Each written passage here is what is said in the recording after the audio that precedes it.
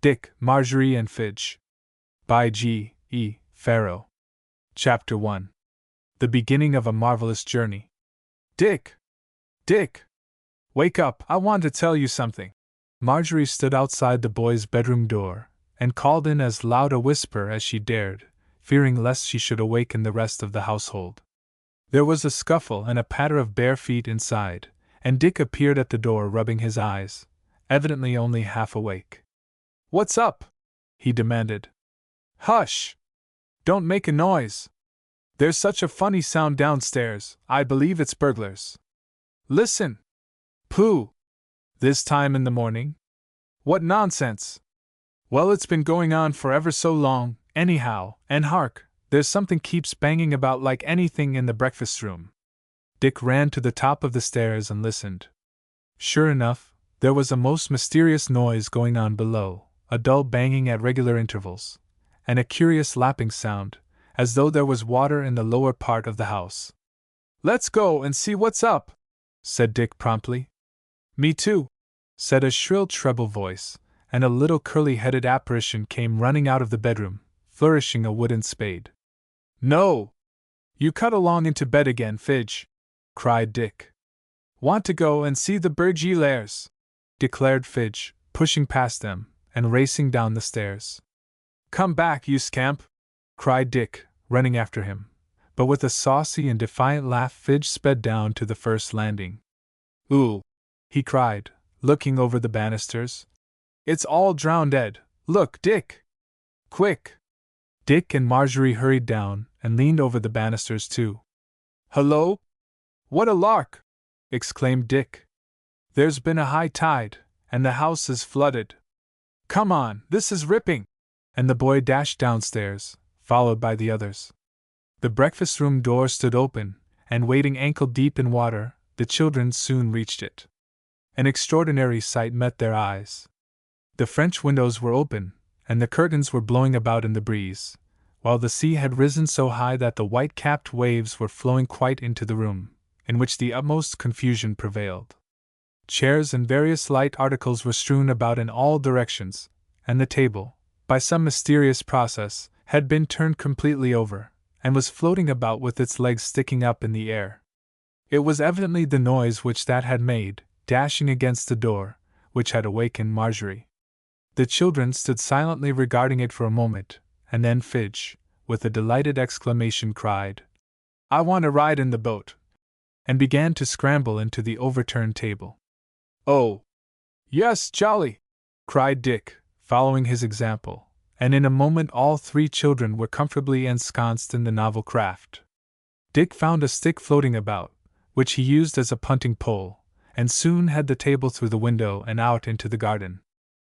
"I'll be captain," he cried, "and you and Fidge shall be passengers, sis."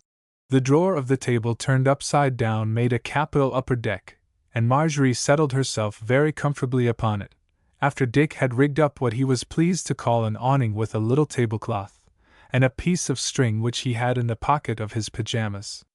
Fidge, however, had no idea of remaining inactive, and insisted upon taking a part in the management of the craft, and so Dick made him the boatswain, and set him to work rowing with his little wooden spade. Out in the garden the water became deeper, and Captain Dick's pole would not reach the bottom. Still, owing to some mysterious influence, their curious boat drifted merrily on, and the children did not puzzle themselves in the least as to the cause of their progress. It was quite enough for them to notice how strange and unnatural the gardens and all the familiar surroundings appeared in their present inundated state.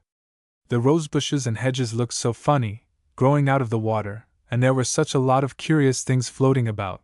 A hencoop, a washtub, and an old hamper had hurried past, and their boat had drifted as far as the gate leading out into the roadway, when Marjorie jumped up and pointed excitedly to something floating rapidly towards them. "Look! Dick, look! There's an old turkey on a chair coming along." As the object drew nearer, however, they could see that it was not a turkey, or, indeed, any bird with which they were familiar, but a most curious-looking creature. It had an oddly shaped beak, webbed feet, and a funny great tuft of feathers for a tail. "Why, the thing has gloves on!" cried Captain Dick. "And a blue bow around its neck. chimed in Fidge, his eyes dancing with excitement. Ship ahoy! Shouted the bird, as it came close up to the table. Good gracious! Why, it can talk, said Marjorie. Talk? Of course I can, answered the bird. Why not, pray? Well, birds don't generally talk except parrots, added Marjorie as an afterthought. Parrots! Exclaimed the bird, stamping furiously on the seat of the chair. I hate 'em, nasty, showy, pretentious, ill-bred creatures, regular shrieking hypocrites, that's what I call 'em. What sort of a bird are you, then? Asked Dick. I'm a dodo, said the creature, with a consequential air. Oh! Then you are extinct, said Dick. I read it in a natural history book. Yes, I am, admitted the dodo. It's lovely being extinct, he added complacently. Have you ever tried it? Good gracious, no, cried Dick. What does it mean, Dick dear? Whispered Marjorie, who didn't like to appear ignorant. Gone out, I think, explained Dick. Anyhow, they say a volcano is extinct when it has gone out. Yes, that's quite right, explained the dodo, with a wink. Haven't you ever heard the vulgar expression, does your mother know you're out? Well, where I come from, we just say, is your maternal relative aware of your extinction, instead. It's the same thing, you know, and sounds ever so much better. Then, again, it's most convenient, if anyone calls whom you don't wish to see, just to tell the servants to say that you are extinct, and there is an end of the matter. But I mustn't stop all day, I must be off to sea. Are you going to sea on that chair? Cried Marjorie. Well, it's as good as a table anyhow, as far as I can see, laughed the dodo. Yes, I've an appointment with an ichthyosaurus at the equator at noon, so I must be off. Goodbye. Oh! While I think of it, though, if you do come across him, you might give him my love, and tell him that I'm extinct, will you please? Ha ha! He will be amused. Who do you mean? Called out Dick, as the dodo floated away on his chair. The little panjandrum, was the reply. You are pretty sure to meet him sooner or later. Oh, we're going to see the pan-jan-de-lum, announced Fidge, capering about in glee. Hooray! In the meantime, the table had drifted on till the house was quite out of sight, and had reached the base of the cliffs, where the smuggler's cave was. The children had been there ever so many times before, and knew of a little gap in the rocks where, if only their boat would drift near enough, they could land, and clamber up to the roadway again. The boat, however, passed the gap, and drifted straight underneath the cave, from whence came a confused babble of sounds. The children looked up, and a moment afterwards a crowd of the funniest little people imaginable came to the edge and peered over. What rum little beggars! Cried Dick. Just look at their eyes. I do believe they are brownies, or else gnomes, declared Marjorie, who had read a great many fairy stories. Nonsense, said Dick, with a superior air. There are no such things nowadays. Who says so? Shrieked the little people from the cave. Come up here, and we'll soon show you. Oh, yes, do, cried Marjorie, clapping her hands. I should love to see them. I don't see how we are going to get up there, said Dick dubiously. We haven't got a ladder. We have one, shouted the little people. Shall we let it down? Oh, yes, please, clamored Marjorie, and immediately afterwards a rope ladder was let down, and one or two of the little men hung over the ledge to steady it. Come along, cried Marjorie, leading the way, while Fidge followed next, repeating over and over, with a delighted chuckle. We are going to see the pan-jan-de-lum. We are going to see the pan-jan-de-lum. Chapter 2. The Ambassador Extraordinary. At the top of the ladder the children found themselves in the midst of a crowd of curious little pygmies, dressed in all sorts of quaint and fantastic costumes. They were the oddest little creatures that you can possibly imagine, with eyes and ears that seemed to be too big for their heads, and tiny little spindle legs that looked quite incapable of supporting their big bodies. They spoke in a shrill, clear, bell-like voice, which, although they were such tiny creatures, could be heard distinctly. So you don't believe in fairies, eh? They cried, clustering about the children. I do, declared Marjorie stoutly. Yes, and me do, too, said Fidge, looking about him delightedly. But, objected Dick, I've always been told that fairies, and elves, and gnomes, and things of that sort were merely myths, and existed only in the imagination of storytellers. He, giggled the little people. The same old story. They told you that to hide their ignorance, my child. I'm 13 years old, declared Dick haughtily, for he did not at all approve of being called a child. Oh, are you indeed? Was the reply, amid shouts of laughter. I suppose you think yourself quite a man, and are consequently too old to believe in the fairies, who are more than 13,000 years old. You know you used to believe in them, Dick, interposed Marjorie. Don't you remember how we used to enjoy that lovely fairy book Aunt May gave us, and dear old Alice in Wonderland, and— That was years ago, interrupted Dick, turning very red. I've had it all explained to me since that, and I don't read those kind of books now. Do you read Shakespeare? Demanded one of the little folks. Some of it, replied Dick doubtfully. Have you ever read Midsummer Night's Dream?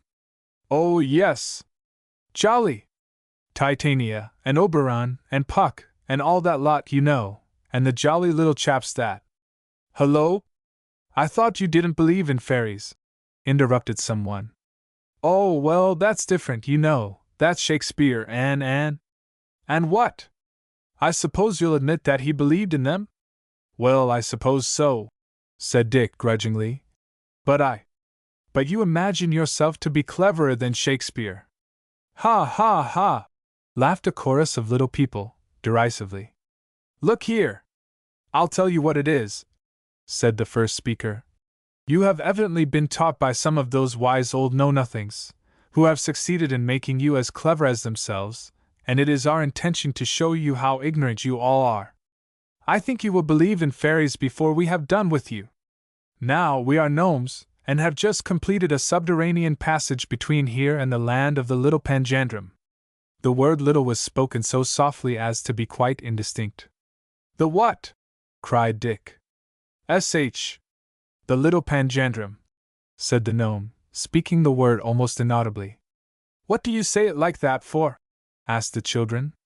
Well, you see, His Magnificence and Serene Importance is somewhat sensitive on the subject. There is the Grand Panjandrum, you know. Grand. Oh, I see, said Dick. And the other chap doesn't like to take a back seat, that's it, is it? Well, who is the little Panjandrum, anyhow? S.H. S.H. cried the gnomes, looking about them nervously. You really mustn't say little as loudly as that. Supposing anyone heard you? Well, what if they did? Asked Dick. Oh.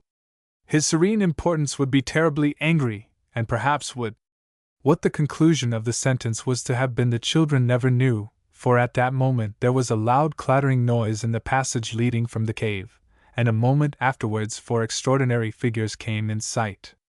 They were mounted upon ostriches, and one of them, more richly caparisoned than the others, had a kind of canopy attached to his trappings, beneath which sat a stern-faced little man with an elaborate turban and headdress. He wore also a very curious collar, from which depended a large gold ornament of curious design. He carried in one hand a long pipe, and with the other guided his strange steed. The others of the party, who were evidently his attendants, each carried a banner emblazoned with mysterious signs and characters. The silver bells attached to the head of the ostrich, and on the top of the canopy over the grandee, tinkled merrily as he came forward. In the name of the little Panjandrum, he shouted, in a loud voice, and immediately all the gnomes bowed respectfully almost down to the ground. His Serene Importance and Most Magnificent Greatness is grievously distressed. The gnomes all brought forth little pocket handkerchiefs, and began to cry. The Dodo presented to his worshipful gorgeousness by the Grand Panjandrum himself has escaped. Grand Panjandrum. The gnomes all threw up their hands in dismay. Why, we saw it! Cried Marjorie excitedly. Didn't we, Dick? The little man on the ostrich turned around sharply, and after staring at the children for a moment, shouted. Who are you? I am Dick Verinder, sir, and this is my sister Marjorie, and our little brother Fidge, said Dick politely. We are spending our summer holiday at Mrs. Lawrence's cottage on the other side of the cliff. The tide rose very high this morning, and we— Don't tell me all that nonsense. What do you know about the Dodo? Said the little man, impatiently. Why, we met it floating about on a chair, and it told us that it was going to the equator to meet well, it was something with a very long name, stammered Dick. I can't quite remember what. Look here, said the little man, bending forward excitedly. That story won't do for me. I am the ambassador extraordinary of His Magnificence the Little Panjandrum, and you tell me that you have seen the Dodo. That is enough. Now then, where is it? It's no use telling me that it has gone off to keep an appointment with something with a long name. I say, where is the bird? If you don't instantly produce that Dodo, I shall take you before the Court of Inquisitives, and let them deal with you. But I tell you, began Dick, while Marjorie clung to his arm in affright, and Fidge scowled angrily at hearing his idolized big brother spoken to in this peremptory manner. I tell you that we only saw it for a— That's quite enough. Don't argue the point. I shall give you 1 week from now, and if at the end of that time you do not appear at the palace of the Little Panjandrum with the Dodo, I shall apply to the Grand Panjandrum himself to have you subtrans-extricated, so there. Grand Panjandrum. But— Not another word. Ink. Paper. Pens, he commanded, getting off his ostrich and squatting down before a flat stone, while the little gnomes ran hither and thither, getting in each other's way, and tripping and stumbling about in all directions in their eagerness to do the ambassador's bidding. Sit down, he ordered, and the children sat down on the ground in front of him. There was a slight difficulty about the ink at this point, for the gnomes, not being quite strong enough to carry the inkstand, turned it over on its side to roll it forward, and of course spilled all the ink.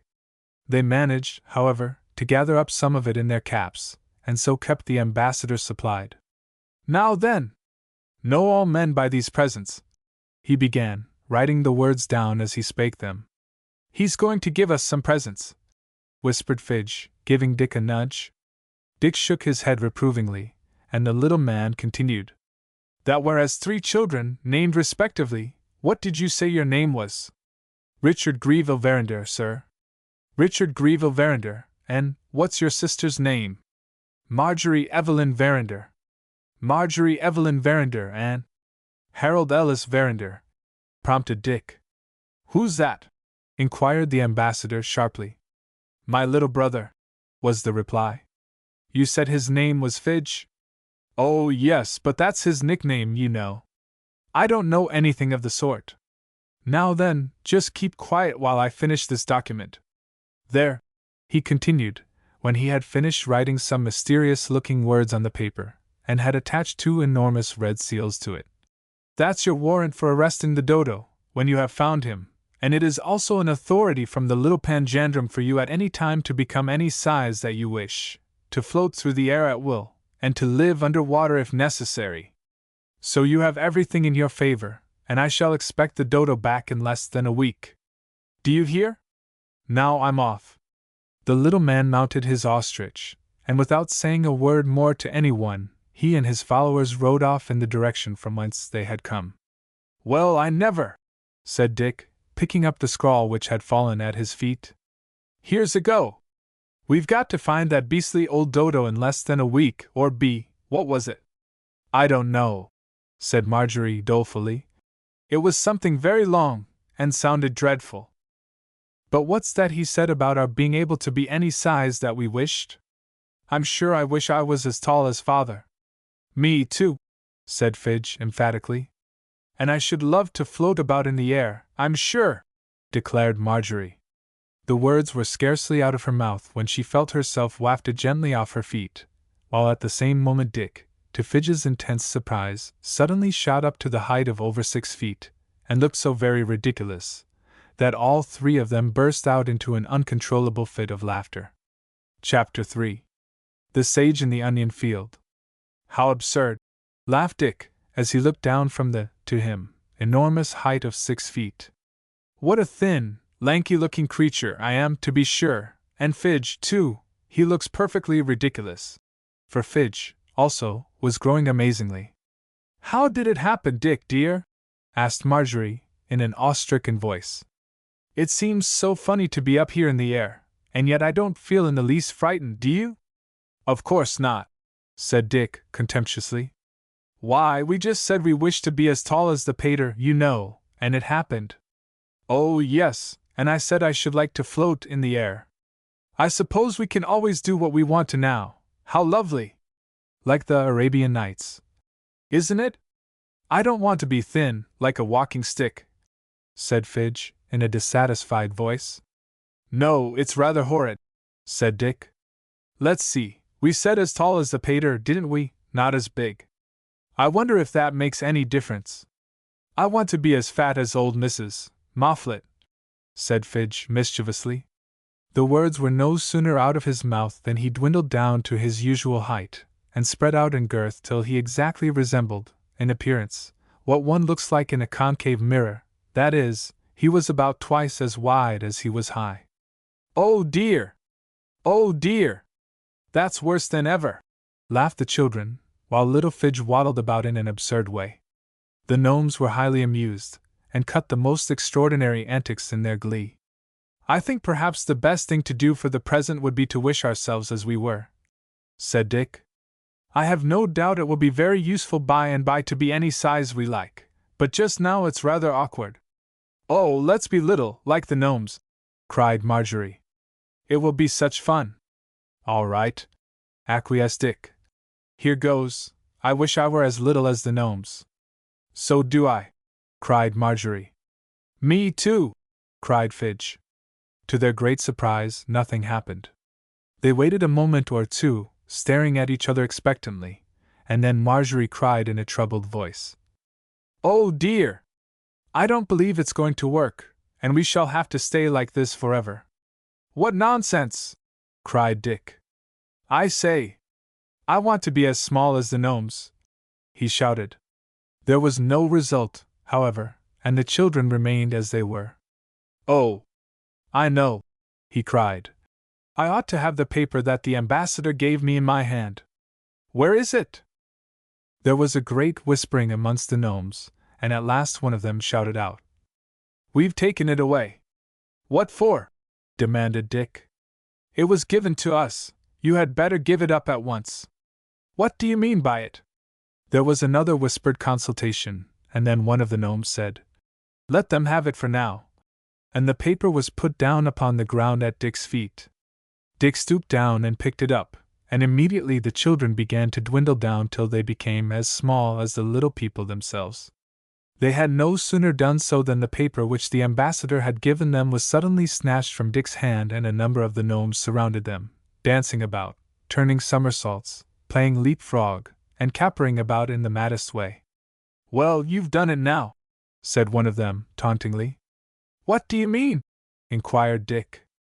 Why, we've got the paper, and you can't grow any bigger until we allow you to. What a mean trick! Cried Dick in disgust. Well, we don't think it at all fair, said the gnomes, that you should be able to grow any size that you want to, while we have to keep little, so we are going to keep you here for a little while, and teach you to believe in fairies, do you see? But we've got to find the Dodo in a week, expostulated Dick. And if you keep us here, however are we to do that? Oh, please give us the paper back, begged Marjorie. I'm sure the pater will be so vexed if we never grow any bigger than this any more. And she began to cry a little. You see, such a lot of very unusual things had happened that she was a little excited and nervous. Well, we'll think about it, said the gnomes, running away and hiding among the rocks. Don't cry, Marjorie, said Dick bravely, though he too felt a little anxious himself, for, you see, 11 inches is not very tall for anyone to be, and he didn't care to admit what would happen if he went back to school in his present state. Chapel Minor has always been cheeky, he thought, and so have Martin and Foster, and if I keep this size they will think they can do just as they like with me, and probably will turn me out of the cricket 11, while that little wretch of a Castleton is sure to sneak all my pencils. He does now when he gets a chance. However, he kept these doleful thoughts to himself, and devoted himself to the task of consoling his sister and Fidge, and had soon talked them into such a cheerful frame of mind that they really began to think that it was rather an advantage than otherwise to have lost the paper. For one thing, we shall not have to hunt for that old Dodo, argued Dick, because even the Grand Panjandrum himself, whoever he may be, could not expect us to go far away while we remain as little as this, and so we are not in such great danger of being, thingamy-bobbed, you know, what the ambassador said we should be, if we didn't find the wretched thing. Supposing we try and find the ambassador, suggested Marjorie. I don't think he was really very cross, only a little abrupt, you know, and we could explain everything to him, and perhaps he would give us a new paper. All right, said Dick, leading the way. At any rate, he will be able to make us grow bigger, that is, if we wish to, he added, with a fine affectation of unconcern. The children walked on for some time in the direction in which the ambassador and his followers had disappeared, and they soon found themselves out of the cave and in a kind of forest. What funny trees, said Fidge, looking up over his head. The others followed his example, and found that he had good cause for his surprise. The long, smooth trunks, without any leaves, ended in a kind of ball, while at the roots a kind of enormous bulb appeared. Whatever can they be? Cried Marjorie in amazement. Onions! Was the reply, spoken by a strange voice. The children turned around, and beheld a curious little old man with a long flowing beard coming toward them.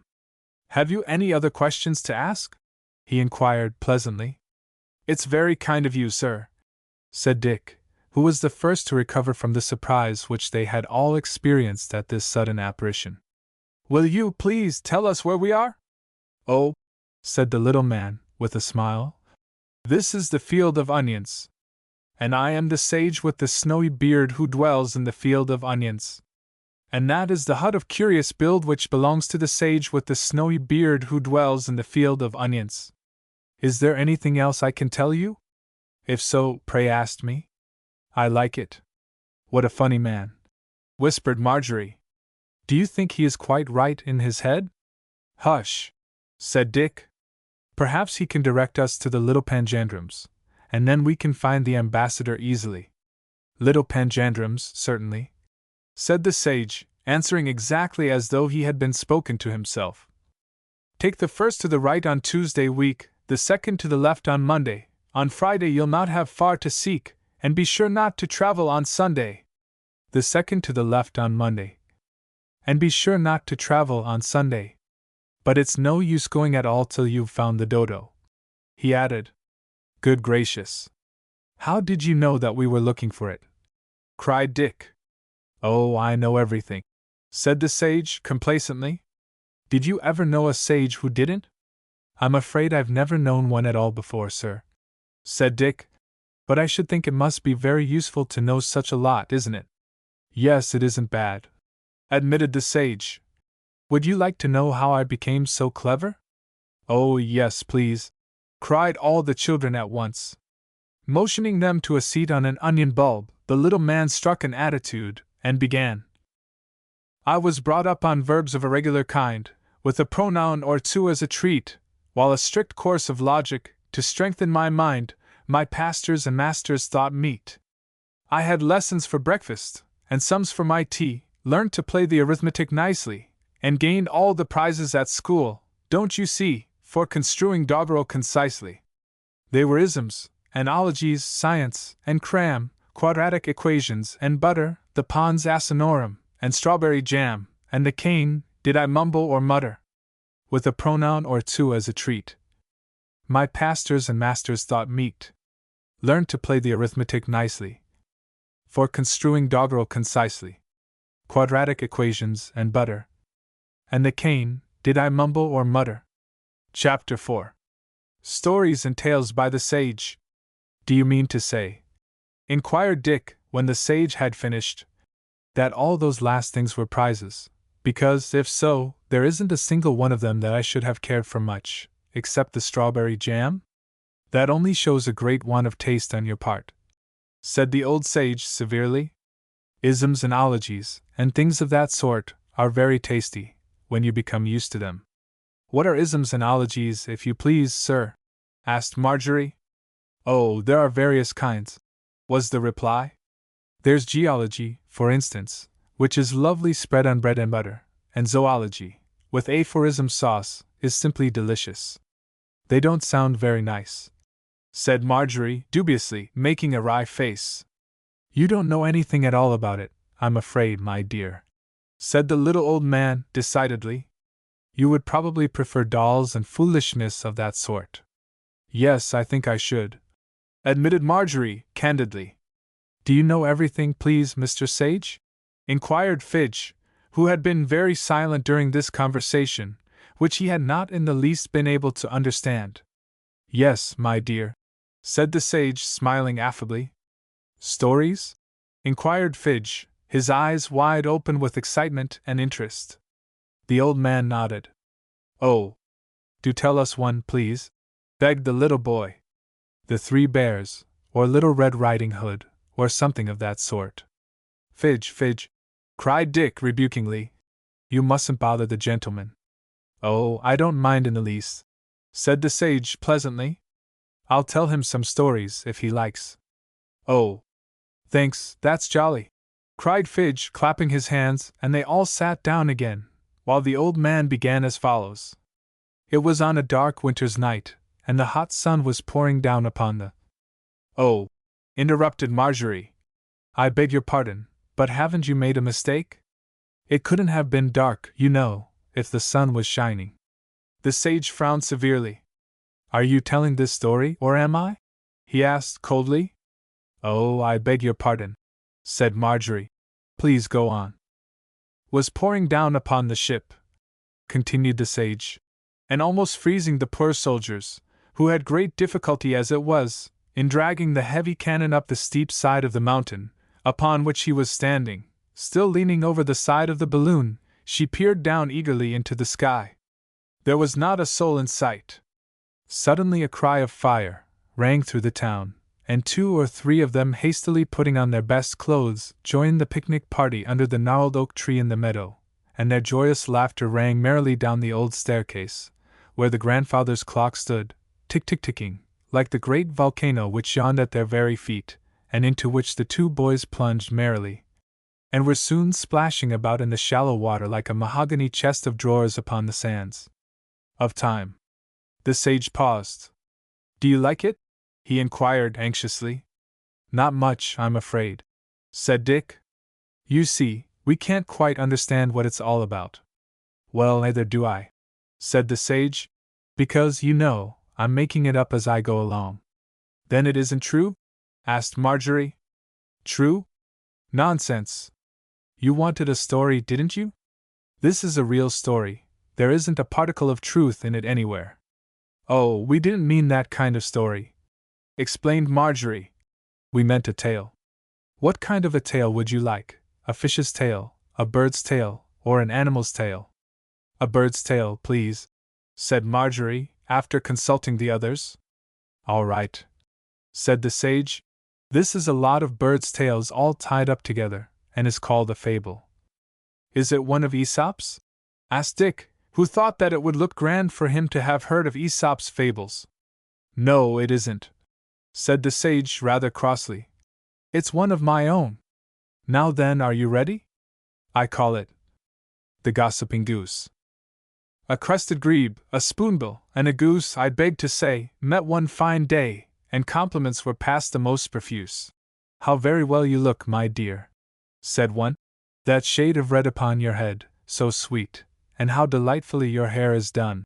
And each had gratifying things to say, with gushing smile, upon the style of all the others' holiday array. Then Mrs. Goose, with most superior sneer, said, 'Have you seen that dress of green that Mrs. Peacock's wearing now, my dear? She looks a perfect guy, and then, her feet and legs.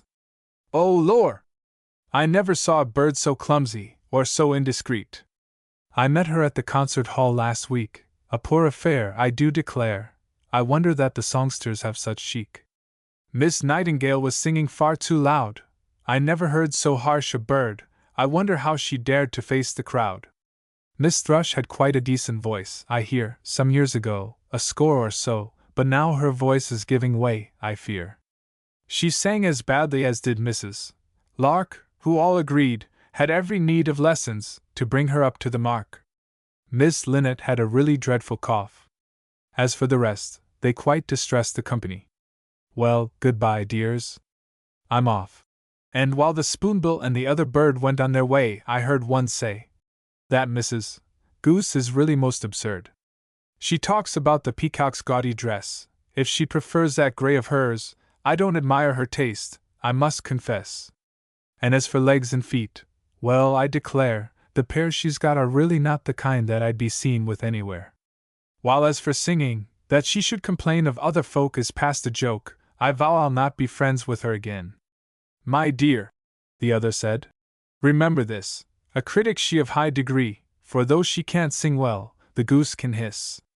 I beg to say, met one fine day, that shade of red upon your head, with gushing smile upon the stile, said, have you seen that dress of green and legs? Oh, lor! I never saw a poor affair.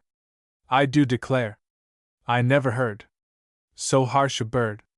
Some years ago, a score or so, who all agreed, had every need. As for the rest, they quite distressed, went on their way. I heard one say, if she prefers that gray of hers, the pairs she's got are really not of other folk, is past a joke, a critic she of high degree." The sage had scarcely finished when a sound of weeping and wailing was heard, and presently a whole troop of gnomes appeared in the onion field. They were crying bitterly, and to the children's great surprise several of them had grown enormously tall and others equally stout. They came straight up to the sage's hut, and with tears streaming down their faces beseeched him to help them. They had foolishly been making use of the authority which the little Panjandrum's ambassador had given to the children, and although it acted one way, and made them the size that they wished to be, it would not turn them back again. "And my wife and family refused to have anything to do with me," said one ridiculously tall individual. "And I can't squeeze into my own house anyhow," wept the stout one. "The only way," said the sage, after a moment's thought, with his forehead wrinkled into deep furrows, "is to send the kiwi to the court of the little Panjandrum for a fresh authority. It's no use your having this one back if it won't act properly, is it?" he inquired, turning to the children. "Certainly not," said Dick. "But who is the kiwi, please?" "Oh, he's the court messenger," explained the sage, "and is the only one here allowed to enter the court of the little Panjandrum without permission. Go and fetch him," he continued. And the gnomes disappeared, returning presently with the kiwi, who turned out to be a curious kind of bird, and the written authority, which had been taken from the children. "Let me look at it," said the sage, holding out his hand for the paper. "Why, no wonder it won't act for the gnomes," he exclaimed, when he had read it. "It mentions you all by name. Just try it yourselves, will you?" Dick took the paper from him, and said loudly, "We wish to be our own size again." To their great delight the children at once found themselves their usual height, and the onions, which had looked before like huge trees, now only reached a little above their heads, while the sage and the other gnomes looked the tiniest little creatures again. "This is better," said Dick, shaking himself as though he had come out of the water. "Yes, isn't it good to be ourselves once more?" said Marjorie, while Fidge jumped about delightedly, breaking down several of the onion plants, and almost treading on the sage's hut. "Don't caper about like a lot of lunatics," shouted the little man angrily. "Come and sit down and talk business. The kiwi has something to tell you." All excitement to know what it could be, the children sat down again, and the kiwi, after fumbling about in his coat tail for some time, produced a large document and began to read. Chapter 5. The King of the Fishes. Ma, that is to say, notwithstanding, nevertheless, likewise also, and as is herein aforesaid, began the kiwi, in an important voice. "Hold on!" cried Dick. "We can't understand all that, you know. Why don't you say what you have to say in English?" "It is English," declared the kiwi, in an aggrieved voice. "And very good English, too." "Of course it is," chimed in the sage. Well, we don't understand it anyhow, maintained Dick. It doesn't seem to mean anything at all. Perhaps, Dick dear, said Marjorie, Mr. Sage will explain it to us. Let's see, it began.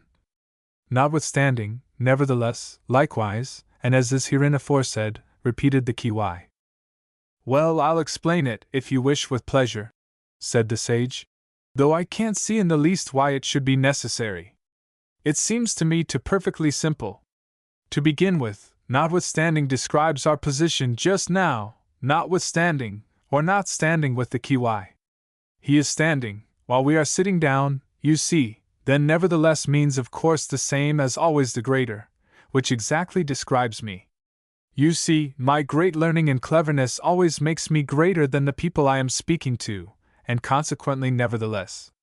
The next word is also descriptive of myself. Likewise, or like a wise man, which I am sure you will all agree that I am, and herein means that my brains are all in here, said the sage, tapping his head.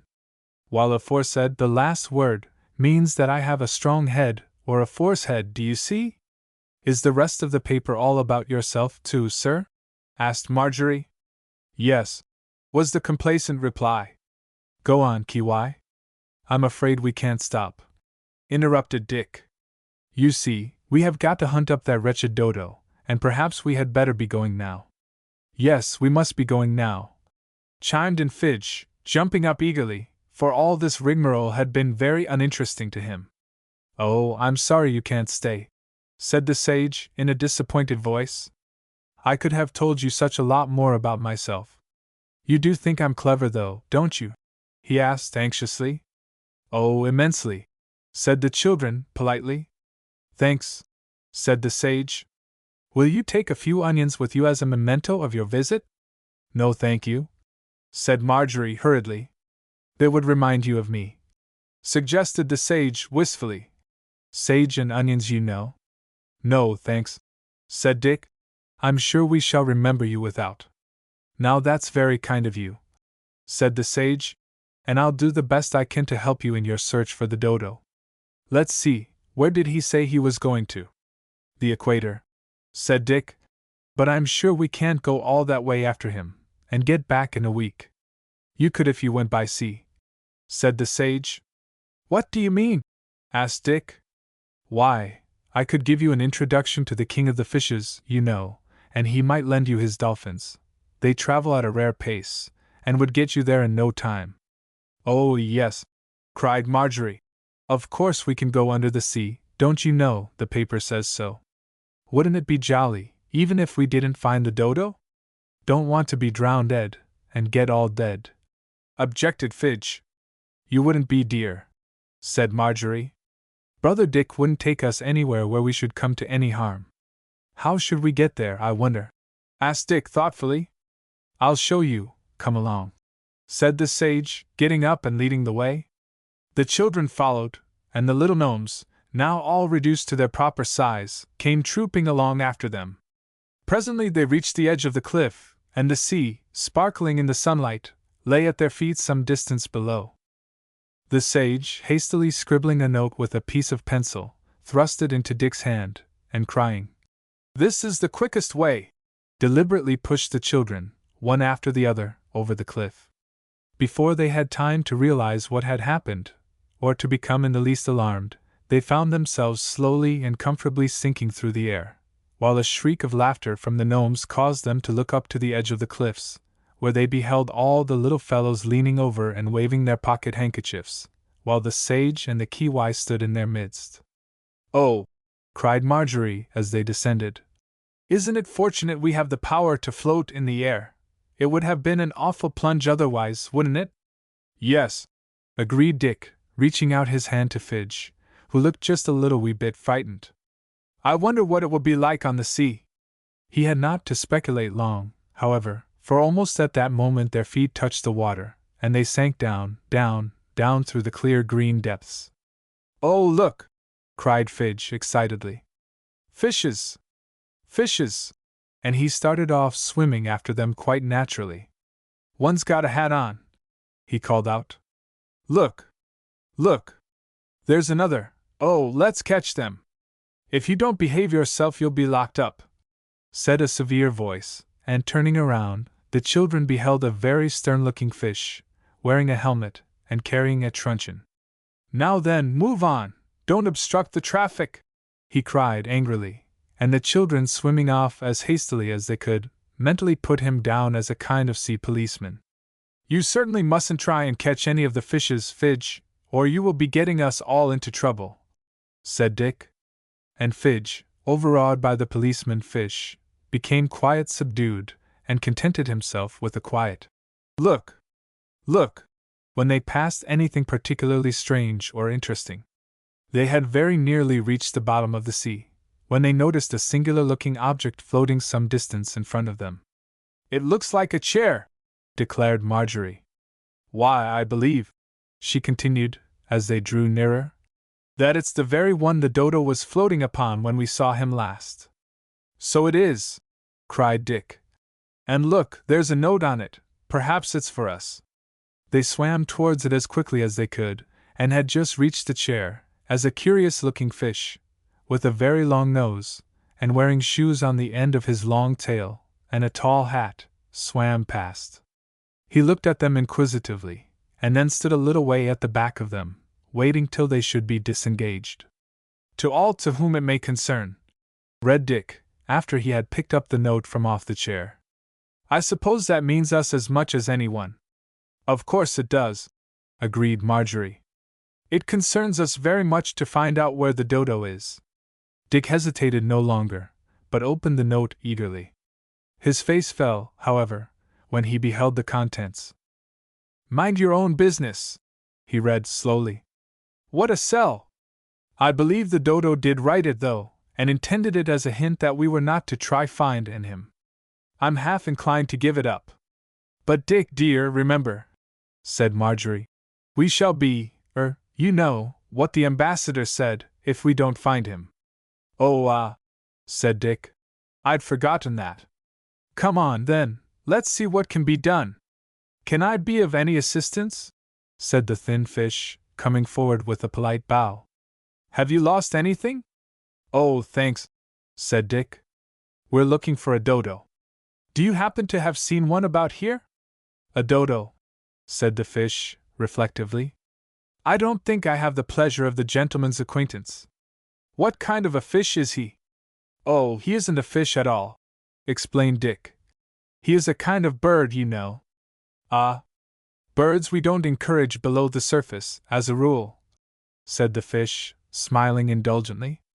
"You are scarcely likely to meet with him here. Perhaps His Majesty the King of the Fishes would advise you." "Oh, I have a letter of introduction to His Majesty," said Dick.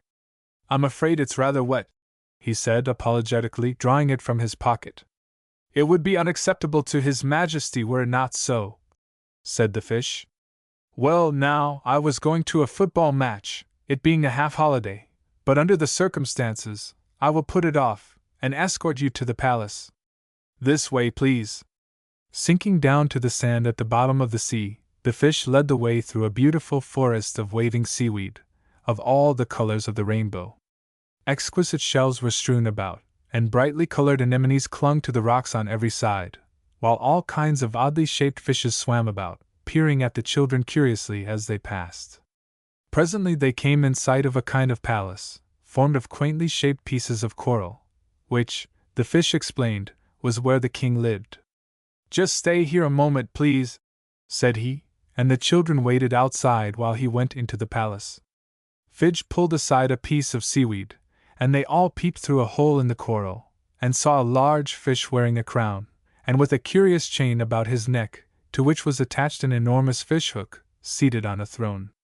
Officers of state stood round about, and the little thin fish that had been so polite to them was bowing and scraping in quite a courtly fashion. He was evidently telling His Majesty all about them, for, after hearing what he had to say, the King of the Fishes nodded, and the thin fish came out, and informed them that they were to be admitted into the presence. Chapter 6. In the King's presence. "Do you understand fish language?" whispered the little thin fish, hurriedly, as he was conducting them into the presence chamber. "I'm afraid not," replied Dick. Then you must remain silent, for in the king's presence nothing but the fish language is allowed to be spoken. I will interpret for you afterwards. Pushing aside some curtains of brightly colored seaweed, he led them into the presence chamber.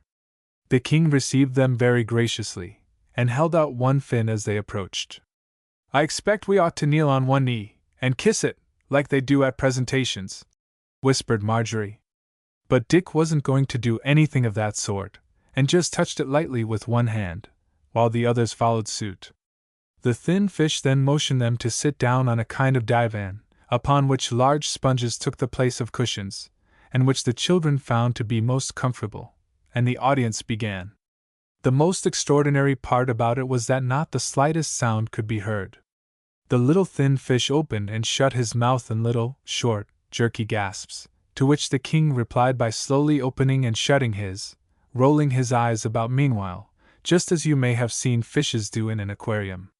Then the little fish solemnly handed His Majesty the sage's letter, which the king put on his gold-rimmed glasses to read.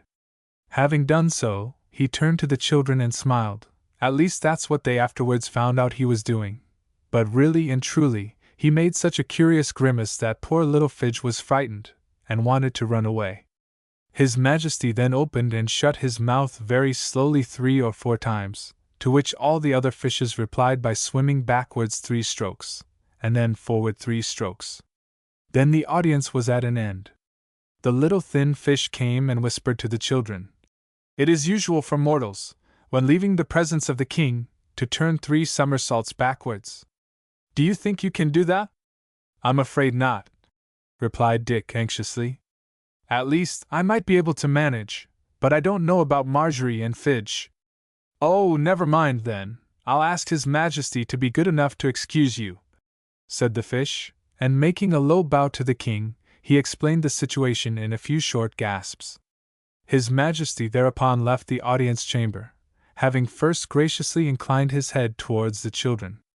As he swam away, 2 little fishes attached themselves to the tip of His Majesty's tail, while another held the crown down on his royal head, to prevent it from slipping off, the rest of the audience swimming behind at a respectful distance, forming a sort of procession. "Well," began the thin fish, after the others had all gone, "I congratulate you. His Majesty had been good enough to place the royal dolphins at your disposal, and if the Dodo you are searching for is anywhere on, or in, the sea, you ought to have no difficulty in finding him, for the dolphins swim very quickly indeed, and can take you anywhere you like in a jiffy. Please follow me to the royal stables, and we will harness them." The children passed out after their kind little friend, and followed him into the gardens of the palace, which they had to cross in order to reach the stables.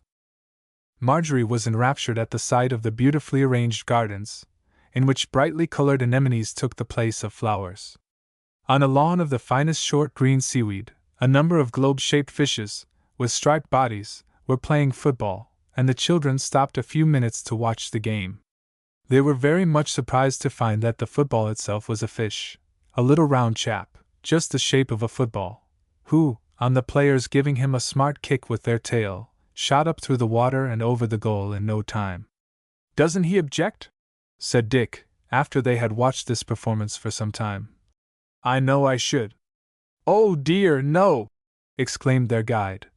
"He enjoys it quite as much as the others do. You see, it's such a delightful sensation to be shot through the water without the effort of swimming. But come along, we must be off if you are going to start today. There's one little piece of advice I should like to give you in your search for the Dodo," he continued kindly, as they swam along. "If you don't succeed in catching him one way, try another. Remember the bear with a cold." "What do you mean?" asked the children. "Don't you know the story of the bear with a cold?" was the reply. "No, do tell us!" they cried. "Why, you see," said the fish, "there was once an old bear, who had a dreadful cold, and his friends all advised him to try different things to cure it. One said one thing, and one another, and although he tried them all, one after the other, he didn't get any better, but still he persevered, and kept trying all the remedies they suggested, and at last he was cured, and what do you think did it?" "What?" inquired the children. Why, someone suggested putting his feet into hot mustard and water and drinking gruel, and he tried it several times with no effect, and at last he fortunately thought of reversing the process, so he put his feet into some thick gruel, and drank a lot of mustard and water, and now he's quite well, thanks. So don't you get discouraged if you don't find the Dodo at once. But, as I said before, if one way doesn't succeed, try another. Thanks, said the children. We'll remember. Just then they found themselves before a kind of shed, built of coral, which the fish entered, returning shortly afterwards leading 3 curious-looking fishes by a simple sort of bridle. Here they are, he announced. You will find them quite docile. Just mount them and see how you like their pace. The children needed no second invitation, and were soon astride their strange steeds. With a whisk of their tails they were soon off, dashing through the water at such a rate that the little thin fish had the greatest difficulty in keeping up with them, even for a short distance. Oh, this is jolly! Cried Dick. Come on, Marjorie, let's have a race. The dolphins answered to the slightest pull at the reins, and the children hadn't the least fear. So, getting into a line, they waited for their friend the thin fish to come up and give them the signal to start. Chapter 7. The Human Race. The little thin fish seemed to be a long while catching them up, and while they were waiting, Marjorie espied a curious figure poking about among the seaweed a short distance away from them. I wonder what it is, she cried, and the children dismounted from the dolphins, and tying them by the reins to some coral stumps, so that they could not swim away, they half walked and half swam over to where Marjorie had first noticed the creature, whatever it was. Why, it's a man! Cried Dick, as they drew nearer, and could distinguish him more clearly. He was a wretched-looking old fellow, with a heavy sack upon his back, and was clothed only in a ragged old garment, which scarcely reached to his knees. Poor man, said Marjorie in a whisper. How unhappy he looks! Perhaps he has lost something. The man glanced up nervously as the children approached, and clutching at his bag jealously, he demanded, Who are you? What do you want? Nothing, thank you, poor old man, began Marjorie. We were only. The old man burst into a peal of hoarse laughter. Poor old man, he exclaimed. Do you know that I am the richest man in the world? Look, he exclaimed, opening his bag before the children's astonished eyes. Gold, jewels, riches, wealth, they are all mine, ha ha ha ha! And he laughed discordantly, and hugged the bag closely to himself again. Oh, come away! Cried Marjorie, catching at Dick's arm. I'm so frightened. I'm the old man of the sea, continued the man, and all the treasures of the deep are mine. I have stacks of golden crowns and jewels without number, and each day I gather more. They are all mine, mine, mine. But where do they all come from? Asked Dick. The bottom of the sea is strewn with riches, continued the old man, and there is no one to reap the harvest but myself. You must be very happy if you are so rich, said Dick. It must be lovely to have all those things. No, I am not happy, said the old man of the sea.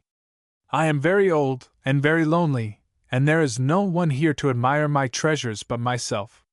The fishes will have nothing to do with me, they do not care for gold, it is valueless to them, and I may not go on land, so I am here alone with my riches, and every day I gather more and more. I have piled them high about my cave in a great circle, and some day, when it becomes top-heavy, it will fall over and crush me beneath it, and I shall be buried in a tomb of gold. No king, no emperor, had ever so grand a sepulchre as I shall have, but I am not happy, no, no, not happy, not happy. And the old man shouldered his bag and moved away, muttering sorrowfully.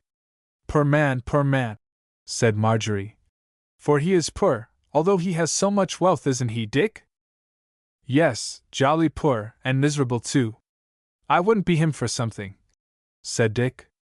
Come on, it makes me wretched to think about him. Let's get back to the dolphins. When they reached them, they found that little friend, the thin fish, had arrived at last. Hello! Cried Dick. What a jolly long while you have been catching us up. Wherever have you been to all this time? Why, explained the fish, I thought I heard you saying something about a race, and suddenly I remembered what a splendid opportunity your visit down here would afford us of witnessing a real human race. You are human, aren't you? He asked anxiously. Yes, I suppose so, replied Dick. That's right, said the fish. Come on, the king is most anxious for the race to begin at once, and I promise to bring you back with me immediately. But what is a human race? Inquired Marjorie, as they mounted their dolphins. Oh, you'll see when we get back, was the reply, and the little fish hanging on to one of the dolphins' tails, they were soon flying through the water at a rare rate. When they got back to the lawn by the king's palace, the children were greatly astonished to see a big crowd of fishes drawn up in 2 lines, with a wide path between them. The king, on a shell throne, surrounded by his courtiers, was at one end, and several important-looking fishes were fussing about at the other, making a straight line with some little lumps of white chalk. There was a cheer when the children arrived on their dolphins, and a rush was made to assist them to alight. But what are we to do? They inquired, rather dismayed at these elaborate preparations. Show us a human race, was the reply. Well, a human race is just like any other kind of race, I suppose, said Dick. The one who reaches the goal first wins. If we are going to race, though, we shall have to be handicapped. What's that? Cried the fishes.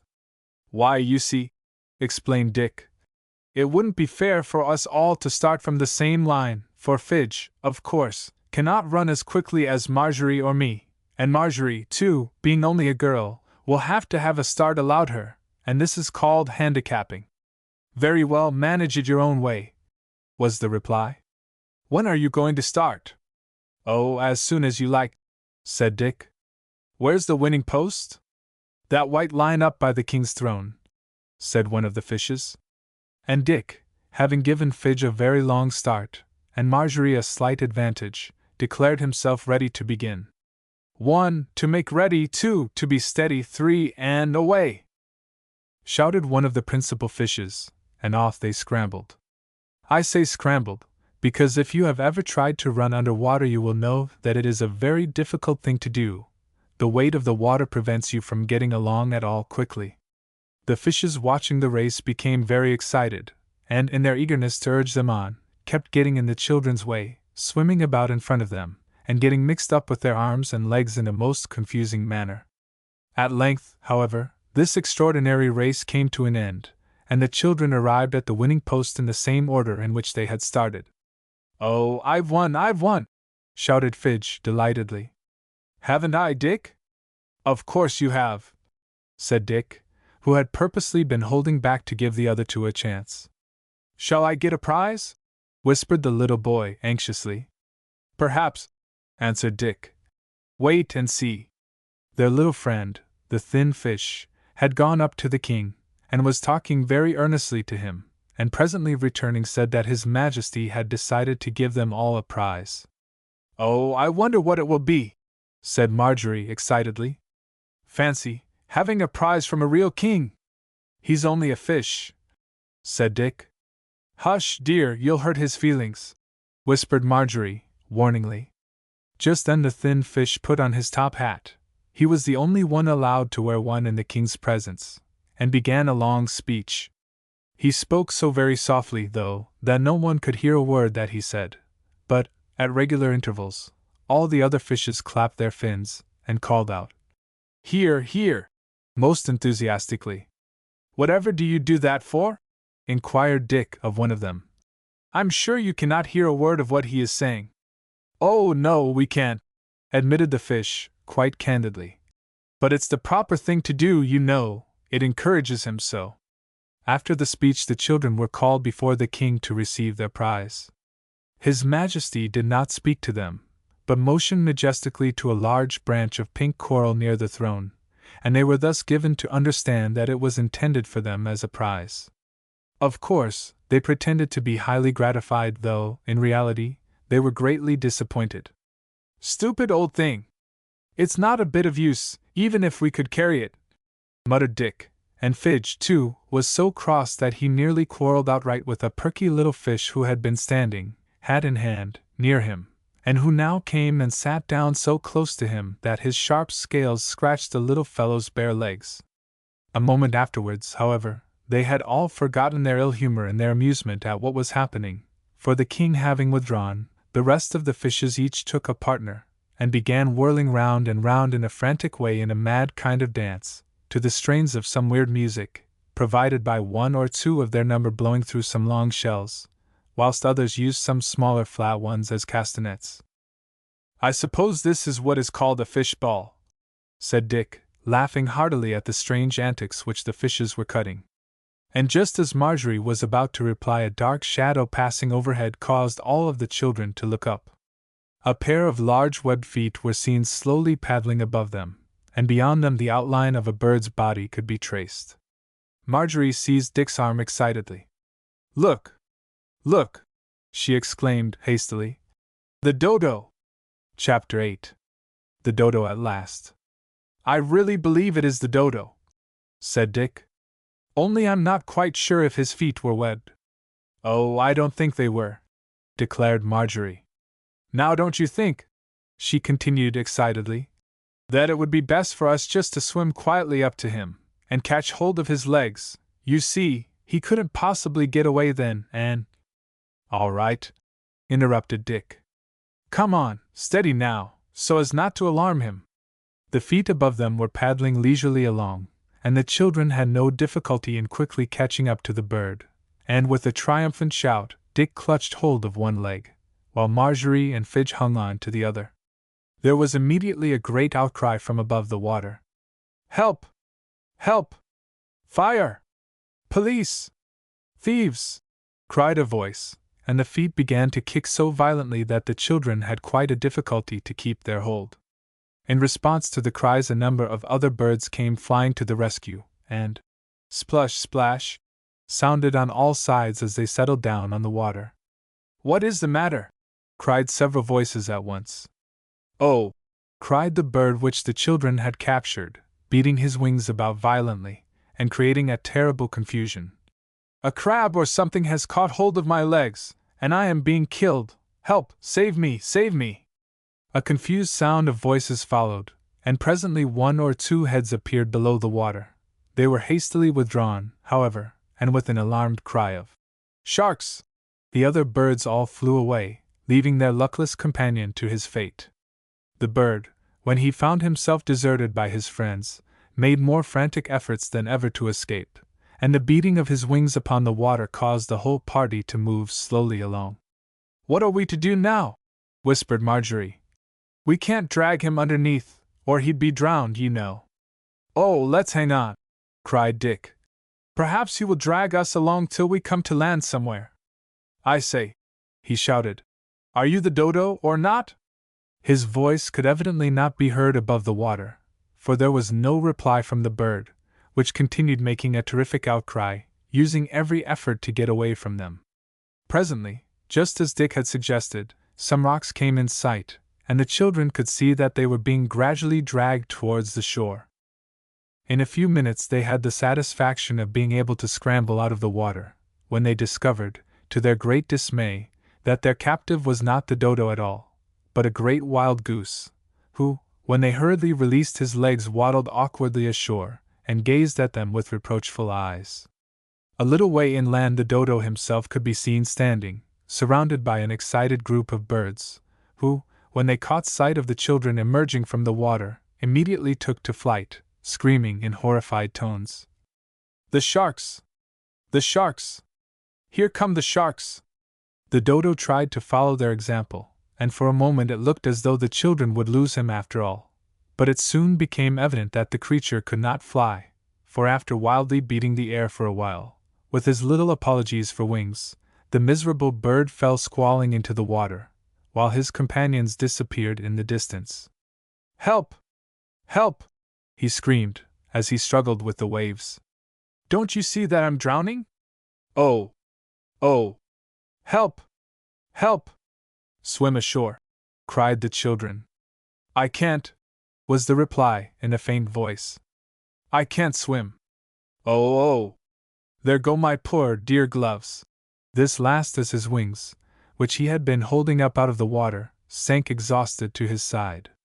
Dick plunged in, and soon brought the bird to shore, where he stood for a moment or two, ruefully regarding his white kid gloves, which the salt water had completely ruined, while the bow of his necktie had slipped around to the back of his neck. "A pretty figure I shall cut now at the ichthyosaurus. At home," he grumbled. "It's all your fault, too," he declared, ungratefully disregarding the fact that Dick had just rescued him from a watery grave. "What do you want with me, anyhow?" "Why, you see," hastily explained Dick, "the ambassador to the little Panjandrum sent us in search of you, and if we don't take you back in less than a week we're to be, something with an awfully long name." "I know, subtransextricated, that's it, isn't it?" said the Dodo. "They always threaten to do that to people." "Oof. It's perfectly horrible," he cried, shuddering. "What's it like?" asked the children, in an awe-stricken whisper. "Why," explained the Dodo, "you are migrailed in PSL till you sockle, and then you are taken out and gofled on both sides for a fortnight. Oof. It's dreadful to think about, and I wouldn't dream of putting you to the risk of having it done to you. So I suppose I shall have to go back," he added with a sigh. "It's jolly awkward, though." "Oh, I hate him," he said, stamping his claw violently. "Who?" inquired the children. "The little Panjandrum," was the reply. "Nasty, consequential little prig. And who is he, I should like to know? Panjandrums are not to be mentioned in the same breath as Dodos. We are a much more ancient family than they are, and besides, we are extinct," he said proudly. "Oh, yes, of course," agreed Dick, who did not care to go into the Dodo private grievances, and who certainly did not care to run the risk of being gofled on both sides, whatever that might mean. "But don't you think we had better be going now?" "How are we going to get back?" demanded the Dodo, abruptly. "I can't swim and I can't fly. You'll have to carry me." "Good gracious!" exclaimed Marjorie, in dismay. "I'm sure we can't do that." "Why, you are as big as we are." "Well, I'm sure I don't know what is to be done," said the Dodo. "I won't get into the water again for anyone, so there." Just then, Fidge, who had been playing on the shore, ran back with the news that the little thin fish wanted to speak to them. "Oh, sorry to trouble you," he began, popping his head out of the water and raising his hat politely. "But His Majesty sent me to inquire how you were getting on. I see you have found him," he added, pointing to the Dodo. "Yes, but now we are in another fix," cried the children. "We don't know how to get the creature home." "Who are you calling a creature?" said the Dodo, sulkily. "Well, what else are you?" demanded Dick. "You're an awful nuisance, anyhow, and I don't know how we are going to get you away from this place, I'm sure." "There are the dolphins," suggested the little fish. "Why, yes, of course," cried Dick. "I had forgotten them. I suppose you can ride a dolphin, can't you?" he inquired of the Dodo. "Don't know. Never tried. Dare say I could," answered the bird, sullenly. The fish disappeared, and returned a few minutes later with the 3 dolphins in tow. Fidge was more than delighted to see the horses, as he called them, again, and lost no time in getting astride of one. The others followed more deliberately, Marjorie taking her seat beside Fidge on the same fish. The Dodo cut a strange figure, and looked very nervous at first, as he clung to the slippery back of his strange steed.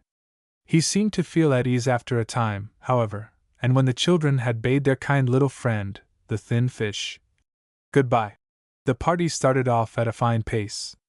"By the by, have you any idea where we are going to?" remarked the Dodo, after they had been rushing along for some time. "Good gracious, no!" exclaimed Dick. "I thought you were directing us." "I haven't the remotest idea where we are," said the Dodo, coolly. "Why, then, we're lost!" cried Marjorie in dismay. "Mother told me," said Fidge solemnly, "that if I ever got lost, I was to ask a policeman to take me home." "Yes, but I'm afraid there are no policemen about here," laughed the others. "What we had better do," said Dick, "is to push on till we come to land somewhere, or a ship, and inquire the way back."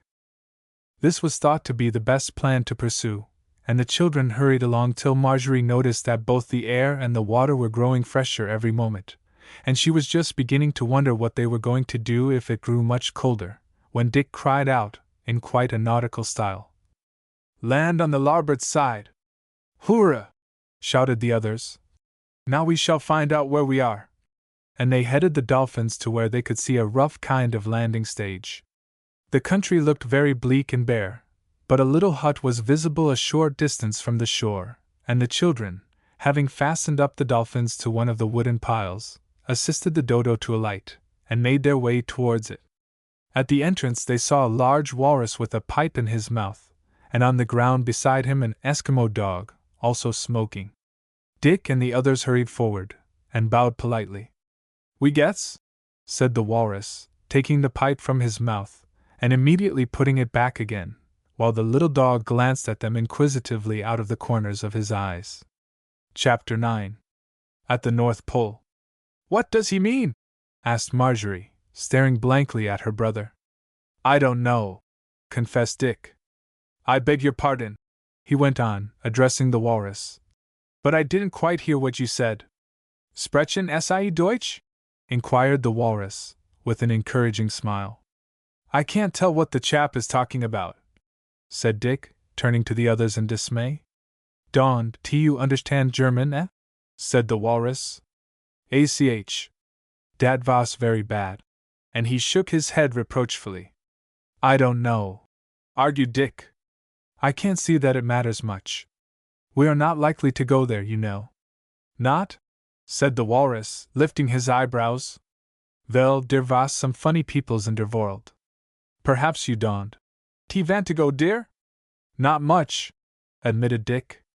The walrus shrugged his shoulders, and looked commiseratingly at the dog, who gave a sniff, and shrugged his shoulders too. "What we want to know," said Dick, in a businesslike way, "is, where are we now, and how are we to get back to England?" "Well, you've asked in Germany now," said the walrus. "Germany!" exclaimed the children, in surprise. "Why, we're quite near to England, then." "No," said the walrus, shaking his head. "But we must be," persisted Dick. "No," repeated the walrus. "Dis is not der Germany you mean, but ID is Germany all the same, most of der world is Germany." "What nonsense!" laughed Dick. "I'm sure it isn't. Why, there's heaps of places besides Germany. There's Africa, for instance." "That's Germany," said the walrus, nodding violently. "Africa is?" cried Dick. "Ja, das is so," said the walrus. "Africa, und China, und alle der Blazes, dey is all Germany." "The chap is evidently a little wrong in the head," explained Dick to the others in a whisper. "Never mind, don't take any notice. Well, to come to the point, can you direct us home again, that is the question?" he asked aloud. "No," said the walrus, shaking his head. "Or to the equator?" suggested the Dodo, smoothing out his gloves. The walrus stared for a moment, and then, pointing to the Dodo with the stem of his pipe, inquired, "That is that ting?" The Dodo drew himself up to his full height, and gave him a withering look. "How dare you?" he cried. "Well, that is ID anyhow?" chuckled the walrus. "I never saw somethings like ID before, never." "Of course not," said the Dodo, with dignity. "Our family have been extinct for some time." "Well, why didn't you keep so?" asked the walrus. "It vas der best ting that you could do. There is no good for such tings like you to be about." "Come along," said the Dodo, turning to the others. "Let's go. I was never so insulted in all my life." "ACH. Don't get in a demper," said the walrus, complacently. "Dat is no good also. Come, I show you der way to der Equator, dat is Germany too," he added, in parenthesis. "But you must have some gloss first to wear," he cried, looking at the children's scanty garments. "ID is so cold there." "Cold at the equator?" laughed Marjorie. "Why, I always thought that it was very hot." "ACH. Dat is so," said the walrus. But ideas they're getting, dear dad, is so gold. Come, I jiff you some outfits. And he led the way into the little hut, which was hung all around with clumsy-looking fur garments, which, however, when they had got into them, the children found to be exceedingly comfortable. Besides the clothes, there were all kinds of stores piled up around the inside of the hut, and a quantity of snowshoes of various shapes, and little sleds, like those which Dick remembered having seen in pictures of polar expeditions. When the children had been accommodated with some garments, the walrus turned to the Dodo, and said, "Vale, now I expect dat you vant some gloths too, Don. Tid?" "No, thank you," said the Dodo, proudly, settling his necktie and folding his wings primly. "I have my gloves, they are quite sufficient." "But you haven't anything on your body," said the walrus. "You better have some gloths, eh?" And he kindly brought forth some very large leather breeches, which the Dodo, after some hesitation, consented to put on. Next the walrus took down a rough, hairy coat, with mittens attached to the sleeves. "Gom, put your arms in dis," he said, "and tro avy dose gloves you got on." "What?" cried the Dodo. "Take off my gloves? Never!" And he wouldn't either, but put his wings, such as he had, into the coat sleeves with the gloves still on the end of them. "Now you must have some stores," said the walrus, going to the cupboard, and bringing out some tins of sardines, some jam, and other things, which he carefully tied on to the sled. "Now we are ready to start," he said, when these preparations were completed, and after harnessing the little dog to the sled the party made a move. "I haven't the least idea where we are going to," said Dick as they walked along. "Have you?" "Not the slightest," said the Dodo. "I don't suppose it matters much, though, as long as we get somewhere or another." The old walrus was trudging along in front, leading Fidge, who seemed to have taken a violent fancy to him, by the hand. Presently he stopped in front of a big round hole, and waited for the others to catch up to him. "Here we are," he said, pointing to the enormous hole, which looked like the crater of an extinct volcano lined with ice. "Whatever is that?" asked Marjorie, peering over the edge curiously. "Der North Pole," said the walrus. "Id vas German, too," he added emphatically. "The North Pole!" exclaimed the children. "Why, there isn't any pole at all." "No," said the walrus. "Das is so, Id vas melted all avy." "Good gracious!" cried Dick. "Ja. Id vas mit der lightning struck, und melted all avy, und made a big hole in der ground all der way trof der earth to der equator. Id vas made in Germany dat pole," he added. The children gazed with wondering eyes into the deep, dark hole, and Marjorie clung to Dick's arm nervously. "How wonderful!" she exclaimed.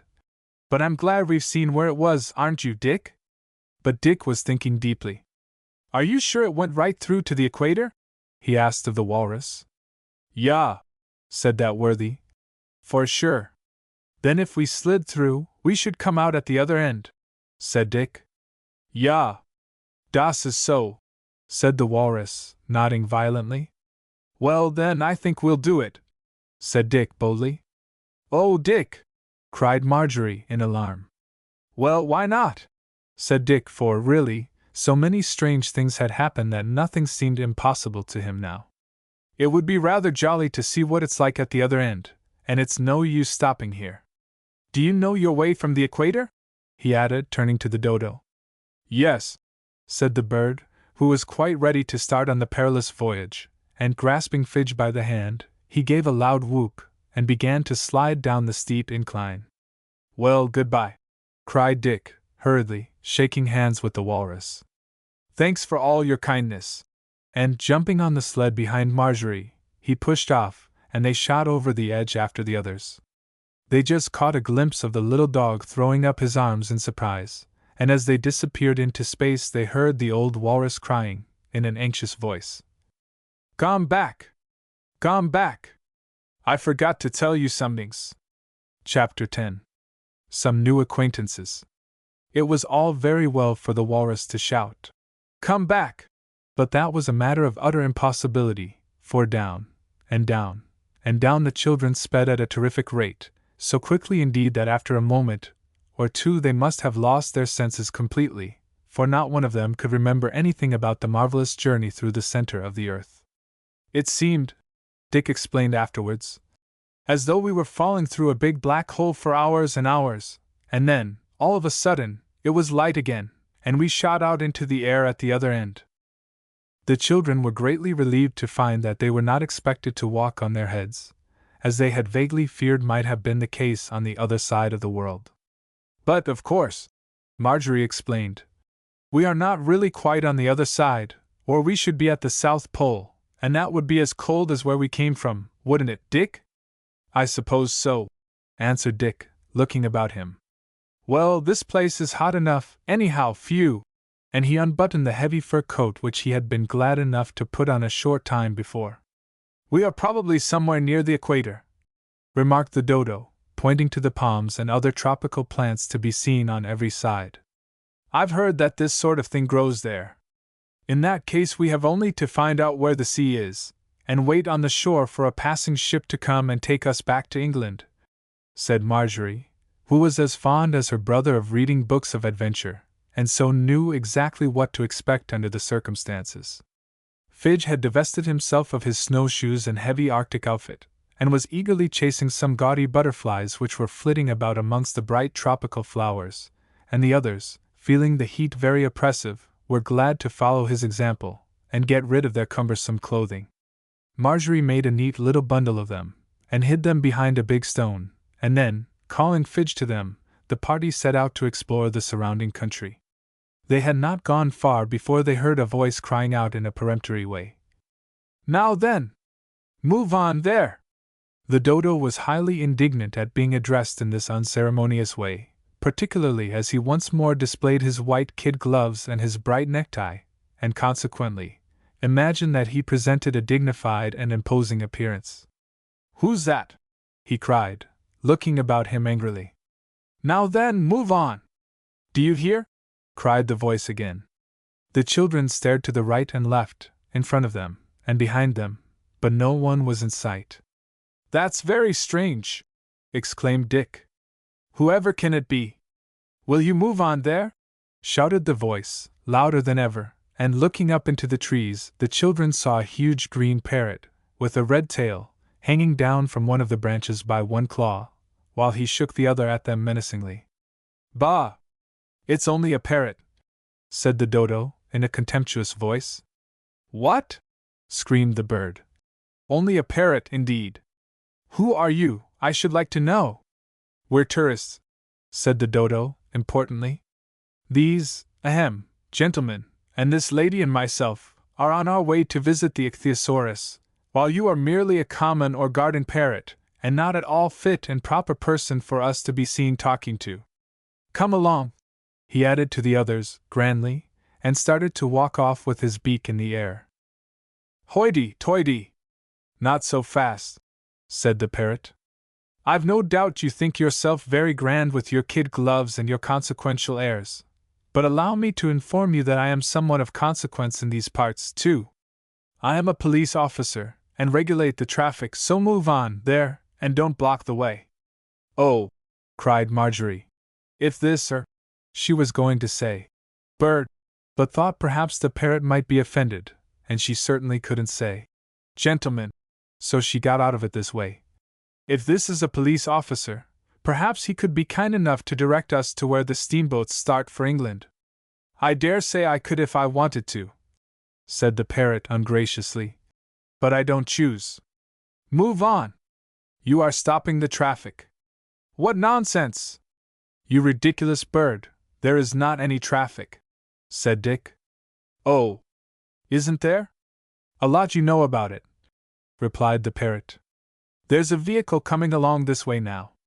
The children turned around, and sure enough, there was a something coming down the road, though what it was the children couldn't determine till it came a little closer.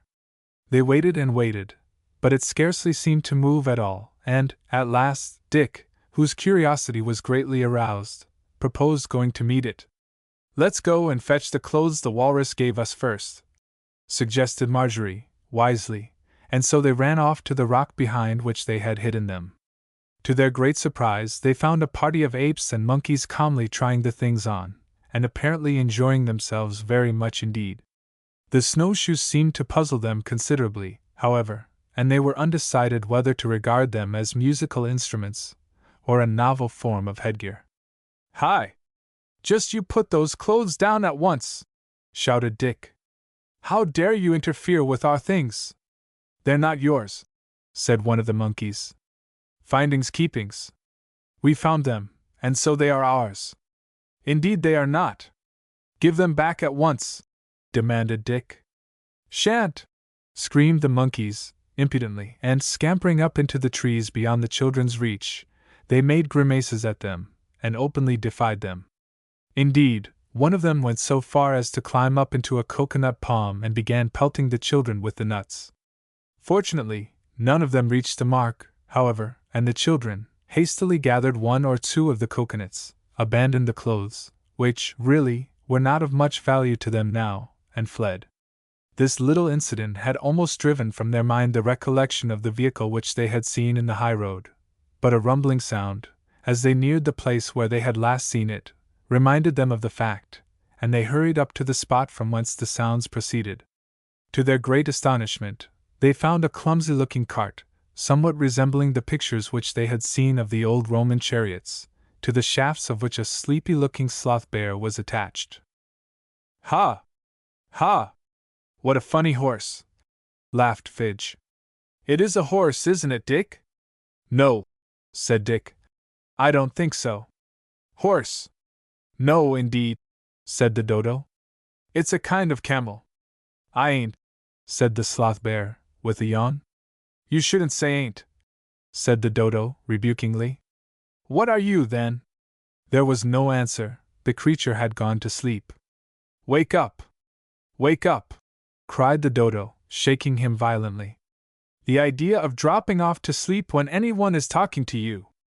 "I thought you were going to preach," explained the sloth bear. "You began talking about something that I shouldn't do or say, and I always go to sleep when people talk to me like that. It's so stupid of them." "Where are you going to?" asked the Dodo. "I don't know," was the reply. "Where are you?" "We want to get to the place where the steamers start for England," explained Marjorie. "Jump in, then," said the sloth bear, jerking his head in the direction of the cart, and the children, highly delighted at the prospect of a ride, all scrambled in. Dick took the reins, and Marjorie made herself comfortable beside him, while Fidge dangled his legs over the back of the chariot, the Dodo solemnly squatting down at his side, with his gloves carefully displayed, and his necktie properly adjusted. "Now then," said Dick, shaking the reins, "we are ready to start. Go on, please." There was no answer, and it transpired that the creature was asleep again. "Good gracious!" said the Dodo, impatiently. "We shall never get anywhere at this rate. I say, do wake up!" he cried, going up to the sloth bear and giving him a good shake. "Oh! Are you ready?" said that individual, waking up slowly. "Come on, then!" And he took 2 or 3 steps forward, and then stopped to rest, his eyes gradually closing, and his head beginning to sink. "Come, come!" said the Dodo, getting in front of him, grasping the reins, and pulling with all his might. "I shall get very angry with you in a minute. It's perfectly ridiculous going on in this way. However do you imagine we are to get to our destination if you waste time in this manner?" The answer was a loud snore from the sloth bear, who had once more fallen into a deep sleep. Chapter 11. The Skipper of the Argonaut. "Well, of all the stupid creatures," said the Dodo, "I think that this is the most remarkable. Here, I say! Wake up, will you?" And he gave the reins another sharp pull. The sloth bear blinked his eyes, sleepily, and muttered, "What's up? Why, aren't you going to make a start?" inquired the Dodo, angrily. "How do you suppose we shall ever get to our destination if you go on like this?" The sloth bear, after staring vacantly a while, slowly shook his head. "Speed not to exceed 1/4 mile an hour, them's my orders," he said. "And 4 times 9 is 99, so you'll get there about next Thursday week. Why, ow!" And he gave another tremendous yawn, as his head sank between his knees again. Good gracious! What's to be done? Said Dick, getting down from the chariot. It's not the slightest use our trying to go anywhere in this thing. What did he mean by saying 4 times 9 were 99? They ain't, said Fidge, 'cause I know my 4 times, and 4 nines are 36.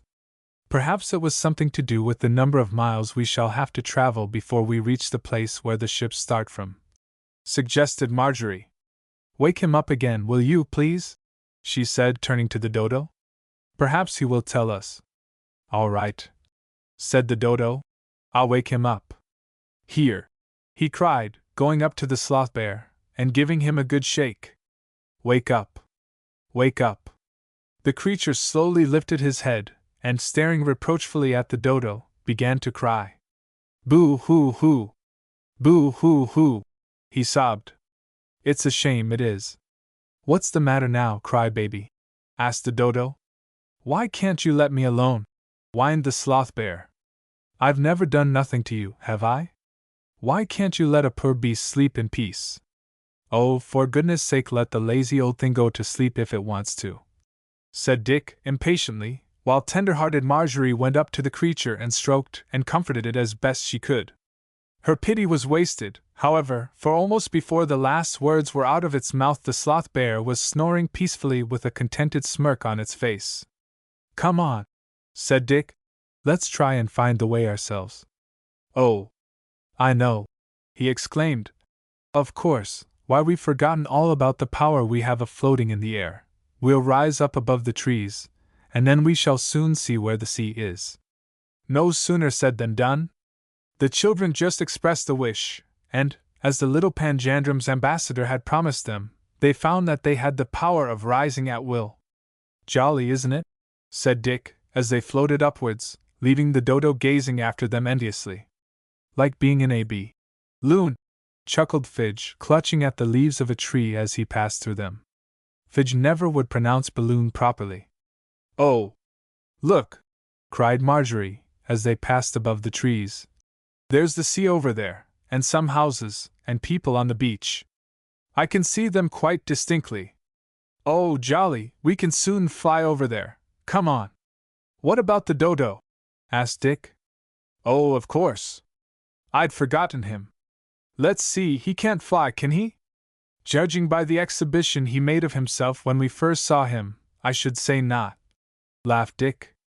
Well, perhaps we could carry him between us, suggested Marjorie. He doesn't look very heavy.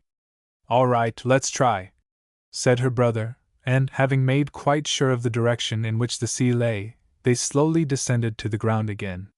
Find out what you wanted to? Asked the Dodo, who had taken off his gloves and was blowing into them to take out the creases. Yes, said Dick. There are a few houses by the side of the sea about 2 miles to the left. Do you think you could manage to fly as far as that? The Dodo smiled in a sickly sort of way. I'm a little out of practice, he faltered. Well, do you think that if we each took hold of one of your, wings, we could get along that way?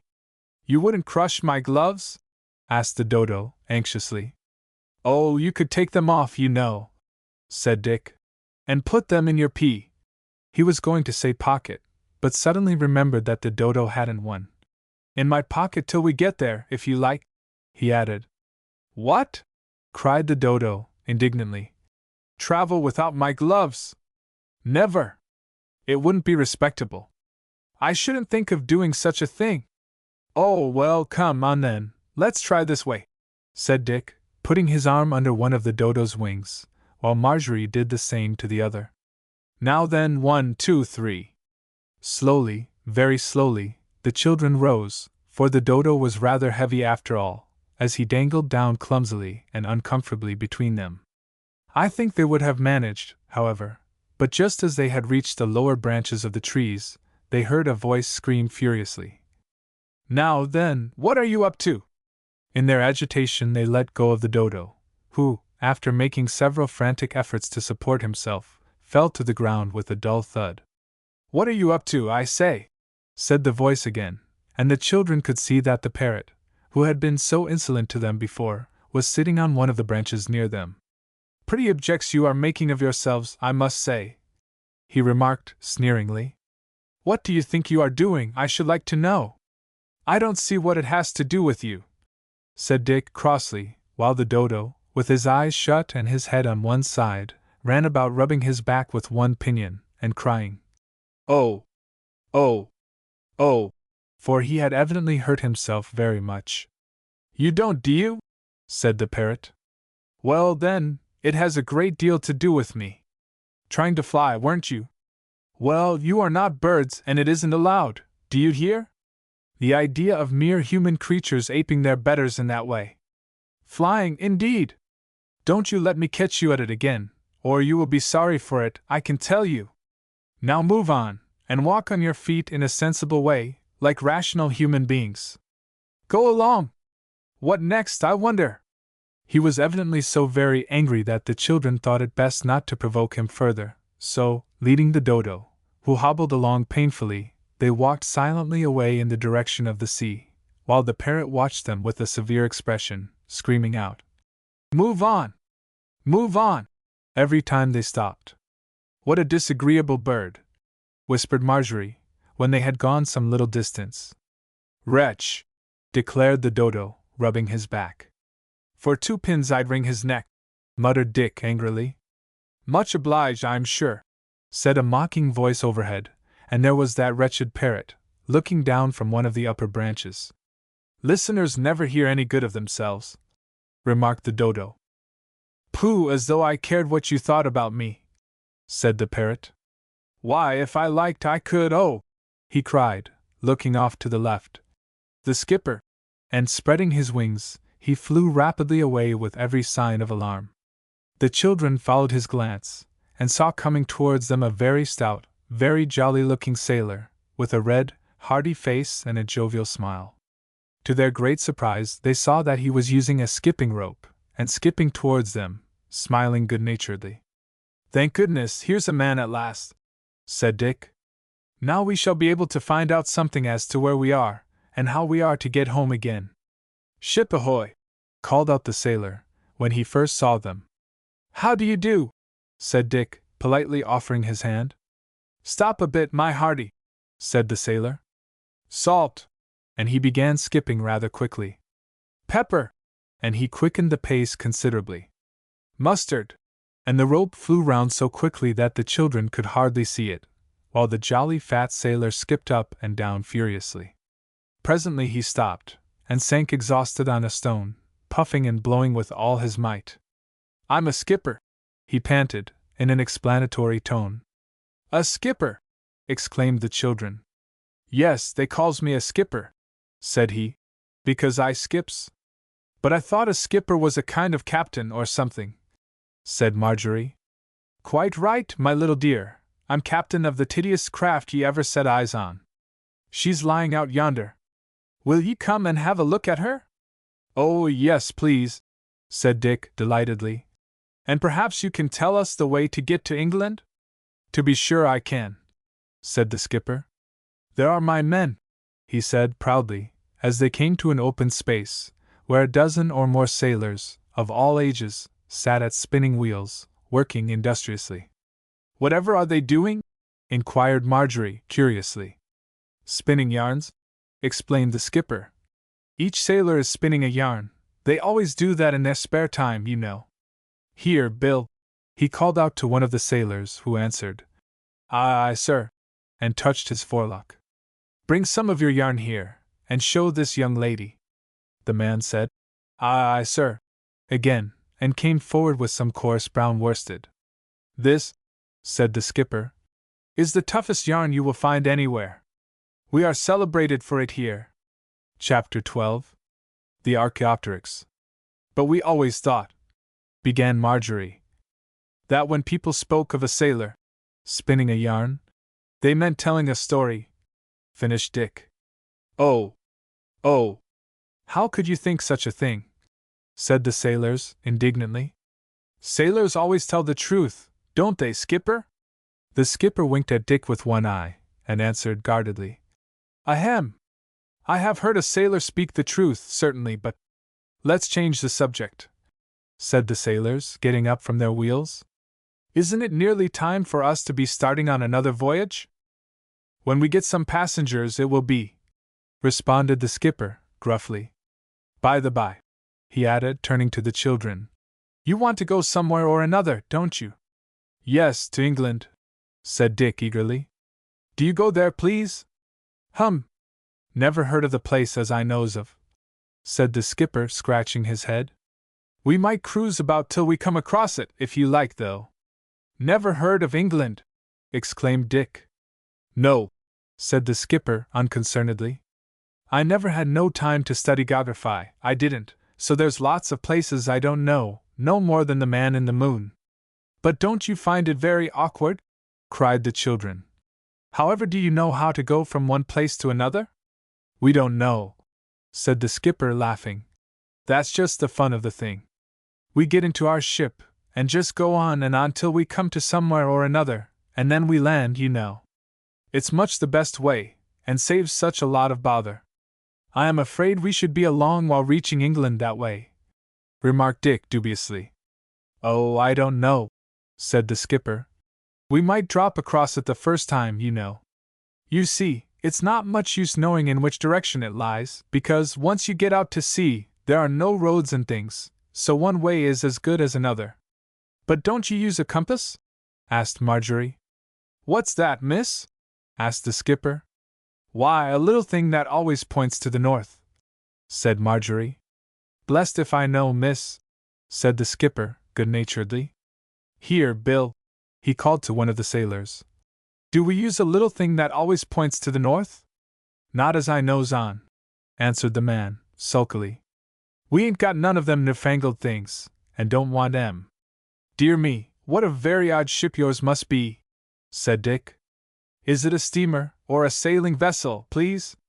Oh, it's partly a sailing vessel and partly a rowing boat, said the skipper. She's a very fine ship, he added proudly. Come and have a look at her. The children followed him to a kind of rough harbor, where a most extraordinary craft was moored. She looked very like a picture which all the children remembered having seen in an old book at home, and although there was a small sail, a number of gaily painted paddles sticking through the side of the huge boat showed that, as the skipper had said, rowing played a very important part in moving it along. What a dear old-fashioned thing! Exclaimed Marjorie, directly she saw it. The skipper looked rather hurt. It isn't more than 1,000 years old, he remarked. Well, that's an awful long time for a ship to last, isn't it? Said Marjorie, pleasantly. Our family is much older than that, chimed in the Dodo, consequentially. We date back to— Oh, please don't go into ancient history, said the skipper. I can't bear it. It reminds me so of my younger days, when I was first learning to skip. What do you mean? Asked the children. Why, when I was a little boy, you know, explained the skipper. I used to skip all the dry parts of a book, and the pages and pages I used to skip of my ancient history you'd never believe. It was that which decided my parents upon making me a skipper. He'll never do for anything else, they used to say. Well, are you going aboard or not? He added, because if so, we ought to be starting. Oh, yes, let's go, pleaded Marjorie. We might just as well be on board as at this place, you know, and we shall, at any rate, be going somewhere, and perhaps we shall find someone who knows the way to England on the sea. So the children and the Dodo went aboard, and the skipper blew a little whistle, which he wore tied around his neck by a white cord, and the sailors all came running up, bringing their spinning wheels, which they packed away at the bow of the vessel, and then settled themselves down at the oars. At the other end was a cozy little cabin, and above it a small deck, upon which the little passengers made themselves quite comfortable, and the captain ordered the scales to be brought up from below. What are they for? Asked Dick, who, boylike, always wanted to know the reason for everything. To weigh the anchor with, explained the skipper, seriously. We always have to weigh it when we start on a voyage, and again when we reach our journey's end. What for? Asked Dick, who certainly remembered having heard the expression, weighing the anchor, before. Oh, I don't know, I'm sure, said the skipper. Pack of nonsense, I calls it, but it's the custom, and it's got to be done. So the anchor was duly weighed, and the exact weight put down in a book, and the Argosy, as the ship was called, slowly moved out of the harbor. It was a beautiful day, but there was just a little breeze blowing, and the sea was a little choppy outside, and, as a consequence, the Argosy rolled a little. After they had been out at sea for about an hour, and the skipper had been letting them take turns in looking through his telescope, the Dodo suddenly muttered something about having forgotten his pocket handkerchief, and hurried down into the cabin. "Why, I didn't know he had one," said Marjorie, wonderingly. The skipper winked, and said in a whisper behind his hand, "They always say that. He's gone to lie down. The motion of the boat has made him feel a little seasick." The Dodo didn't come up for a long while, and at last the skipper said he would go down and see if he wanted anything. He found the poor bird looking the picture of misery, lolling limply against the cushioned seat. "Hope you're feeling better, sir," he said, respectfully, tugging at his forelock. "Oh! Oh!" groaned the Dodo. "Do throw me overboard, and let me die." "Nonsense," said the skipper, cheerfully. "You'll be all right in an hour or two." "Oh, no," said the bird. "I shall never be well again. I have never felt so ill in all my life." "Lie down, sir, and I'll cover you up with this rug," said the skipper kindly. "You'll be better presently." "Don't tell the others," gasped the bird faintly. "All right, sir," was the reply, and the skipper went on deck again. The breeze was quite fresh still, and the children had climbed up into the lookout, and were pointing eagerly into the distance. "Land! Over there!" shouted Dick, when he saw the skipper. "Oh! It's an island," said the skipper. "I've been there before. The Archaeopteryx lives there." "The what?" cried the children. "The Archaeopteryx," repeated the skipper. "It's an awful name, isn't it?" "What is he?" demanded Dick. "A kind of lizardish bird, or a birdish lizard, whichever you like," was the reply. "He's a great swell, I can tell you, and fancies himself immensely." The children were all eagerness to see this strange creature, and could scarcely wait until the ship reached the land. The skipper went down and told the Dodo, who, directly he heard that they would meet the Archaeopteryx, made a great effort to pull himself together again. "I mustn't let him see me in this state," he declared. "He is a distant relative of mine, and a person of great consequence. Do you think," he continued, addressing the skipper, "that you could clean up my gloves a little with some bread crumbs? They have become slightly soiled, and would you kindly rearrange my necktie?" These necessary preparations completed, the Dodo staggered up on deck just as the Argosy reached the shore. The Archaeopteryx was waiting for them on the beach, and recognized the Dodo immediately. "Charmed to meet you again," he said, hurrying forward to meet him, and raising his hat, with a polite bow. "Pray, introduce me to your friends." Chapter 13. The Little Panjandrum. "S. Balloon. Delighted to make your acquaintance," said the Archaeopteryx, when the necessary introductions had been made. "I've often wanted to meet some human beings. Come and have luncheon with me. I've a couple of old friends staying here who will be delighted to see you." So saying, he led the way to where two most extraordinary-looking creatures sat waiting at a table, which was set for 7 people.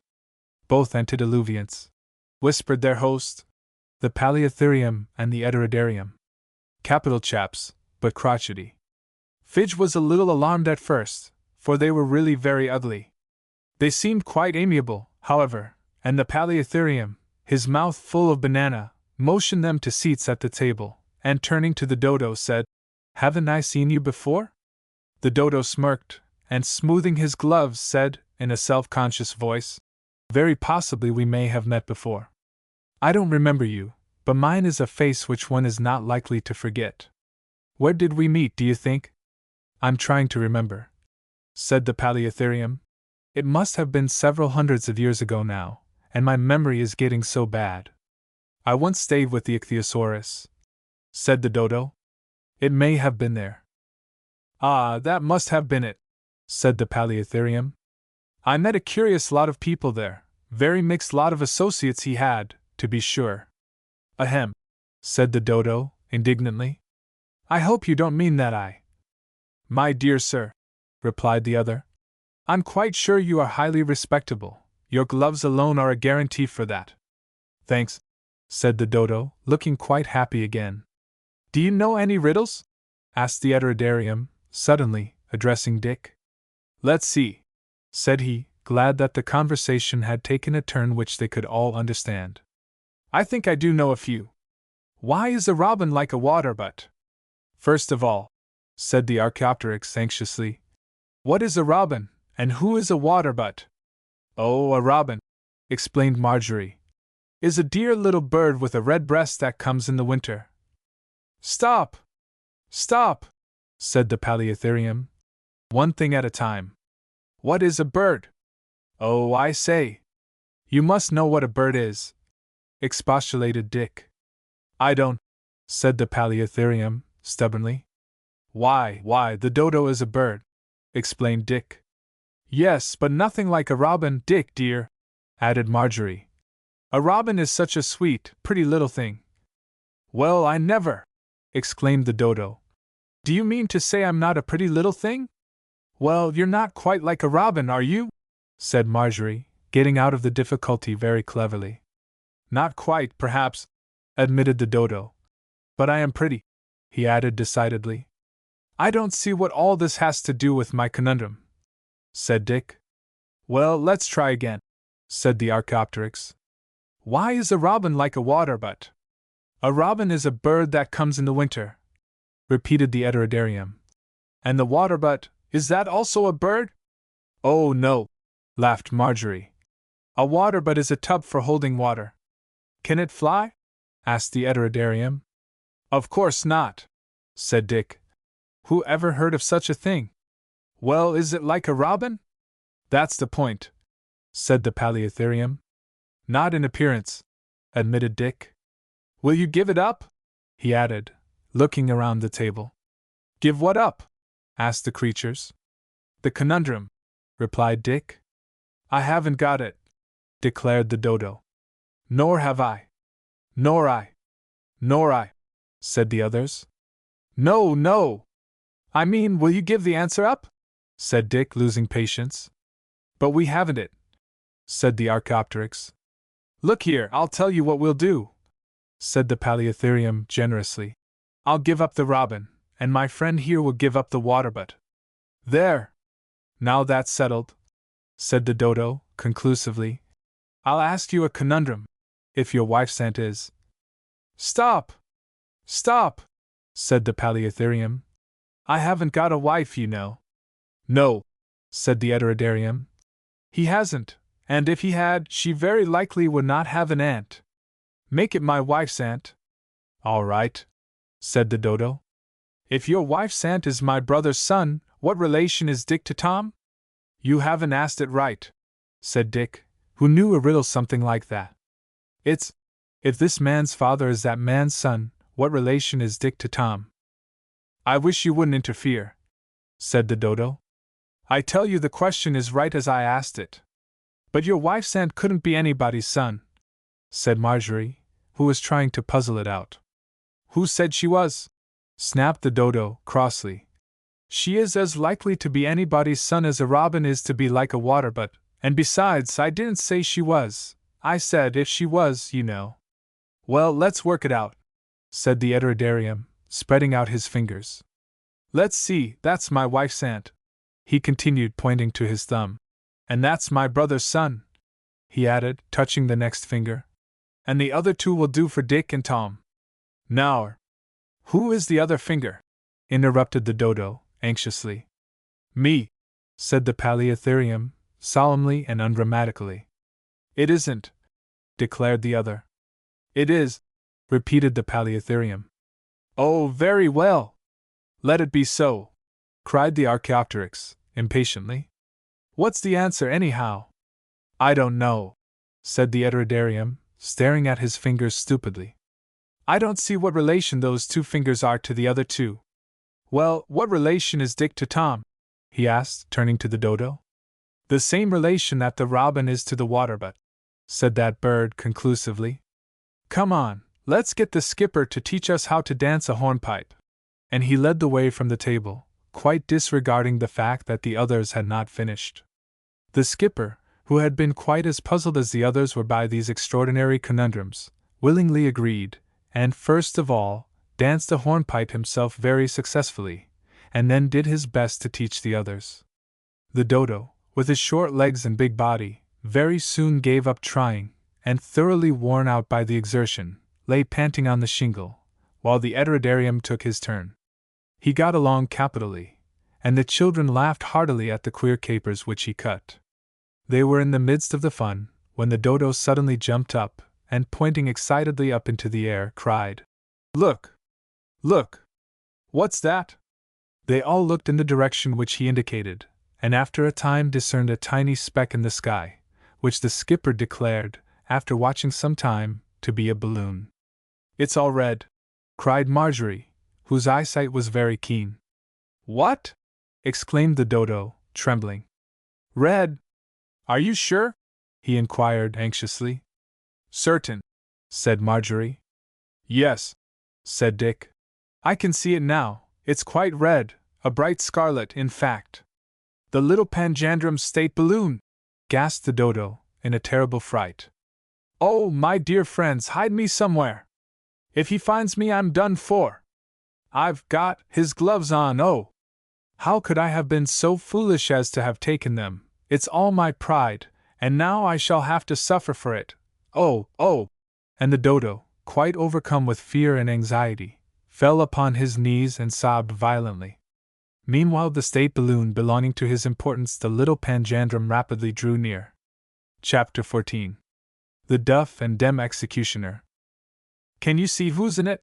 asked the Dodo, anxiously, when the balloon had drawn a little nearer.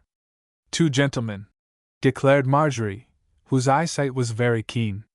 "And one is carrying such a funny stick, with a big hand at the top of it.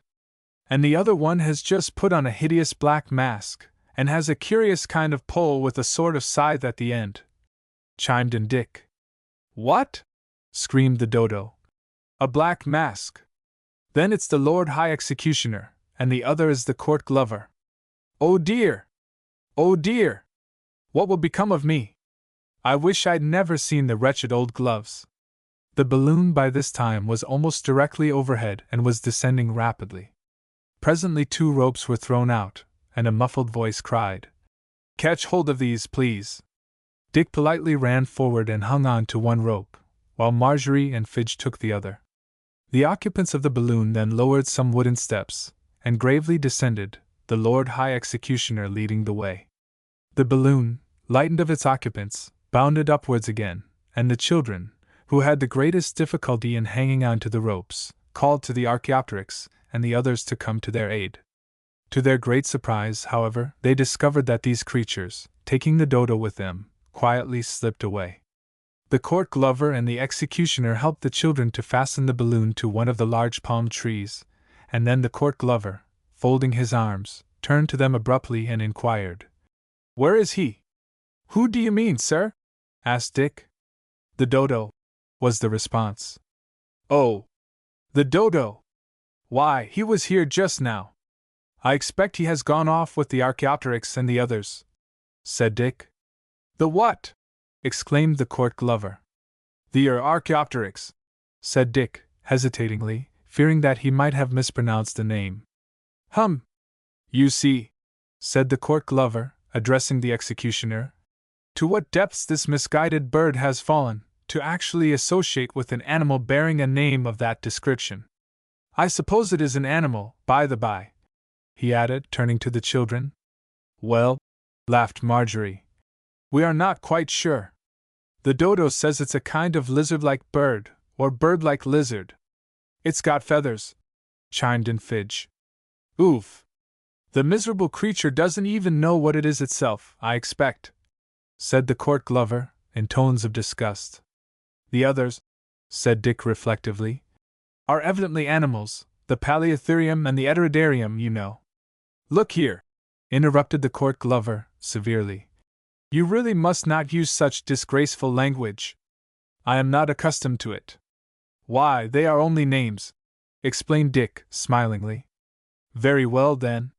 Call the creatures thingamybobs, I shall know what you mean, only don't use those other awful words again, they're outrageous. Now then, to come to the point, where is that Dodo? I'll try and find him, said Dick, obligingly, running off in the direction of some bushes, behind which he imagined that he might possibly find the runaways. Is your chopper ready? Said the court glover, turning to the executioner. Yes, giggled that worthy. Oh, if you please, pleaded Marjorie.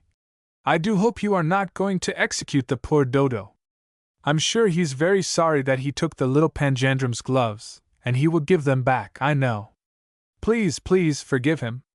He, giggled the executioner again. Do be quiet, shouted the court glover. Yes, I don't see anything to laugh at, said Marjorie indignantly. Oh, he's always laughing, declared the court glover. That's why he has to wear a mask, so that people shan't see him laughing while he is chopping off their heads. It's so rude, you know, to giggle at a time like that, isn't it? I should think so, indeed, cried Marjorie in a horrified voice. Perfectly disgraceful, I call it. That's what the last man who was executed said, declared the court glover. After it was all over, he said, Well, I was never so disgracefully executed before in all my life, and I hope the next time you chop off my head, you'll get someone else to do it. I don't understand, said Marjorie, who was dreadfully puzzled. How could he say all that after he was executed? Why not? Asked the court glover, composedly. Why, people can't talk when they are killed, you know, said Marjorie. He, sniggered the executioner, putting his hand up to his mouth under his mask. The court glover frowned at him. Bless you, they aren't killed, he said. Not killed, when they are executed, cried Marjorie. The executioner giggled louder than ever, and shook his head. What do you mean? Asked Marjorie. Don't ask me, I'm deaf and dumb, said the executioner. He means dem and duff, explained the court glover, considerately. Marjorie laughed, and so did Fidge. You are both wrong, she said. You mean deaf and dumb, I suppose? But I don't think that can be the case, for he must have heard me, because he answered my question, you know. I didn't say anything about being deaf or dumb either. I simply said I was deaf and dumb, and I defy you to prove to the contrary, said the executioner, stubbornly.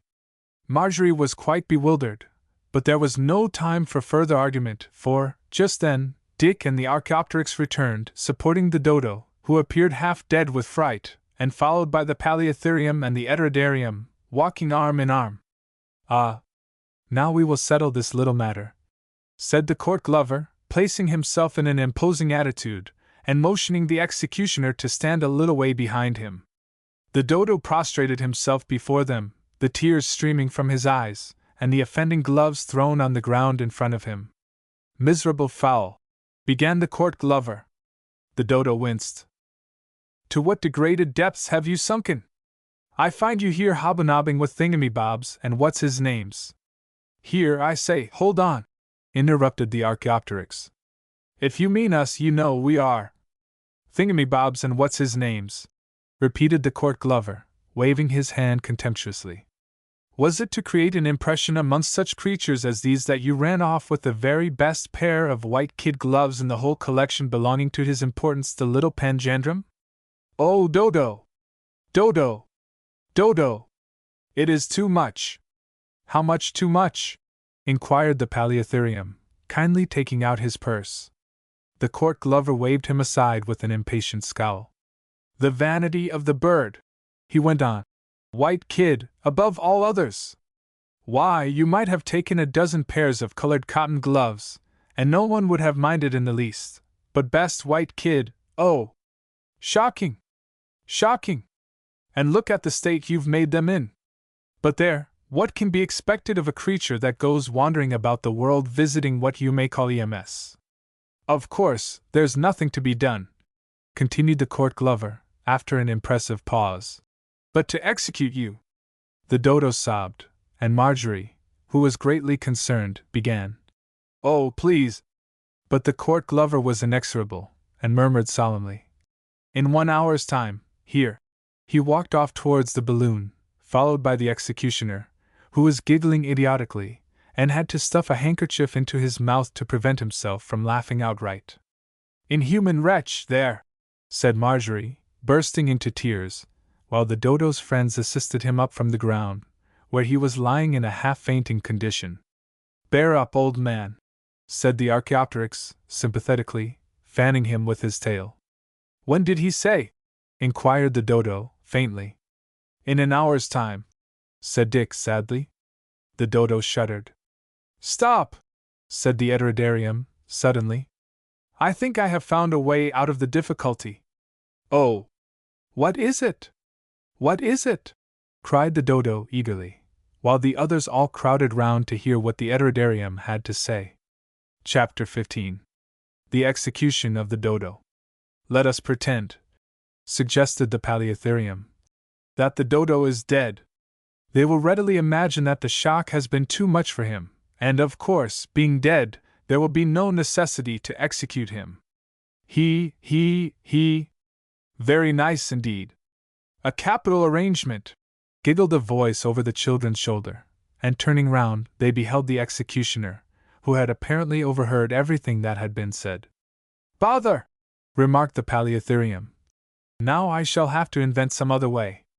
"I can't think," said the executioner, who had removed his mask, and who the children discovered to be a very amiable-looking gentleman. "I can't think why you are making all this fuss about the execution." "Well, how would you like it yourself?" asked the Dodo, indignantly. "I shouldn't mind in the least," remarked the executioner coolly. "Not mind being killed!" shuddered the children. "Oh, that's another question entirely," said the executioner. "I never kill anybody when I chop their heads off. It would be so cruel. Besides, that old-fashioned way is so ordinary. I am the executioner extraordinary, you know." "Well, how on earth do you execute people, then, if you don't kill them?" demanded Dick. "Oh, by a new method, which I have invented myself," declared the executioner. "I call it execution by proxy. I just make an effigy." "What's that?" inquired Marjorie. "Don't interrupt," said Dick. "Guy Fawkes is an effigy, you know, an old stuffed thing, with a mask on. Go on, please." "Well, then," continued the executioner, "having made an effigy, as near like my subject as possible, I just chop its head off, and there is an end of the matter." He looked around at the company, and smiled triumphantly. Marjorie gave a sigh of relief. She didn't so much mind the execution taking place if the poor Dodo was not to be killed. To her great surprise, however, on looking at that interesting bird, she discovered that he was weeping copiously, and wiping with an elaborate lace handkerchief, which had evidently been concealed about his person, the tears which trickled slowly down his great beak. "What's the matter, poor goosey gander?" said Fidge sympathetically. "Don't!" snapped the Dodo, crossly. "I'm not a goose." "Well, what is the matter anyhow?" said Dick. "They are not going to chop your head off, it appears, so you ought to be glad, and not snivel like that." "Don't want to be made a guy of," sobbed the Dodo. "What do you mean?" asked the executioner. "Why, you said you would have to make an effigy of me, and he," pointing to Dick, "said it was a kind of Guy Fawkes, didn't you?" he added, appealing to Dick. "Well, never mind," said the Archaeopteryx sympathetically. "You have the consolation that they couldn't make you a bigger guy than you are." Strangely enough, the Dodo seemed to derive a considerable amount of comfort from this idea, and wiping away the few remaining tears, he began to take an active interest in the manufacture of the effigy, which the others set about constructing without further delay. "Is it like me?" he asked, conceitedly, as they bound some cloths to a piece of stick, in such a way that they bore some slight resemblance to a bird. "Dear me, what a pity!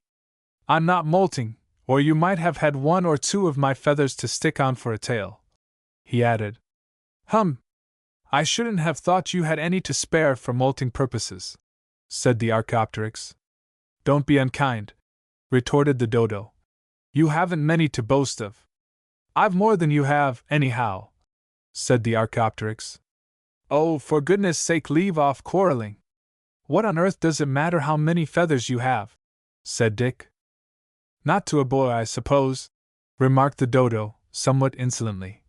But no respectable bird would care to be seen about with less than 5, though, undoubtedly, too many are vulgar. This with a scornful glance at the Archaeopteryx's tail, which was decorated with quite a number of curious flat feathers. I don't know how much longer this wrangling would have gone on, had not the court glover just then made his appearance. Time's up, he announced sternly. Are you prepared for execution, Dodo? Not quite, answered the executioner, who was putting the finishing touches to the effigy. His head keeps tumbling off. Never mind, it will save cutting it off, said the court glover, who was evidently quite used to the executioner's patent method of performing his dreadful duty. Now then, he continued importantly, stand round in a ring while I read the warrant. Ahem. Nevertheless, likewise, notwithstanding, heretofore, as is aforesaid, it having been proven that a certain bird named the Dodo having maliciously and contemptibly worn the white kid gloves of the little Panjandrum, it is hereby enacted that the said Dodo, or his heirs male, or assigns, be chopped at the neck till one or all of their respective heads do fall off, and this to be done to their entire satisfaction. Long live the Panjandrum! Long live the Panjandrum! What a rigmarole! Whispered Dick, while the executioner stretched out the Dodo's effigy on the ground, and resuming his hideous black mask, made ready to strike. Alas! Alas! Murmured the court glover, covering his face with his hands, and peeping through his fingers, while the Dodo held his sides with suppressed laughter. The children all looked on with interest as the executioner performed his terrible duty. Raising his curious scythe-like chopper, with one mighty blow he severed the piece of wood which answered for the Dodo's neck, and then stood gloomily aside. Fiat Justitia, said the court glover, solemnly, and then, turning to the Dodo, he inquired anxiously, well, how did you like it? Oh, it was delightful, replied the bird, enthusiastically. I am sure no one could wish to have a pleasanter or more delightful execution. I'm much obliged to you for having it so nicely performed. Well, we always like to manage these little things as pleasantly as possible, you know, said the court glover, deprecatingly. Oh, I quite enjoyed it, said the Dodo. That's a very nice executioner you have. Yes, isn't he? Agreed the court glover. Pity he laughs so much, though, it spoils the effect. Well, having done my duty, I must be off. Any message for the little Panjandrum? Oh, can't we go back with you in the balloon? Asked Marjorie eagerly, for it seemed to her a capital opportunity of getting away from this strange place. I'm afraid not, said the court glover, reflectively. You see, it only holds too comfortably. Where do you want to go to? Asked the Archaeopteryx. England, said the children, all together. Oh, that's all right. I'll tell you the way to get there, said the Paleotherium. And the court glover and the executioner began to undo the cords which held the balloon to the palm tree. You might leave me your card, said the Dodo to the executioner, pressing a small coin into his hand.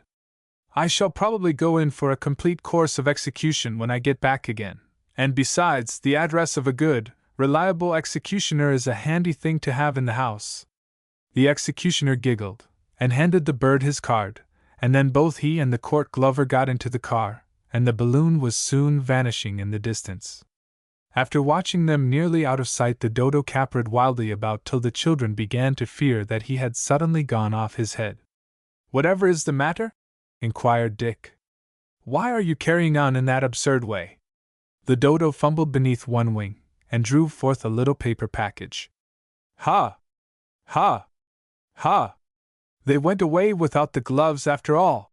He shrieked, and began to roll about on the ground in an uncontrollable fit of laughter. Chapter 16. The Prehistoric Doctor. I can't imagine, said Dick, why you think such a lot of those wretched old gloves. They seem to have got you into quite enough trouble already. They look so respectable, explained the Dodo, and give one such an air. You have never before seen a bird wearing gloves now, have you? He added, appealing to the company generally, who were obliged to flatter his vanity by confessing that they never had. Dick, however, in a spirit of pure mischief, decided to play him a trick.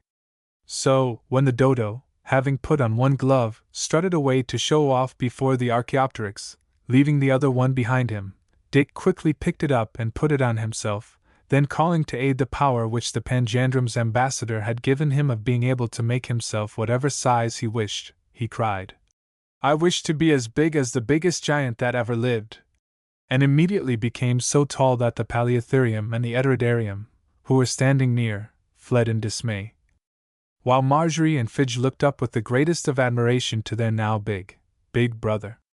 Dick then telling them, in a voice that sounded like thunder, to stand aside, took off the glove, which had, of course, grown with him, and threw it on to the ground, where it lay a huge mass of coarse leather as many feet long as it had formerly been inches, and with buttons almost as big as dinner plates.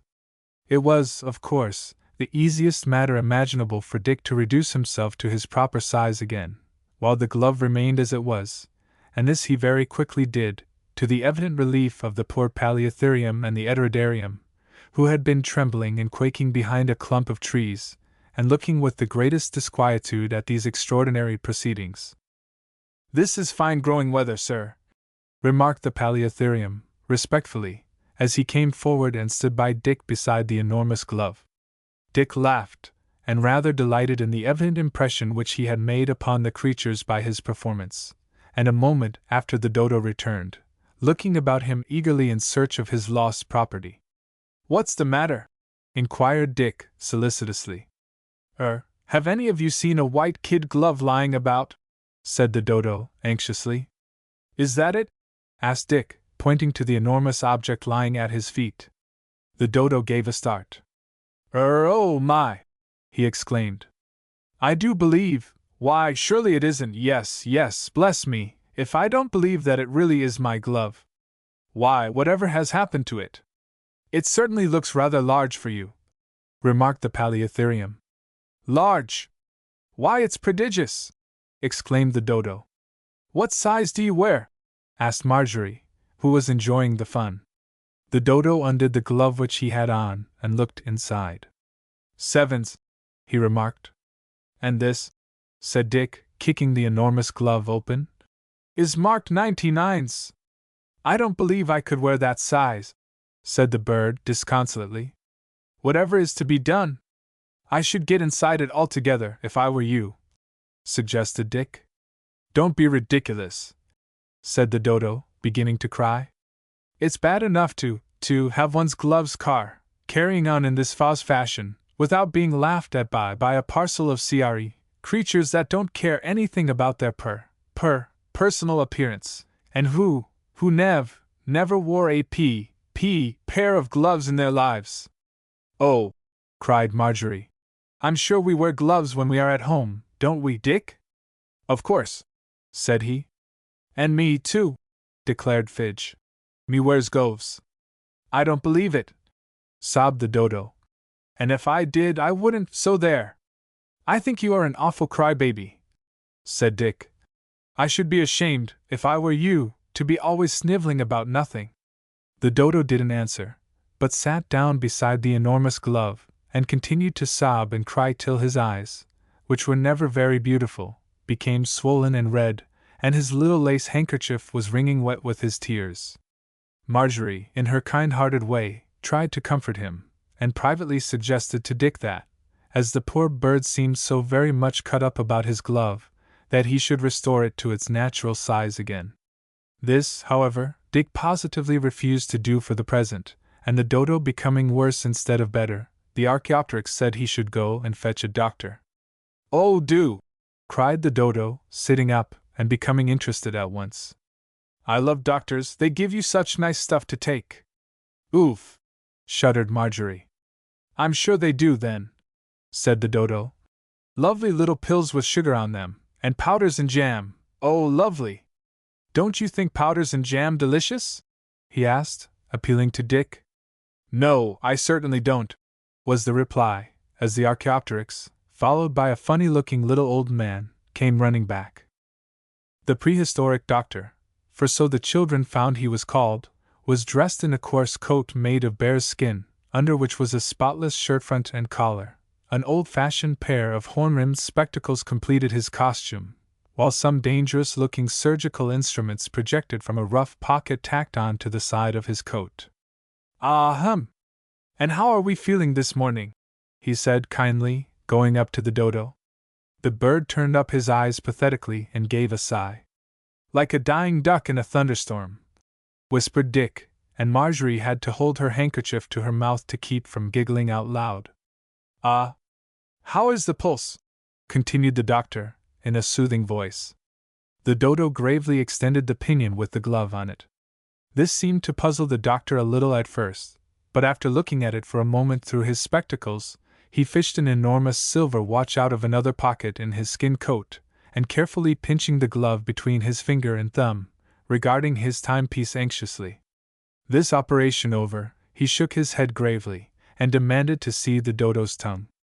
"Oh, I couldn't," simpered the bird. "I really couldn't. It's so rude to put out one's tongue, you know."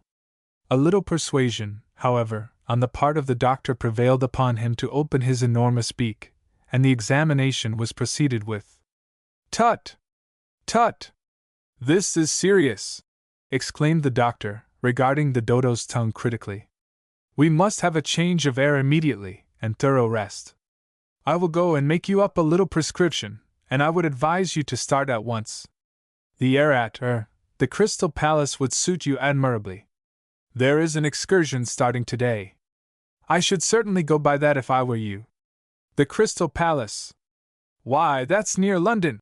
cried Marjorie excitedly. "Can't we go by the excursion too?" "Of course you can," chimed in the Palaetherium. "We'll all go, and make up a nice little family party." So, without further ado, the doctor having made up his prescription, consisting of a large bottle of bull's eyes, one to be taken every quarter of an hour, they hurried to the station, at the door of which a most energetic porter was ringing a huge bell. Chapter 17. Waiting for the train. They found, on reaching the station, which was a very primitive affair with a thatched roof, that the booking office was closed. "Clerk be gone away for yes, holiday," explained the porter, with a grin. "Then whatever are we going to do about tickets?" asked Marjorie anxiously, for the trip to the Crystal Palace seemed to afford such an excellent opportunity of getting home again that she was anxious not to miss it. "He may be back before the train comes in," said the Archaeopteryx. "There doesn't seem to be one in sight, and we often have to wait weeks and weeks for a train here, you know." "But what was he ringing the bell for, then?" inquired Dick. "If the train isn't coming in." "I seed some smoke a while ago, over yonder," said the porter, "and I thought maybe 'tmight be train, but like as not it isn't." "Then we have had this long run for nothing," complained the Dodo, breathlessly. "Calm yourself, my dear sir," said the doctor, patting him on the back. "Excitement of any kind is very bad for you. We will wait here quietly till the train does come." "But isn't there a timetable?" asked Dick, "so that we can tell when to expect it?" "No, sir," said the porter. "There was a timetable when I first come here, 9 years ago, but it got lost somehow, and we've never had another." By this time the platform was crowded with a number of other animals, who had apparently come to join the excursion. "We had better get our tents before they are all gone," whispered the Palaetherium. "Ah, yes, of course," said the Heterodarium. Porter, just bring us some tents, will you?" "Tents?" exclaimed the children. "Yes, if we are to stay here till the train starts we shall find it very awkward at night without tents, you know." "Oh, yes, tents by all means," said the Archaeopteryx. "I think 5 will be sufficient," he added. The porter grumbled a little, and then brought forth from somewhere a number of poles and some canvas tents, and these the creatures began solemnly to erect on various parts of the platform. The Dodo excused himself from assisting, on the plea that he might soil his gloves, and contented himself with fussing about and giving directions in a loud voice. While the tents were being erected, the children amused themselves by exploring their surroundings. "Oh, there's a refreshment room!" exclaimed Marjorie, pointing to a hole in the wall, on the ledge of which were displayed a few doubtful-looking articles. "Shall I join you in a little light repast?" said an insinuating voice behind them, and turning around, they beheld the Dodo smoothing his glove and smirking ingratiatingly. Dick felt in his pocket, and was delighted to find that he had a 2-shilling piece tucked away in a corner. "Yes, we might as well have something," he said generously. "I wonder who attends to this department? There doesn't seem to be anybody about." He knocked at the wall with his 2-shilling piece, and suddenly, an elderly lady, with a very sharp face and a shrill voice, popped her head up and exclaimed, "Well, what do you want?" Dick was startled by her sudden appearance, and stammered a little. He began. "A glass bun and a bath of milk, please," prompted the Dodo. "No, he means a bath bun and a glass of milk," laughed Marjorie, smiling up at the lady's face. There was no smile in response, however, and she replied crossly, "Why doesn't he say what he means, then? We've no bath buns and no milk," she went on. "There's a currant bun, a box of chocolates, and a bottle of ginger beer. You can take them or leave them, whichever you like." How much is the bun, please?" inquired Dick. "Shilling," snapped the waitress. "Dear me! That's rather expensive, isn't it?" said Dick, regarding his 2-shilling piece ruefully. "And I'm afraid it looks a little stale, too." "Well, I never!" said the waitress, tossing her head scornfully, and shaking back her little corkscrew curls. "What next, I wonder? That bun has been here on and off for 17 years, and I never had a complaint about it before. Stale, indeed!" and she sniffed scornfully. "Perhaps we had better try the chocolate," suggested Marjorie. "Can you tell us, please, how many pieces there are in the box?" she asked. "No, I can't," was the ungracious reply. "It's half a crown," she added. That, of course, put it out of the question, and as the ginger beer bottle turned out to be empty, the contents having evaporated some years since, the children were obliged to turn, somewhat disconsolately, away from the refreshment room, and as they left they heard the waitress complaining, crossly, "I can't think what people want to come bothering for refreshments for, when I am busy reading. Some folks have no consideration for others," and she disappeared as mysteriously as she had arrived. A little further down the platform, to their great delight, they discovered an automatic machine, but were greatly disappointed to find that it only professed to supply furniture polish, tin tacks, and postage stamps. "And as we have no post office here at all," said the Archaeopteryx, who had by this time joined them, "the stamps are of no use whatever. Fortunately," he went on, "the Paleotherium brought some banana sandwiches in his carpet bag, so, if you come back with me to his tent, we can have a little supper before we go to bed." The children very gratefully accepted the invitation, and were delighted on entering the tent to find that the Heterodarium and the Paleotherium had arranged quite a dainty little repast with the sandwiches, some fresh fruit, and coconut milk, which was served in the shell. While the feast was progressing it began to grow quite dark, and the Dodo suggested asking the porter for a light. "There's only one candle," grumbled that individual, "and I'd be obligated to use that for the signal." So there was nothing to be done but to hurry over the supper as soon as possible, and go to rest. Marjorie and Fidge shared a little tent next to the Dodo and Dick, and the children made themselves as comfortable as they could, under the circumstances, with some cushions and rugs, with which the porter had provided them, and, after chatting for a little while about their strange adventures, dropped off to sleep. They were awakened after an hour or two by the clanging of a huge bell, and hastily putting their heads out of the tent, beheld the porter rushing up and down the platform, ringing his bell violently. The candle was flaring away at the top of the signal pole, and the children jumped to the conclusion that the train had been signaled. "What's up?" called out Dick, as the porter approached. There was no answer, and the great bell was plied more vigorously than ever. "Oh! Do leave off!" screamed the Dodo. "What's the bell for?" "To keep you awake," shouted the porter. "I shall keep on ringing this bell all night to prevent you from going to sleep, in case the train comes in and you don't hear it." "But the noise will drive us mad," expostulated the Dodo. Won't have far to drive you then, said the porter rudely. Howsomedever, I'm going to do my duty, whatever happens, and this ere bell I'm going to ring if I drops. Remonstrance was vain, and as it was hopeless to try and sleep through all the noise, the children got up again, and had hardly done so, when, looking towards the end of the platform, they beheld a red and a green light appearing around the curve, and a moment later the train dashed into the station. Crystal Palace train. Crystal Palace train. Take your seats there, shouted the guard, and regardless of the fact that they had no tickets, the children and their friends scrambled in. Chapter 18. A Night in the Train. What a funny puff-puff! Exclaimed Fidge, when, all of the creatures on the platform having entered the train, it slowly steamed out of the station, while the porter took down the candlestick signal and carefully extinguished the light, remarking aloud, as he did so, "Well, thank goodness, they're gone. I think," said Dick, looking about him curiously, "that it must be what is called a sleeping car." "Yes, of course it is," agreed the prehistoric doctor, who had joined the party. "See, here are the sleeping bunks.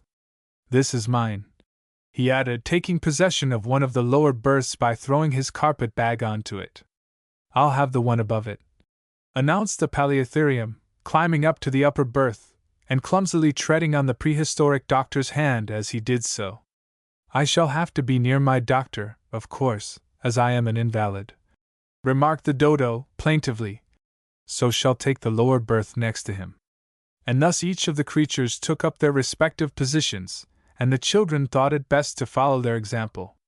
Dick and Fidge climbed up to one of the upper berths, and Marjorie made herself comfortable in the one below them.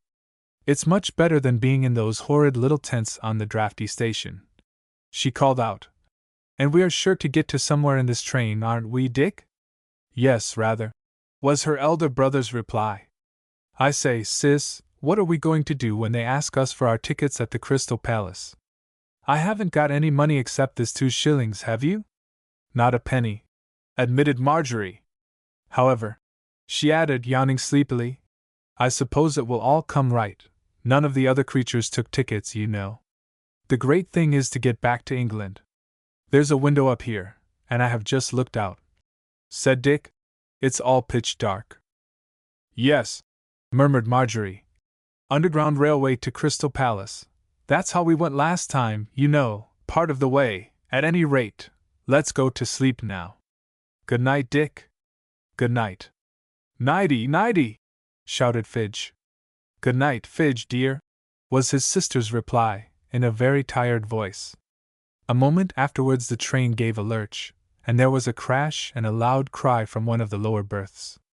Dick hastily scrambled down to ascertain what was the matter, and found that the Dodo had tumbled out of bed. "Bless my gloves and beak!" ejaculated the bird, as he picked himself up. "It's enough to frighten one out of their lives, isn't it?" "Have you hurt yourself much?" inquired Dick kindly.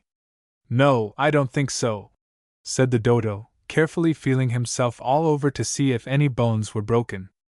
"How do you like my nightcap?" he inquired, suddenly and inconsequently. "Does it suit me?"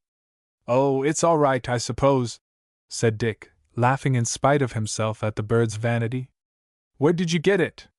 "Found it under my pillow," announced the bird, triumphantly. "That's why I tumbled out of bed, so that someone at any rate should come and see me in it. Nobody else seems to be coming, though," he added, looking anxiously up and down. "So I shall go to bed again, but I shall leave my curtains wide open, so that if anybody passes by during the night, or in the morning, they will see how beautiful I am when I am asleep." At that moment there was an awful noise like a deep groan, which grew and grew in volume till it sounded like distant thunder, and then faded away and ended up with a comical little whistle. Again and again it was repeated. "Oh, Dick! What is it?" called Marjorie, putting her head outside the curtains. "I can't think," said Dick in a puzzled voice. "Where have I heard that sound before?" exclaimed the Dodo, putting one finger of the glove to his forehead, and striking a thoughtful attitude. "Ah! I have it!" he cried. "Of course, it's a prehistoric snore. The doctor is asleep." And, sure enough, that was what the noise was. By listening outside the curtains of his berth, they discovered, without a doubt, that it proceeded from there. "What a frightful row!" cried Dick, indignantly. "We can't go to sleep with all that noise going on. Let's wake him up." "Oh, no!" cried the Dodo. "Not for worlds. He is sure to be very sensitive on the point, and would doubtless resent it very much. He ought to be made to sleep in another part of the train, or in a carriage by himself," grumbled Dick, scrambling back to his berth just in time to meet Fidge, who was trying to get down at the risk of breaking his neck. "Oh, Dick!" he cried, pointing to the further corner of the berth. "Look! Look! A snake!" "What?" cried Marjorie, from below, with a little scream. "A snake!" repeated Fidge. "Look, look, Dick!" he cried, pointing. Dick looked in the direction indicated, and was horrified to see what he took to be a huge snake, slowly crawling over the partition which divided their berth from the next. "Give me something to hit it with, quick!" he shouted excitedly. And Marjorie, with another little frightened scream, handed him the prehistoric doctor's umbrella, which was lying on the floor outside her berth. Dick seized the umbrella, and grasping it with both hands, aimed a mighty blow at what he took to be the snake. An agonized scream from the next berth, and a hasty withdrawal of the snake, was followed by the appearance of the Paleotherium's head over the top of the partition. "Who did that?" he demanded, with tears in his eyes. "It was a snake!" cried Dick excitedly. "And I was trying to kill it." "Snake, indeed!" said the Paleotherium, wrathfully. "It was my tail." "Oh! I'm so sorry!" exclaimed Dick. "I really thought it was a snake, you know. I beg your pardon. I do hope I haven't hurt you very much." Well, I can't say that it was very pleasant," said the Paleotherium. "But if you are really sorry, I'll forgive you, only you mustn't let it happen again." "Shouldn't have a tail like a snake," said Fidge, half crying. "And shouldn't let it come over in our bed." The Paleotherium muttered something that neither of the children could understand, and retired, and except for the prehistoric doctor's snoring, all was quiet again. This time the children really did get to sleep, and when they awoke the carriage was quite light, and Dick, looking out through the little window at the side of his berth, could see that they were traveling through some very delightful country.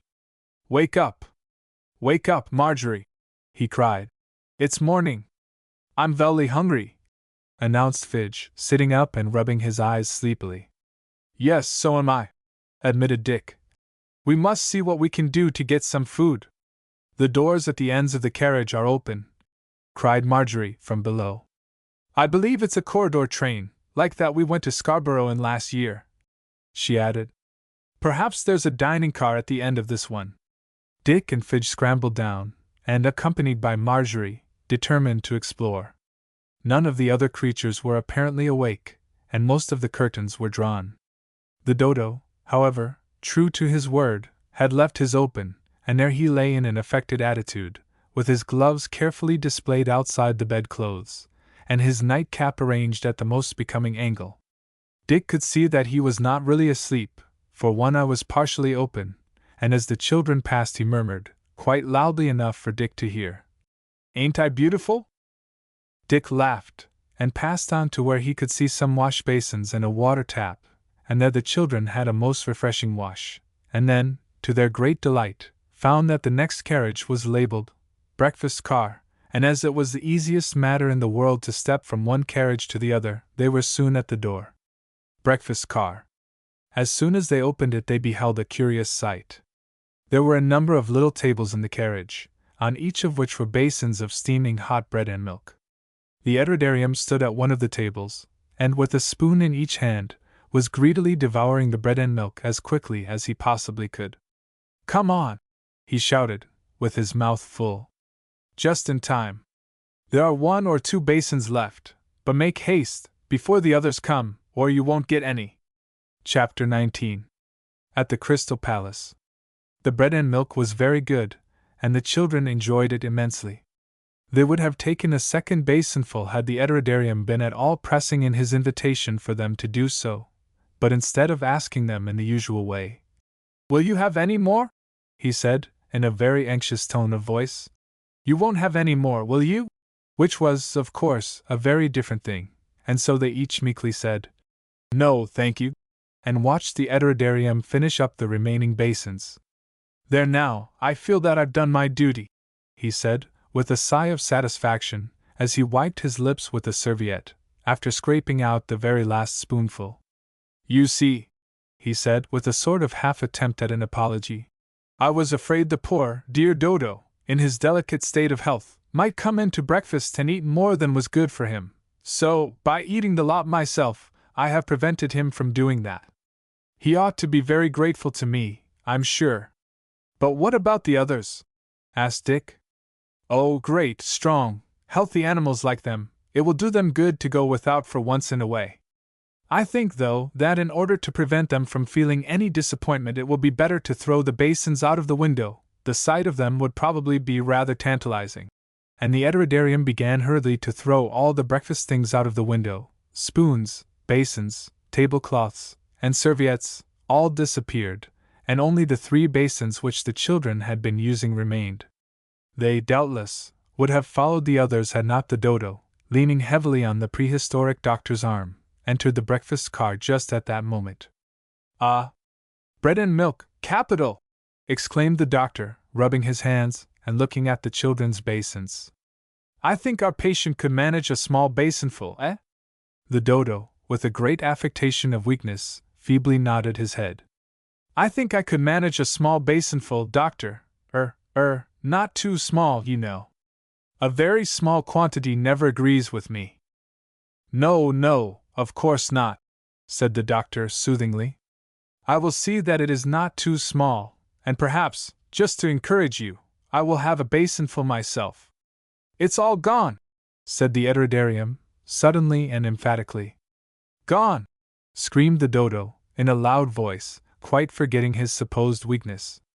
Do you mean to say there is none left? The Heterodarium shook his head. But where's it all gone to? Asked the doctor. The Heterodarium solemnly pointed to the children. Pigs! Declared the Dodo, wrathfully. Here, who are you calling pigs? Demanded Dick, getting up angrily. Well, I must say that it was exceedingly greedy of you to devour all of the breakfast, said the doctor reprovingly. But we didn't, said Dick. It was the Heterodarium. He had ever so many basins full. We only had 1 each, didn't we, Marjorie? No, said Marjorie. And mine was a very small one. And mine was the littlest of all, said Fidge, flourishing his spoon. Like the littlest bears, you know, in the story of the 3 bears. Well, where are the other basins, then, if you say the Heterodarium had such a lot? Demanded the Dodo. He threw them out of the window, declared the children. Oh! Well, I never, whatever will they say next? Cried the Heterodarium, throwing up his hands and turning his eyes up to the ceiling. I must say it doesn't seem a very probable story, said the doctor, looking out of the window. And as I don't see any of the basins lying about, I am afraid I cannot believe your statement. But that was some time ago, argued Dick. And as we are traveling very rapidly, they must be some miles down the line by this time. Rubbish! Exclaimed the Dodo. You are only making matters worse by your lame excuses. I always had my suspicions that you were a greedy lot, like all the rest of the human creatures. Ahem! Coughed the doctor, looking pained. Oh, you're prehistoric, that doesn't count, said the Dodo, and the doctor brightened up again. Fortunately, at this moment, something occurred to prevent the argument from continuing, or goodness knows where it might have led to, for the children were naturally indignant at being so greatly misjudged. Dick was particularly wroth. Their attention was diverted, however, by the train dashing into a station, and coming to a somewhat abrupt stop, causing the passengers to pitch forward, while a porter called in a loud voice, Crystal Palace! Crystal Palace! All change here! Oh! Here we are at last! Cried the children, hurrying on to the platform where the animals were all turning out. The porter had given one horrified glance at the strange creatures, and then, with a howl of fear, had fled up the steps at the end of the platform. The children could see that he was explaining something or other to the ticket collector, for that worthy came to the barrier and peeped over. Ah! The children heard him cry, and then he fled, as his companion had done, leaving the barrier free. Come, laughed Dick. That simplifies matters considerably, for we shall not have to bother about our tickets now. And the children hurried up the stairs, while the Dodo remained behind to adjust his gloves, complaining loudly that notice ought to have been given that they were nearing the station, so that he might have made himself presentable before alighting. On turning back, while on the steps, the children could see that, besides their own party, the train had contained a number of other strange animals, some of whom, the Archaeopteryx whispered impressively, were antediluvians. The whole party having alighted, with a great deal of noise and confusion, they proceeded at once to the palace. Everywhere their appearance was the signal for a wild stampede of other visitors, and by the time they had reached the great hall no one at all was in sight, except one old gentleman in glasses, who was consulting a guide-book while he stood before a group of wooden Hottentots. "S.H.," whispered the Dodo. "A missionary! I have seen them before, when abroad. In some places they are greatly admired by the natives, some of whom have described them enthusiastically as being simply delicious. Let us be friendly to him. He is, no doubt, a very excellent man. My dear sir," he continued, waddling up to the missionary, "delighted to see you looking so well." The missionary, who was very short-sighted, beamed kindly, and grasped the Dodo's glove, while he peered up into his face through his glasses. On catching sight of his beak, however, he gave a gasp of astonishment, and stammered, "I'm afraid, sir, you've made a mistake. I don't remember your face." "Oh, well, it is some time since we met, certainly, but perhaps you know my friend," said the Dodo, introducing the Heterodarium, who came forward with an engaging grin. The poor missionary gave him a hasty glance through his glasses, and then, nervously clutching his guide-book and umbrella, muttered something about an important engagement, and fled in the direction of the big clock. "Strange how nervous everybody is in my presence," murmured the Dodo, conceitedly. "It's doubtless my beauty and brilliant wit which alarms them, but come on, let's go out to the lake, and I'll take you for a row." So, having met with the Paleotherium, they all three got into a boat. The Dodo was a muff at rowing, though, and kept catching a crab, which disaster he accounted for by declaring that the fishes would keep holding on to his oar when he dipped it into the water. But the Paleotherium, who was in the bow of the boat, and consequently got all of the splashes and knocks with the oar, declared that this was all nonsense, and I am inclined to agree with him. Chapter 20. A difficulty with the roundabout. While the Dodo and his friends were enjoying themselves on the lake, the children and the others were wandering about the grounds, and continually discovering fresh attractions. What puzzled them not a little, however, was the fact that there seemed to be no other visitors about, and even the attendants had disappeared in a most mysterious manner. At the roundabout the steam was up, but there was apparently nobody in charge. "What a pity," said Dick. "I should have liked very much to have gone around on the horses, wouldn't you, Marjorie?" "I should," chimed in Fidge. "Yes, it would have been rather jolly," said Marjorie. "Don't you think perhaps the prehistoric doctor could manage to set it going? Let's ask him." "Well, my dear," said the doctor when consulted on the subject, "I don't know much about machinery, but I'll try if you like." "What's that?" inquired the Dodo, just then coming up, he having failed to get on with the rowing to his own or anybody else's satisfaction. "Why, we are just discussing the question of setting this roundabout going," explained the doctor. "Pooh! The easiest thing in the world," said the Dodo. "You just get on, and I'll soon start you off." "All right," cried the doctor, getting astride one of the horses. "Hold on!" cried the Paleotherium. "Let us get on, too." And he and several of the others clambered up to their places. "I think," whispered Marjorie, nervously, "that we had better wait and see how they get on, before trying ourselves." "That's just like a girl," cried Dick. "Afraid of everything." "I'm not," replied Marjorie indignantly. "I'm quite ready to go on, if you want to, only I thought, All aboard! Interrupted the Dodo, pulling the lever. Stop! Stop! Shouted Dick. We want to get on. Too late! Cried the Dodo. You shall go on the next journey. And with a shriek from the steam whistle, the horses began to go around. There you are, you see, said the Dodo, complacently regarding the result of his efforts. I said it was an easy matter to set them going. Faster and faster grew the pace, till the doctor, who at first seemed to be enjoying his ride immensely, suddenly threw his arms around his horse's neck, and gasped out breathlessly. Oh! Oh! Stop them! They're running away? Pooh! Nonsense! Cried the Dodo. Don't be a baby. Stop them! Stop them! Help! Help! Screamed the other poor creatures, as the horses whirled around faster and faster. The Dodo went to the engine and tried to push the lever back again, but to his great consternation, he found that he could not do so, and the only result of pulling another lever which he discovered was to make the machinery work more rapidly than before. Gracious! Cried Marjorie, wringing her hands. Whatever is to be done? While even Dick turned a little pale, for the poor creatures were by this time whirling around so quickly that one could scarcely be distinguished from the other. Every now and then the poor Paleotherium might be heard screaming above the others, who were all calling out in their fright and alarm. The Dodo left the engine, and came and stared at them. Hum! He ejaculated. I don't know what's to be done.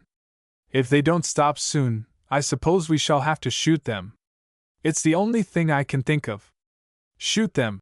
Exclaimed Dick, in a horrified voice. Well, what else is to be done, I should like to know? We can't leave them here whirling around like that forever. I should think, suggested Dick, after vainly trying to push the lever back into its place himself, that if we raked all the fuel out of the engine, it would probably stop of its own accord. Ah! Happy thought, said the Dodo, and with all possible speed they set to work to carry out Dick's suggestion. They were delighted to find that after a time their project was successful, and the machinery gradually ceased to work, and at last stopped altogether. The poor creatures looked more dead than alive as with pale faces they clung limply to the upright supports attached to each of the horses. The doctor, weak though he was furious. Wretched, ungrateful creature! He cried, getting painfully off his horse and going up to the Dodo. This is how you reward me for having saved your life. I couldn't help it, whimpered the Dodo. I couldn't, really. Bah! I've a great mind never to speak to you again, said the doctor, disgustedly. The other creatures now came up, and began to abuse the Dodo, too. Fortunately, just in time to prevent a general squabble, the Heterodarium, who had not been one of the number to patronize the roundabout, returned with the information that there were some swings a little way off. Despite their unfortunate experience on the roundabout, there was a general rush on the part of the creatures for this new attraction, and the Dodo and the Heterodarium had hard work to secure a swing for themselves. Shall I give you a push? Asked the doctor kindly, though with a curious gleam in his eye. Yes, please, said the Dodo, gratefully. All right, said the doctor. Hold tight. And he gave a mighty shove, sending the swing high above all the others. It's very, very nice, gasped the Dodo. But don't push any higher, please. Hold tight, said the doctor, relentlessly, giving another shove, harder than before. Oh! Please, please, don't, or we shall be upset, implored the Dodo, nervously, as the swing shot up into the air. I'll teach you to twizzle me on the roundabout, cried the doctor, vindicatively. Will you ever do it again? Oh! No, no, never, promised the Dodo. Well, one good one for the last, then, cried the doctor, giving a final push, and then leaving the poor Dodo to his fate. I don't think that it could have been a very dreadful one, however, for a few minutes later he had joined the 3 children and the Paleotherium in a journey on the switchback. Fidge, who had never been on one before, was delighted with the experience, and shouted, Hooray! This is jolly! As the car dashed down the steep incline. The poor Paleotherium, however, his nerves evidently greatly unstrung by his unfortunate experience on the roundabout, was dreadfully upset and alarmed, and hiding his eyes, he crouched at the bottom of the car till it reached the other end, when he at once got out, and no amount of persuasion would induce him to undertake the return journey. He had scarcely got out into the grounds again, when he met the Archaeopteryx, who was carrying a strange-looking object, which he held up for the Paleotherium's inspection. "Your tail, I believe," he said. The Paleotherium gave a hasty glance at his back, and then said, in rather a shamefaced way, "Thank you. Yes, it is. You see, I have been obliged to wear a false one for some time. I had no idea, however, that it had become detached." And he carefully adjusted it again, tying it on with a couple of tapes, and artfully concealing the ends. "Our family," he whispered, "have no tails to speak of, and, as we look rather remarkable without them, most of us wear artificial ones, but please don't tell the others. They are sure to make fun of me, if you do." "All right," promised the Archaeopteryx kindly. "I won't if you don't wish me to, but I—" "Hist! Hist!" interrupted a voice, and the Dodo, with a very scared face, peeped from behind a tree. "Who do you think is here?" he gasped. "Who?" inquired the others curiously. "The little Panjandrum himself," declared the Dodo. "I have just caught sight of him up by the palace, and he looks so angry about something." Chapter 21. The little Panjandrum at last. "The little Panjandrum!" exclaimed Marjorie. "I shall be glad to see him at last. What is he like?" "Oh, don't bother me about him," cried the Dodo, impatiently. "He's all right as Panjandrums go, I suppose, but I don't want to get into his clutches again, I can tell you." "Don't you, indeed?" remarked a voice sarcastically. "Well, His Importance is particularly anxious to see you again, anyhow." The Dodo gasped, and the children turning around beheld the little Panjandrum's ambassador. "Hullo! You here, too?" he continued, when he recognized them. "Well, I must say, you have been long enough bringing this wretched bird along. I think you ought to be very grateful to us for having done so at all," said Dick boldly. "What are you going to do with him now you have got him?" "Hum! That remains to be seen," said the ambassador, pursing his lips up tightly, and staring at the Dodo severely. "Come along," he continued, catching hold of what would have been the Dodo's ear if he had had one, but which was in reality a sort of woolly fluff growing all over his head. "Come along, and see your friend the little Panjandrum." "Leave go!" screamed the Dodo. "You hurt." "Rubbish!" exclaimed the ambassador, dragging him along.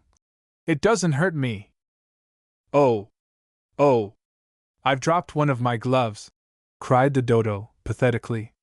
"If you take my advice, you'll throw the other one away, too," said the ambassador. "It will only make the little Panjandrum more angry than ever to see them. They make me look so respectable," whispered the Dodo. "Respectable," said the ambassador, contemptuously. "Nothing would make you respectable, you ridiculous object, you." "I think you are most kind," sobbed the Dodo. "You are always pitching into me and ca, calling me and nasty names. It's too bad." "Oh, stop that noise," said the ambassador, giving the Dodo's wool a twist. "I'm ashamed of you. Ah, here comes His Importance," he continued, as the sound of a drum was heard in the distance. The children, all eagerness to see the little Panjandrum, stood in a line by the side of the pathway, while the ambassador, keeping a firm hold on the Dodo, remained by their side. The sound of the drum drew nearer, and the children could distinguish another sound mingling with it. The ambassador smiled blandly, while he kept time with his foot. Presently the children caught sight of a curious procession approaching. The little Panjandrum, a little fat man in oriental costume, was preceded by two attendants, one playing a kind of drum, and the other a Jew's harp, while a third attendant held an enormous umbrella over His Importance's head.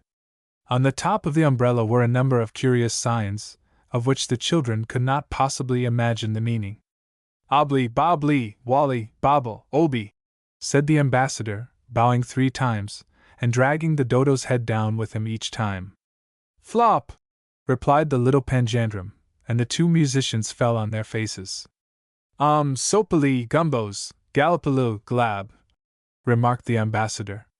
Ploff, said the little panjandrum, and the black slave at the back jigged the state umbrella up and down several times very violently. What a funny language, whispered Marjorie. I wonder what they are talking about. Semlafi, dobble, bingle, bingle, boff, cried the ambassador, lifting up one leg, while the Dodo painfully followed his example. The little panjandrum gravely kicked the two musicians, who were still prostrate on the ground before him, and they immediately arose and stood on one leg each, like the ambassador. Then his importance himself balanced himself in the same way. The black slave at the back, whose legs were attached to those of the little panjandrum, imitated him. The children were highly interested in this proceeding, when the ambassador, without speaking, motioned them to stand on one leg each, too. Come on, let's do it, said Dick, and see what they are going to do. So the three children solemnly hopped upon one foot, too. For a moment or two no one spoke. And at last the Dodo, gasping out, "Oh! I can't keep it up any longer," fell to the ground, and everybody else put their leg down again. Oof! Said the ambassador, in a disgusted voice. Of course, you must needs spoil it all. Most disrespectful behavior to the little panjandrum, I call it. I couldn't help it, gasped the Dodo, apologetically. Oh, of course not, said the ambassador. A bad excuse is better than none. Well, I couldn't have kept it up much longer, declared Marjorie. Could you, Dick? No, said Dick. I can't think what we are doing it at all for. Court etiquette demands it, said the ambassador, importantly. Hush! His Importance is about to speak. Gobbly! Grabluff! Said the little panjandrum. Go on, Dodo, said the ambassador. Gobbly, grabluff, at once when His Importance tells you. The Dodo gave a sigh, and went up to the little panjandrum's umbrella and gave it a twirl. When it stopped, a little finger at the top pointed to the word, guilty, which was painted in large letters in one section of the umbrella. Again, said the ambassador. The Dodo, looking very dejected, gave the umbrella another twirl. This time it stopped at the words, hard labor. The Dodo groaned. Once more! Shouted the ambassador. For the third time the unlucky bird spun the umbrella round, and this time it stopped at, fine. How much, Your Importance? Asked the ambassador of the little panjandrum. Cablo feki, was the reply. Your gloves are forfeited, declared the ambassador. The Dodo gave a despairing glance at the children, and began to remove his one glove. What's he being tried for? Asked Dick in a whisper. Contempt of panjandromosity, said the ambassador. It's a dreadful offense. All trials are conducted by means of the state umbrella. It saves all the bother of judges and juries, you know. But look out! The little panjandrum is off again.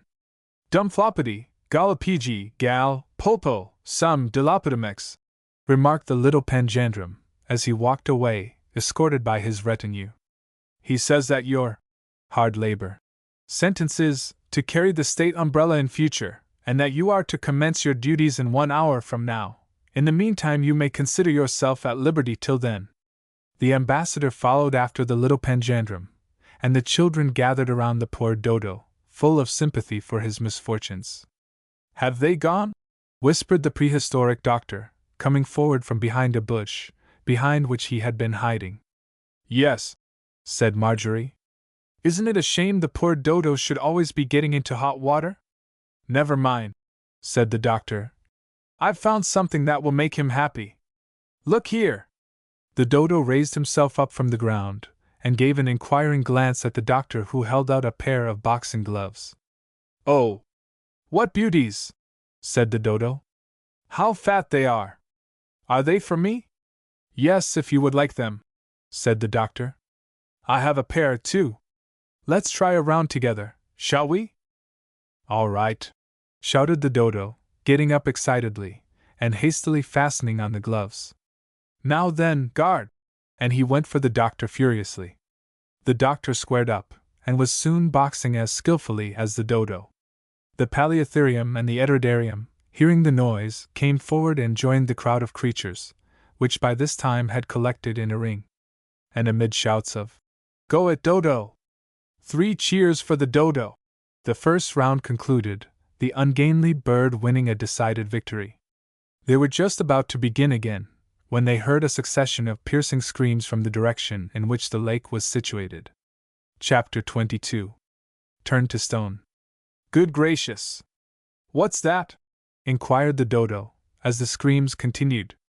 "We'd better go and see," said Dick, practically running off in the direction of the lake, followed by the others. On passing the clump of trees and evergreens, which obstructed their view, they discovered the little Panjandrum, in a great state of agitation, hiding behind the official umbrella, his body attendant lying prone on the ground in a state of abject fear, while the rest of the suite, having cast aside their musical instruments, were rushing away, shouting lustily. On the opposite side of the path stood a few of the prehistoric creatures which accompanied the children on their excursion to the Crystal Palace. They were looking at the little Panjandrum with a mild surprise, and seemed quite at a loss to know what all the hullabaloo was about. "Gullah, Hubbly, Alya, Boli!" shouted the little Panjandrum, pointing to the animals with his umbrella. "Oh, they're all right, Your Importance," said the Dodo. "They are friends of mine." "Friends, indeed!" exclaimed the ambassador, coming from where he had been hiding behind a tree. "Pretty friends! What do you call the creatures?" "Oh, there's the Archaeopteryx, you know, and the Heterodarium, and the Paleo." "Stop! Stop!" interrupted the ambassador, as each of the animals mentioned bowed gravely. "I absolutely decline to know creatures with names like those. I'm sure they are not respectable, and I'm not at all sure, even now, that they are not dangerous. However, I shall know how to deal with them presently. The penalty for alarming the little Panjandrum is a very severe one." And he frowned very sternly at the creatures, who looked rather uncomfortable, and waddled off in the direction of the lake, whispering together in a decidedly scared way. "You didn't tell me you had all these hideous objects with you," continued the ambassador, addressing the Dodo. "I thought you knew," stammered the unlucky bird. "They are prehistoric, you know," he added apologetically. "That only makes it worse," declared the ambassador. "In that case they ought to be dead, every one of them, ever so long ago. They have no right to be prowling about at a highly respectable place like the Crystal Palace. No wonder there's nobody about, they've frightened them away, that's what it is. And you're to blame as much as anybody for bringing them here." "I didn't," gasped the Dodo. "You did," said the ambassador, emphatically. "You said they were your friends, so they must have come with you. And I'll tell you what, in order to prevent you from picking up any more undesirable acquaintances, you shall just commence your duties as umbrella bearer at once." And untying the ribbons by which the little Panjandrum's attendant was attached to his importance, the ambassador, bringing forth a heavy pair of chains from his capacious pockets, proceeded to chain the Dodo up to the little Panjandrum's waistband. The poor Dodo looked the picture of misery as the umbrella was put into his hand. May I have my gloves?" he whimpered. The ambassador, after considering a minute, gave his consent, on the score that it might improve his appearance, and caused the black attendant to hunt for the missing one, which had been thrown down on the ground near to the roundabout. He soon returned with it, and the Dodo, with a delighted chuckle, put the pair on, and after smoothing them carefully, regarded his hands very complacently, and seemed to consider having them some compensation for the degraded occupation to which he had been put. "I'll go now and settle the others," declared the ambassador. "What did you say their names were?" he inquired sternly of the Dodo.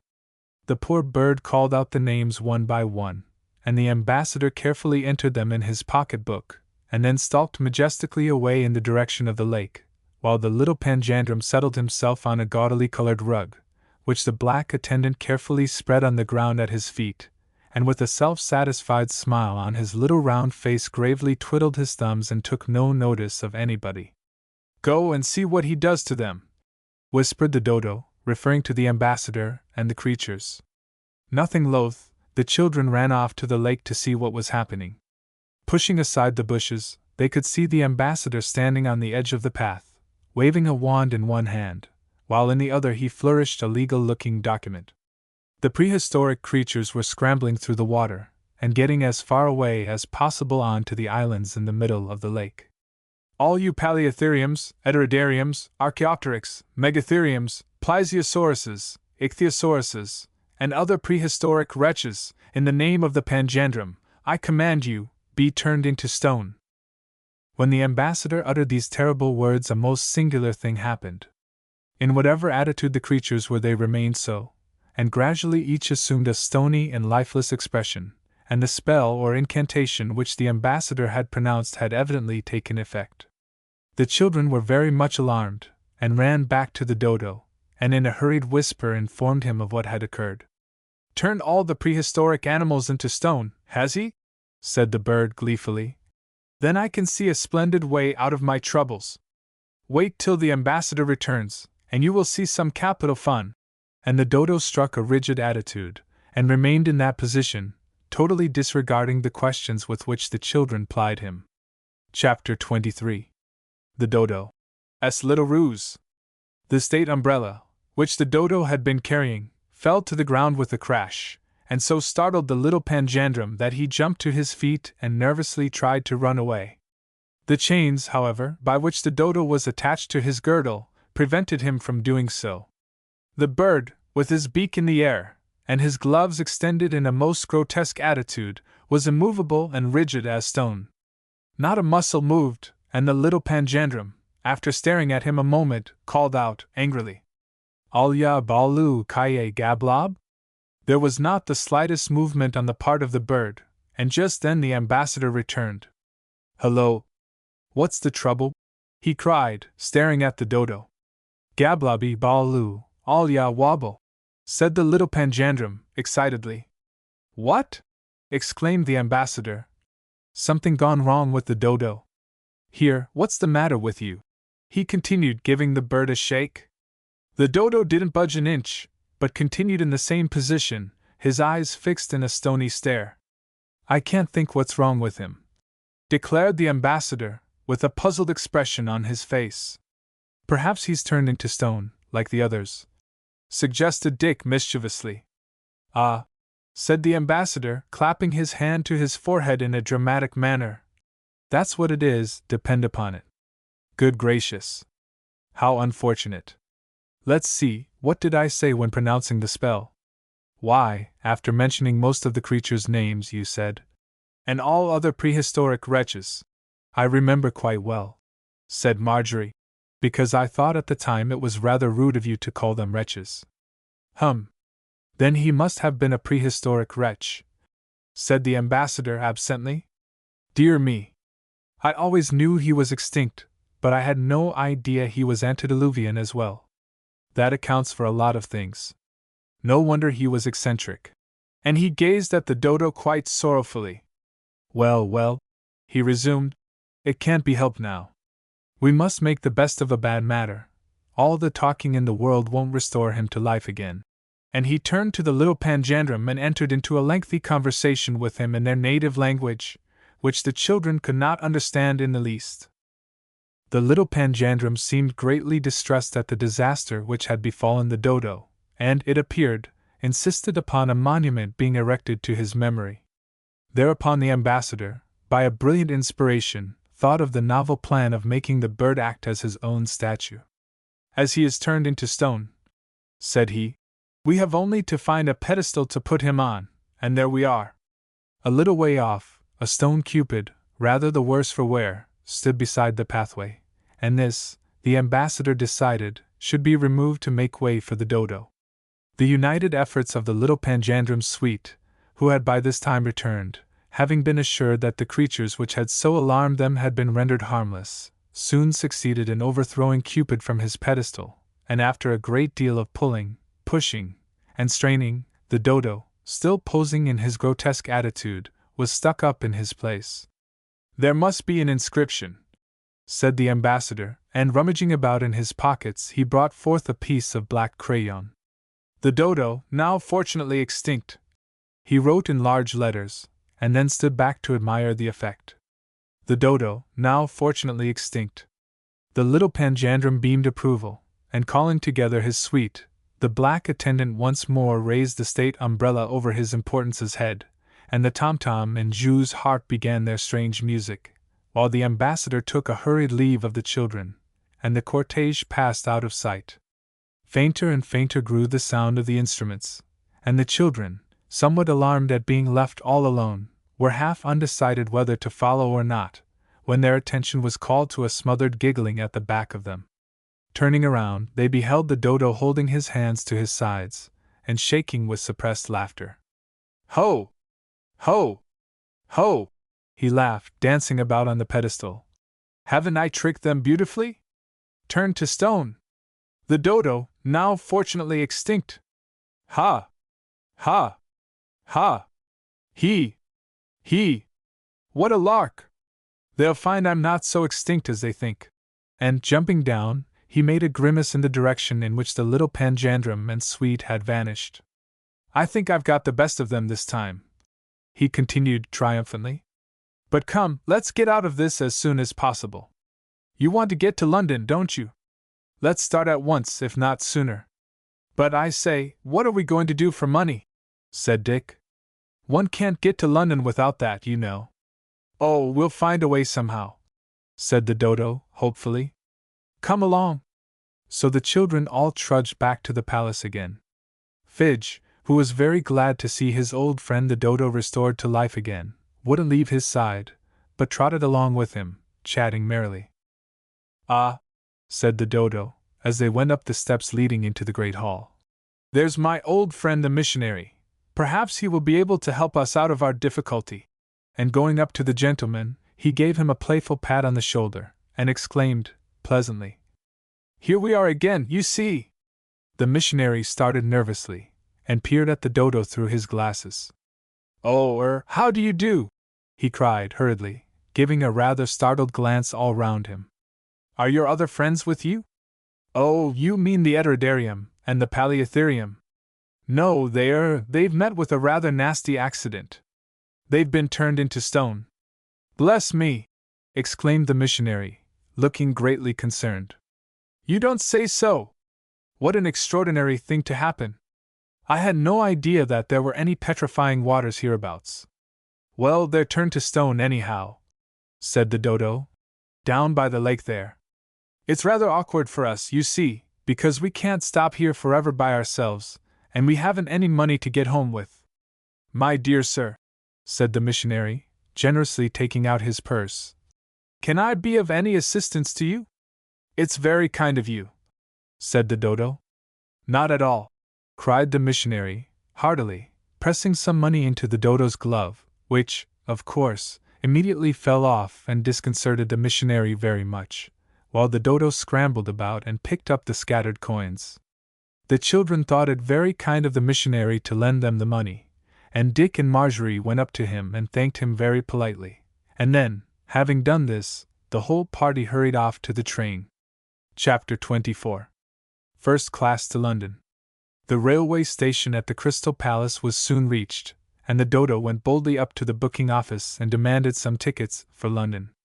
The ticket clerk, who could only see the top of the Dodo's head, very naturally mistook him for an old gentleman without his hat, and inquired politely, "What class, sir?"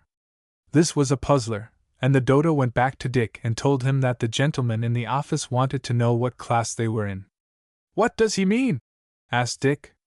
"What class you're in at school, I suppose," said the Dodo, doubtfully. "Why, I'm in the 4th form," said Dick. "But I don't see what he wants to know that for, unless— oh yes, of course, I see, he wants to find out how old we are, because up to 12 years of age you can travel half price, you know.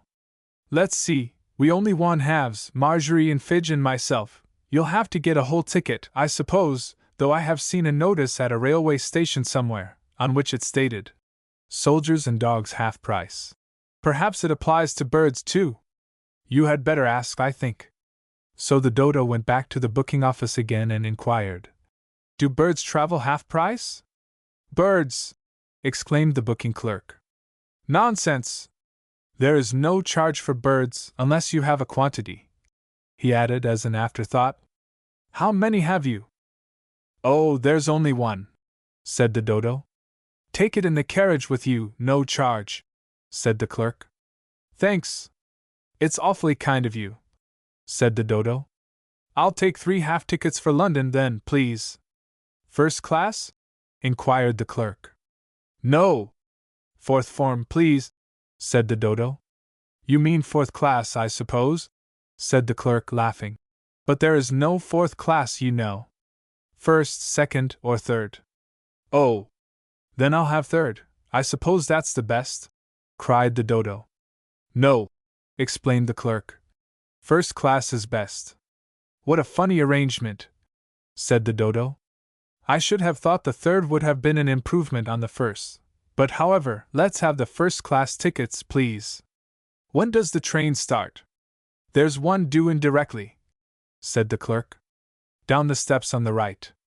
And the Dodo, collecting his change, and grasping his tickets, marched off towards the barrier. The clerk, whose curiosity was aroused by the strange questions which had been addressed to him, came to the window to have a better view of his interrogator, and was just in time to catch sight of the Dodo walking off with the 3 children. Well, I never! He exclaimed, perfectly astounded at this strange sight. And he asked if birds traveled at half price, too. Well, I've had some odd customers here at the Crystal Palace, but never one like that before. And he went back to his work in a highly bewildered frame of mind. Meanwhile, the Dodo and the children, finding no one at the barrier to obstruct them, went down to the platform, and a moment later the train came dashing into the station. First class in the middle of the train, shouted Dick, grasping Fidge's hand, and hurrying down the platform. Here! Where are you going to with that bird? Shouted a voice behind them, and Dick and the Dodo turned around and walked slowly back to where the guard, an elderly and very important-looking man, stood regarding them sternly. Oh, it's all right. The gentleman upstairs said there was no charge for birds, explained the Dodo, importantly, thinking that the man was inquiring about his ticket. Sort of a big parrot, I suppose, sir? Said the guard, addressing Dick, and not taking the slightest notice of the Dodo's remark. Parrot, indeed! Shouted the bird, indignantly. Perhaps you haven't noticed my gloves and necktie? The guard smiled indulgently. Talks well, sir, he said to Dick. But you can't take that into the carriage with you, you know. Better put him in the van. How dare you? Said the Dodo. You'll do nothing of the sort, I can tell you. And despite the protests of the guard, he strutted up the platform and entered a first-class carriage, followed by the children. There was no further time for argument, as the train was even now late in starting, so the guard blew his whistle and waved his flag, and, after an answering toot from the engine, they were off. They had the carriage all to themselves, and a moment or two after starting Marjorie discovered that somebody had left a little illustrated magazine on one of the seats. They all crowded round to look at the pictures, and presently the Dodo exclaimed, excitedly, Hello! Look here! Why, here's a situation that would just suit me. Typewriter wanted, must be quick and accurate, and of undoubted respectability. Hours, 9 till 6. Liberal salary to suitable person. Apply to A, B, C, Suffolk House, Norfolk Street, Strand. It's the very thing! With the liberal salary, I shall be able to take a house somewhere in London, and we can all live together, and have the jolliest larks. We'll keep a horse and trap, you know, and I'll buy you each a bicycle, and we'll go to the pantomime every evening, and to Madame Tussauds, and the Zoo, and the Tower of London, and Mask Lion and Cook's, and other things every day, and, he went on breathlessly. But do you know how to do typewriting? Asked Dick dubiously. Well, not exactly, admitted the Dodo. But, he added, hopefully, I can soon learn, you know, and besides, the advertisement fits me exactly. I'm sure I'm quick and accurate, and as for my respectability, look at my gloves. I'm sure anyone would engage me directly they saw what a superior person I was. How much do you think the salary will be? Asked Marjorie. Oh, I don't know. I suppose they'll be glad to pay me anything I like to ask, replied the Dodo. And I shall be sure to ask enough, you may be certain of that. But how are we to get to Norfolk Street, Strand? Persisted Marjorie. We don't know where it is. Father said that if we were ever lost, we were to jump into a cab and ask to be driven to wherever we wanted to go," suggested Dick practically. "Of course," said the Dodo. "Just what I intended doing." And then he rattled on about what he should do, and when he got the situation, till at last the train stopped, and the porter shouted out, "Victoria!" They all hurried out, and disregarding the curious glances which their unusual appearance excited, made their way to the nearest hansom, and asked to be driven to Norfolk Street. There was some little difficulty at first, as to how they should all find room in the cab, but it was finally decided that the Dodo should sit on the top, while the 3 children managed to find room inside. The Dodo, from his elevated position, had a capital view of everything of interest which they passed, and kept the cabby highly amused by his exceedingly naive remarks about them all, while, to every exclamation of surprise or derision, which met them on every side from astounded street boys, the remarkable bird had something droll and amusing to say in reply. In fact, the driver declares to this day that he never before or since has had so extraordinary a fare. Chapter 25. The Dodo obliges with a song. "Hold hard! Stop! Here we are!" cried the Dodo, soon after they had reached Charing Cross. "There's A, B, C. We haven't got to Norfolk Street yet," said the cabby. "Never mind, there's A, B, C, and that's who I want," declared the Dodo, scrambling down from the roof. "You stay in the cab till I come back," he called out to the children, smoothing his gloves and settling his tie as he walked towards the door. The children watched him enter, and through the glass door of the shop, for it was a shop into which he had gone, saw him engaged in a lengthy conversation with a young lady, who at first seemed afraid of him. But some more ladies coming up, they closed around the bird, and seemed to be highly amused at something, while the Dodo grew more and more excited, waving his pinions about, and stamping his claws furiously, and finally rushing out of the shop and slamming the door to violently. "I never heard of such impertinence," he declared, puffing and blowing in his excitement. "Putting up A, B, C, when they are nothing of the sort. They wanted to tell me that they have a right to use those letters, because they are the Aerated Bread Company. What rubbish! They might as well stick up X, Y, Z, who's to know what's meant? Aerated Bread Company, indeed! It might as well have stood for Antediluvian Bottle Washing Company. Bah! I've no patience with such nonsense." And in a highly ruffled state of mind he scrambled back to his place on the roof, and told the cabby to drive on to Norfolk Street.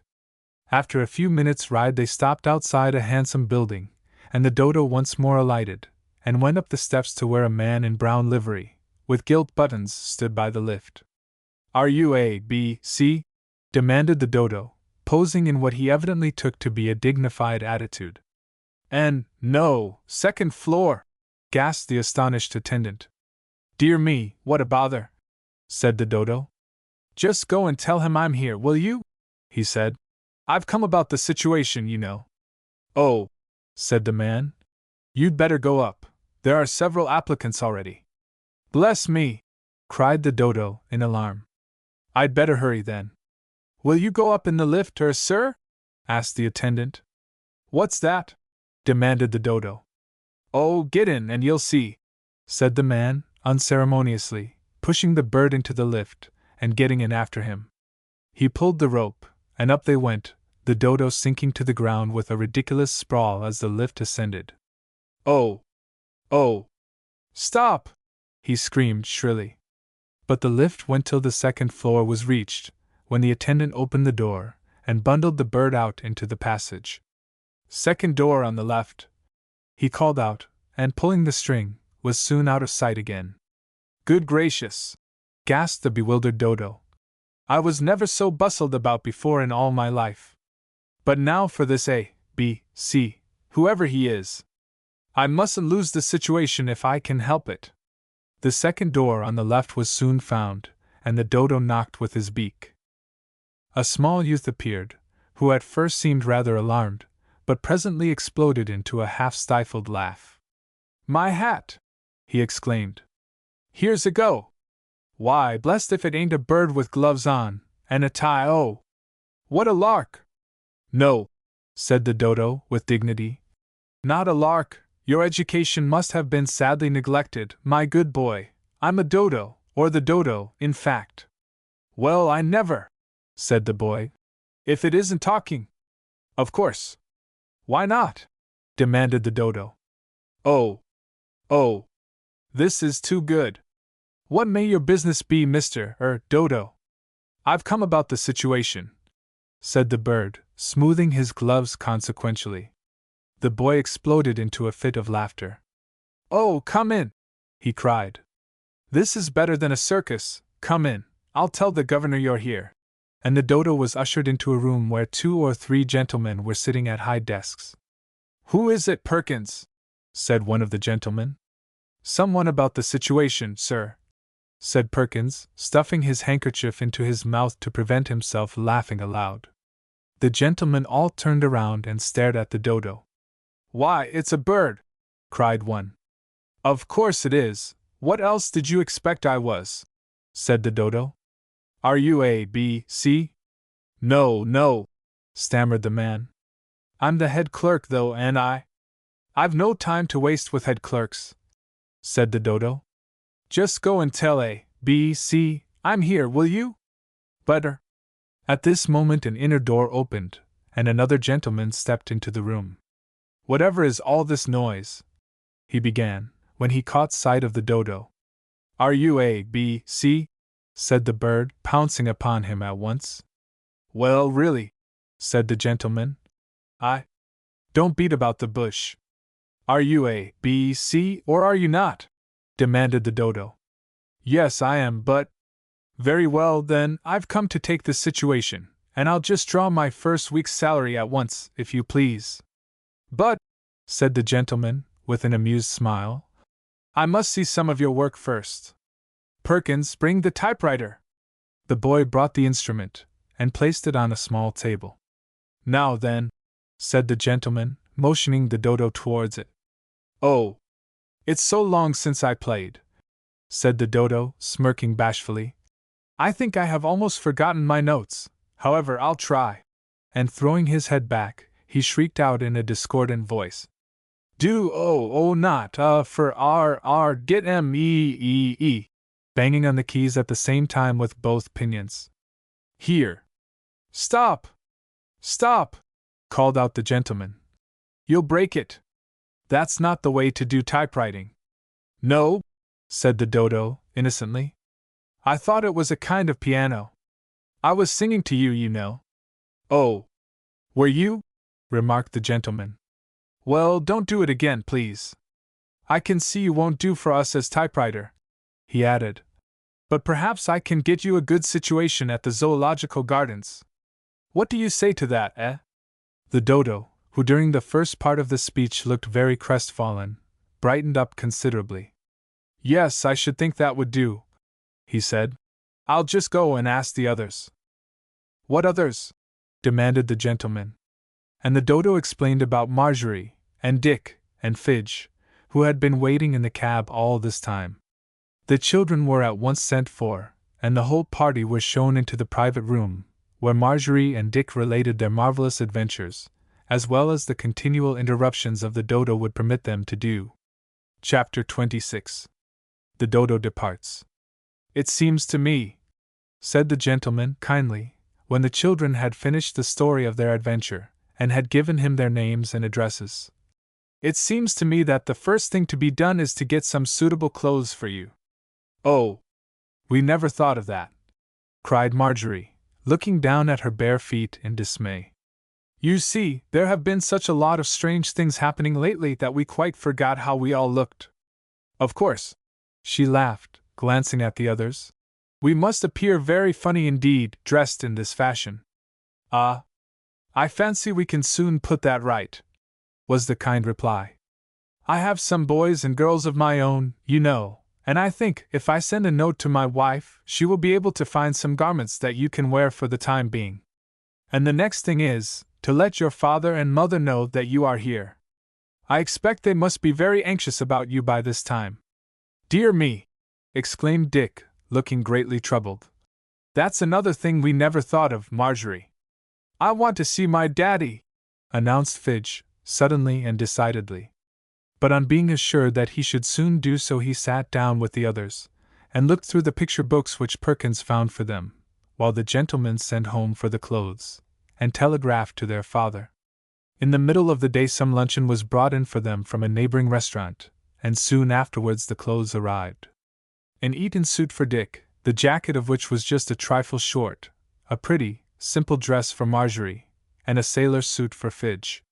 When the children had donned these, after having had a good wash, they looked as different as possible, and when, a little later on, they were led into another room with the mysterious statement that somebody wanted to see them, they were all eagerness to know who it possibly could be. As soon as the door opened, however, there could be no doubt as to who it was, for with a delighted cry of, "Oh, Papa! Papa!" Marjorie rushed into the arms of a gentleman standing in the middle of the room, and seemed half undecided whether to cry or to laugh, while Fidge and Dick crowded around and joined in the excitement. The Dodo, who had come into the room at that moment, thought that he, too, ought to have a share in the welcoming, and in grotesque imitation of Marjorie, he tried to jump up into the gentleman's arms, crying excitedly, "Oh, Papa! Papa!" just as she had done. "Good gracious!" exclaimed the children's father, drawing back in dismay, and gazing at the clumsy bird. "What on earth is this?" And then, when they tried to explain, all speaking at once, they made such a confusion that he was glad to put his hands to his ears, and to cry out that they must reserve the story till they reached home. And after thanking the gentleman for all his kindness, the children and their father said good-bye, and went down to the carriage which was waiting at the door to drive them away. It had been decided, despite the children's pleading, that the Dodo had better not go home with them, and so, with many promises to write and invite him soon, they took an affectionate farewell of their old friend, and the last view they had of him, as he stood at the window, meekly flourishing a limp glove, showed that he was moved to tears at having to part from them. What happened to him after the children had gone I have never been able quite to find out. It is said that, later on in the day, a curious-looking bird was seen by the people in the Strand, clumsily flying away over the tops of the houses, clutching a roll of papers in one claw. And from away down in the country comes a weird story of two countrymen, walking across a field, being, to use their own description, flabbergasted at seeing a great bird flying over their heads, screaming out a lot of aggravating personal remarks as he passed, and finally dropping, from the end of one of his pinions, a soiled white kid glove, the loss of which seemed to cause him great uneasiness. But whether, as I shrewdly suspect, this was the Dodo, or not, I have never actually discovered. The people at Suffolk House, including Perkins, maintain a most mysterious silence on the subject, and will afford me no information whatever, and the only consolation which I can find, in my endeavors to ascertain whether these things really happened or not, is the fact that, on the island of the lake at the Crystal Palace, all the curious animals which the ambassador is said to have turned into stone, are really there. You may see them for yourself, and I hope, when next you go to Sydenham, you will hunt them up. And if so, you will notice, what struck me as being a very conclusive proof of the truth of the narrative, that the Palaeotherium's tail really looks as if it were broken off, about 4 or 5 inches from the end, and decidedly as though he might have worn a false one while he was alive. The end. A. L. Bird's Catalogue of Books for Young People by Popular Writers, 52 to 58 Duane Street, New York. Books for Boys. Joe's Luck, A Boy's Adventures in California. By Horatio Alger, Jr. 12mo cloth, illustrated, price $1. Horatio Alger, Jr. The story is chock full of stirring incidents, while the amusing situations are furnished by Joshua Bickford, from Pumpkin Hollow, and the fellow who modestly styles himself the Riptail Roarer, from Pike Company, Missouri. Mr. Alger never writes a poor book, and Joe's Luck is certainly one of his best. Tom the Bootblack, or The Road to Success. By Horatio Alger, Jr. 12mo cloth, illustrated, price $1.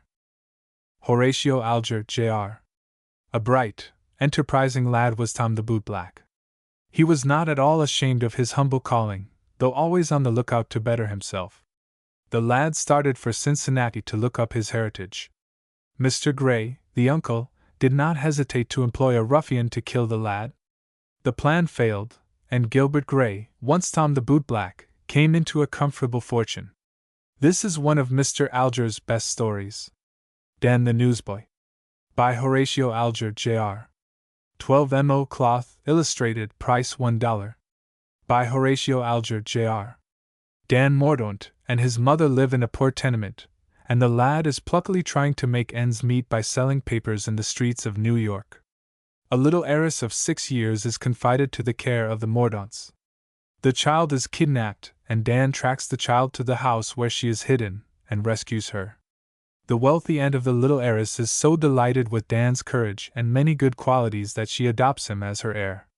Tony the Hero, a brave boy's adventure with a tramp. By Horatio Alger, Jr. 12mo cloth, illustrated, price $1. Horatio Alger, Jr. Tony, a sturdy, bright-eyed boy of 14, is under the control of Rudolph Rugg, a thorough rascal. After much abuse, Tony runs away and gets a job as stable boy in a country hotel. Tony is heir to a large estate. Rudolph, for a consideration, hunts up Tony and throws him down a deep well.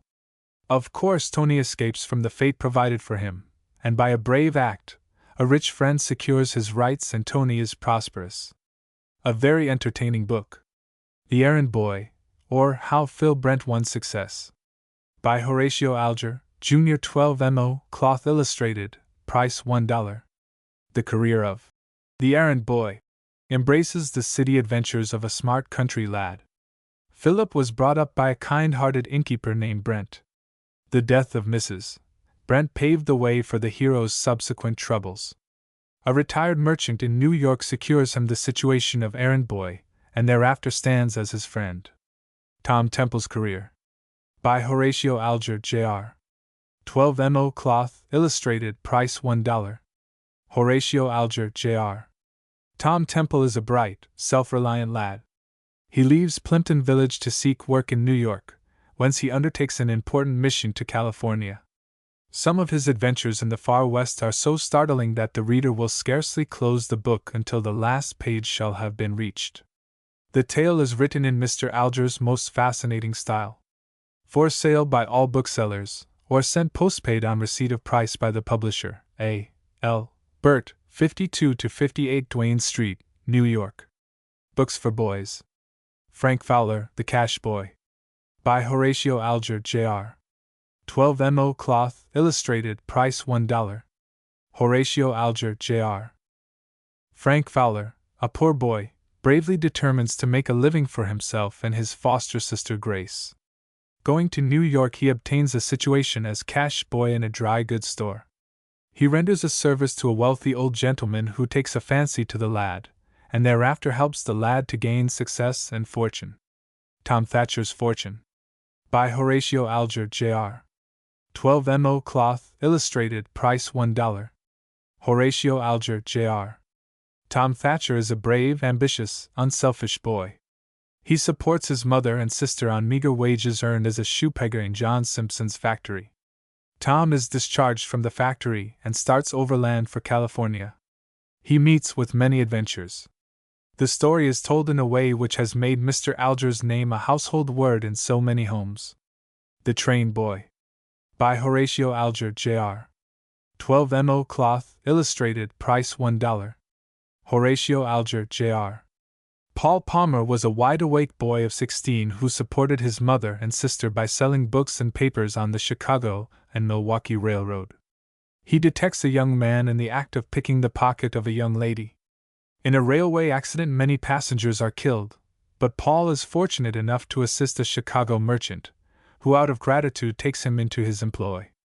Paul succeeds with tact and judgment, and is well started on the road to business prominence. Mark Mason's Victory. The Trials and Triumphs of a Telegraph Boy. By Horatio Alger, Jr. 12mo cloth, illustrated, price $1. Horatio Alger, Jr. Mark Mason, the telegraph boy, was a sturdy, honest lad, who pluckily won his way to success by his honest, manly efforts under many difficulties. This story will please the very large class of boys who regard Mr. Alger as a favorite author. A Debt of Honor. The Story of Gerald Lane's Success in the Far West. By Horatio Alger, Jr. 12mo cloth, illustrated, price $1. Horatio Alger, Jr. The story of Gerald Lane and the account of the many trials and disappointments which he passed through before he attained success will interest all boys who have read the previous stories of this delightful author. Ben Bruce. Scenes in the Life of a Bowery Newsboy. By Horatio Alger, Jr. 12mo cloth, illustrated, price $1. Horatio Alger, Jr. Ben Bruce was a brave, manly, generous boy.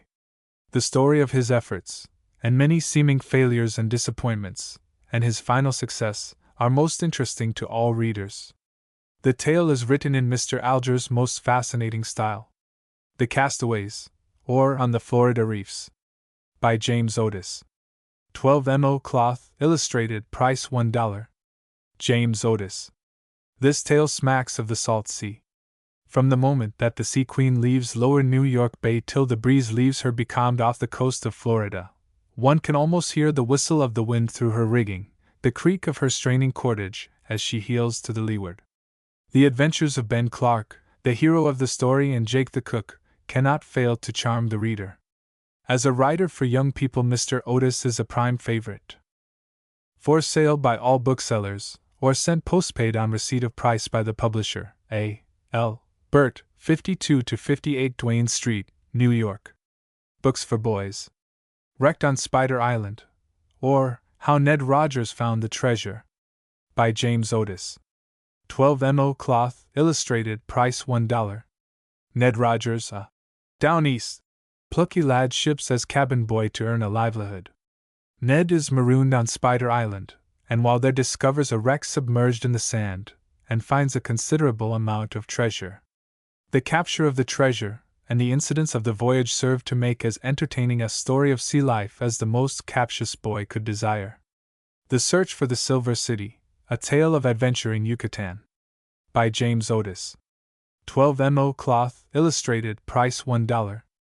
Two lads, Teddy Wright and Neil Emery, embark on the steam yacht Daydream for a cruise to the tropics. The yacht is destroyed by fire, and then the boat is cast upon the coast of Yucatan. They hear of the wonderful Silver City, of the Chan Santa Cruz Indians, and with the help of a faithful Indian ally carry off a number of the golden images from the temples. Pursued with relentless vigor, at last their escape is effected in an astonishing manner. The story is so full of exciting incidents that the reader is quite carried away with the novelty and realism of the narrative. A Runaway Brig, or An Accidental Cruise. By James Otis. 12mo cloth, illustrated, price $1. This is a sea tale, and the reader can look out upon the wide shimmering sea as it flashes back the sunlight, and imagine himself afloat with Harry Van Dyne, Walter Morse, Jim Libby, and that old shellback, Bob Brace, on the brig Bonita. The boys discover a mysterious document which enables them to find a buried treasure. They are stranded on an island and at last are rescued with the treasure. The boys are sure to be fascinated with this entertaining story. The Treasure Finders, A Boy's Adventures in Nicaragua. By James Otis. 12mo cloth, illustrated, price $1. Roy and Dean Colony, with their guide Tonla, leave their father's indigo plantation to visit the wonderful ruins of an ancient city. The boys eagerly explore the temples of an extinct race and discover 3 golden images cunningly hidden away. They escape with the greatest difficulty. Eventually they reach safety with their golden prizes. We doubt if there ever was written a more entertaining story than The Treasure Finders. Jack the Hunchback.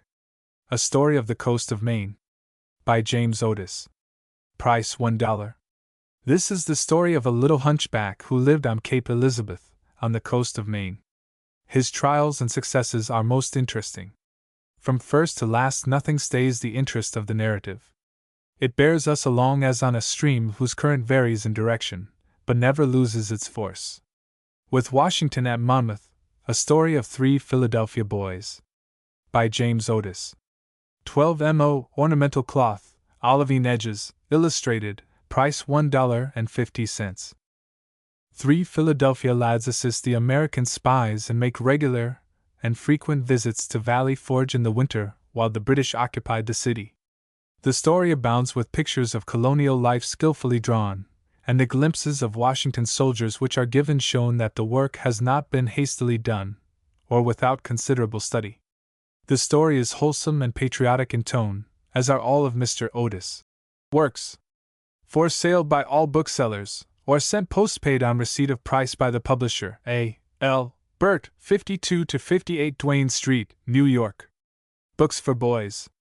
With Lafayette at Yorktown, a story of how 2 boys joined the Continental Army. By James Otis.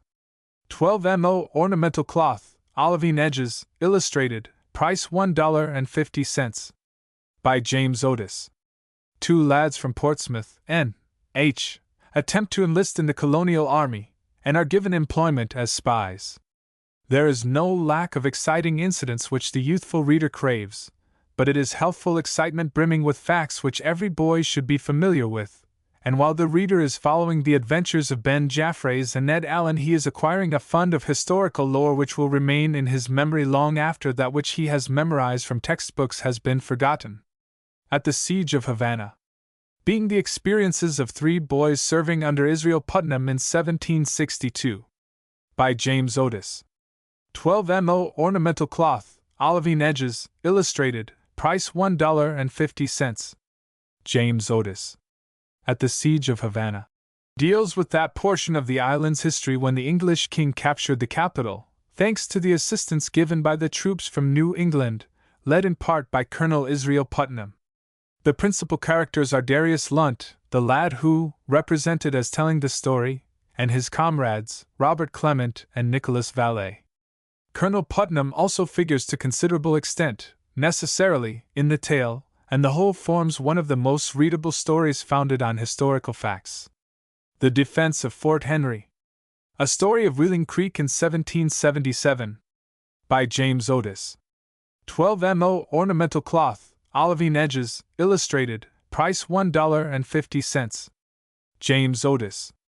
Nowhere in the history of our country can be found more heroic or thrilling incidents than in the story of those brave men and women who founded the settlement of Wheeling in the colony of Virginia. The recital of what Elizabeth Zane did is in itself as heroic a story as can be imagined.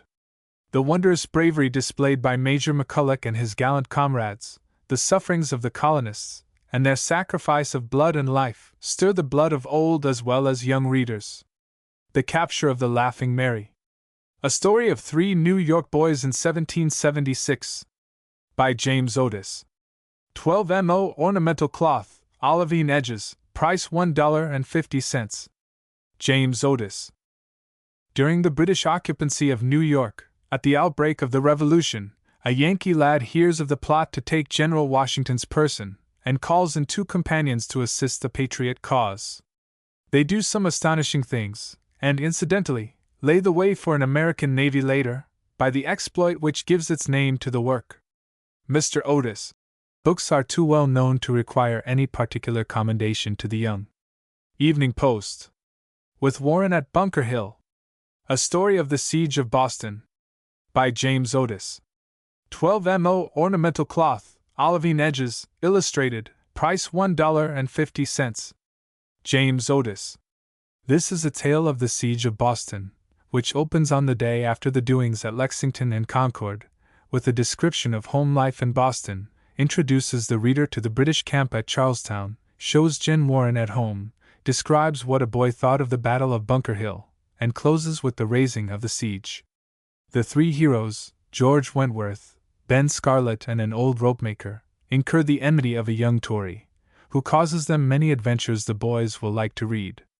Detroit Free Press. For sale by all booksellers, or sent postpaid on receipt of price by the publisher, A. L. Burt, 52 to 58 Duane Street, New York. Books for Boys. With the Swamp Fox. The Story of General Marion's Spies. By James Otis. 12 mo cloth, illustrated, price $1. James Otis. This story deals with General Francis Marion's heroic struggle in the Carolinas. General Marion's arrival to take command of these brave men and rough riders is pictured as a boy might have seen it, and although the story is devoted to what the lads did, the swamp fox is ever present in the mind of the reader. On the Kentucky Frontier. A Story of the Fighting Pioneers of the West. By James Otis. 12mo cloth, illustrated, price $1. James Otis. In the history of our country there is no more thrilling story than that of the work done on the Mississippi River by a handful of frontiersmen. Mr. Otis takes the reader on that famous expedition from the arrival of Major Clark's force at Corn Island until Kaskaskia was captured. He relates that part of Simon Kenton's life history which is not usually touched upon either by the historian or the storyteller. This is one of the most entertaining books for young people which has been published. Sarah Dillard's Ride. A Story of South Carolina in 1780. By James Otis. 12mo cloth, illustrated, price $1. James Otis. This book deals with the Carolinas in 1780, giving a wealth of detail of the mountain men who struggled so valiantly against the king's troops.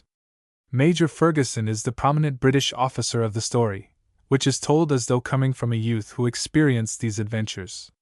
In this way the famous ride of Sarah Dillard is brought out as an incident of the plot. Boston Journal.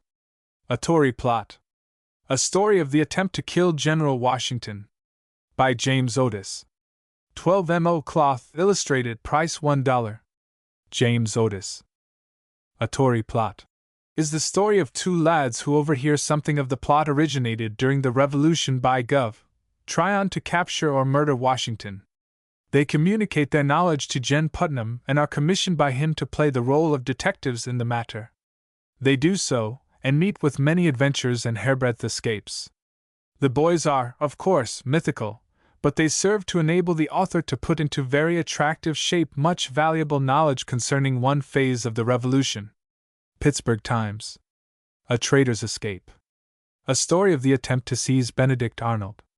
By James Otis. 12mo cloth, illustrated, price $1. This is a tale with stirring scenes depicted in each chapter, bringing clearly before the mind the glorious deeds of the early settlers in this country.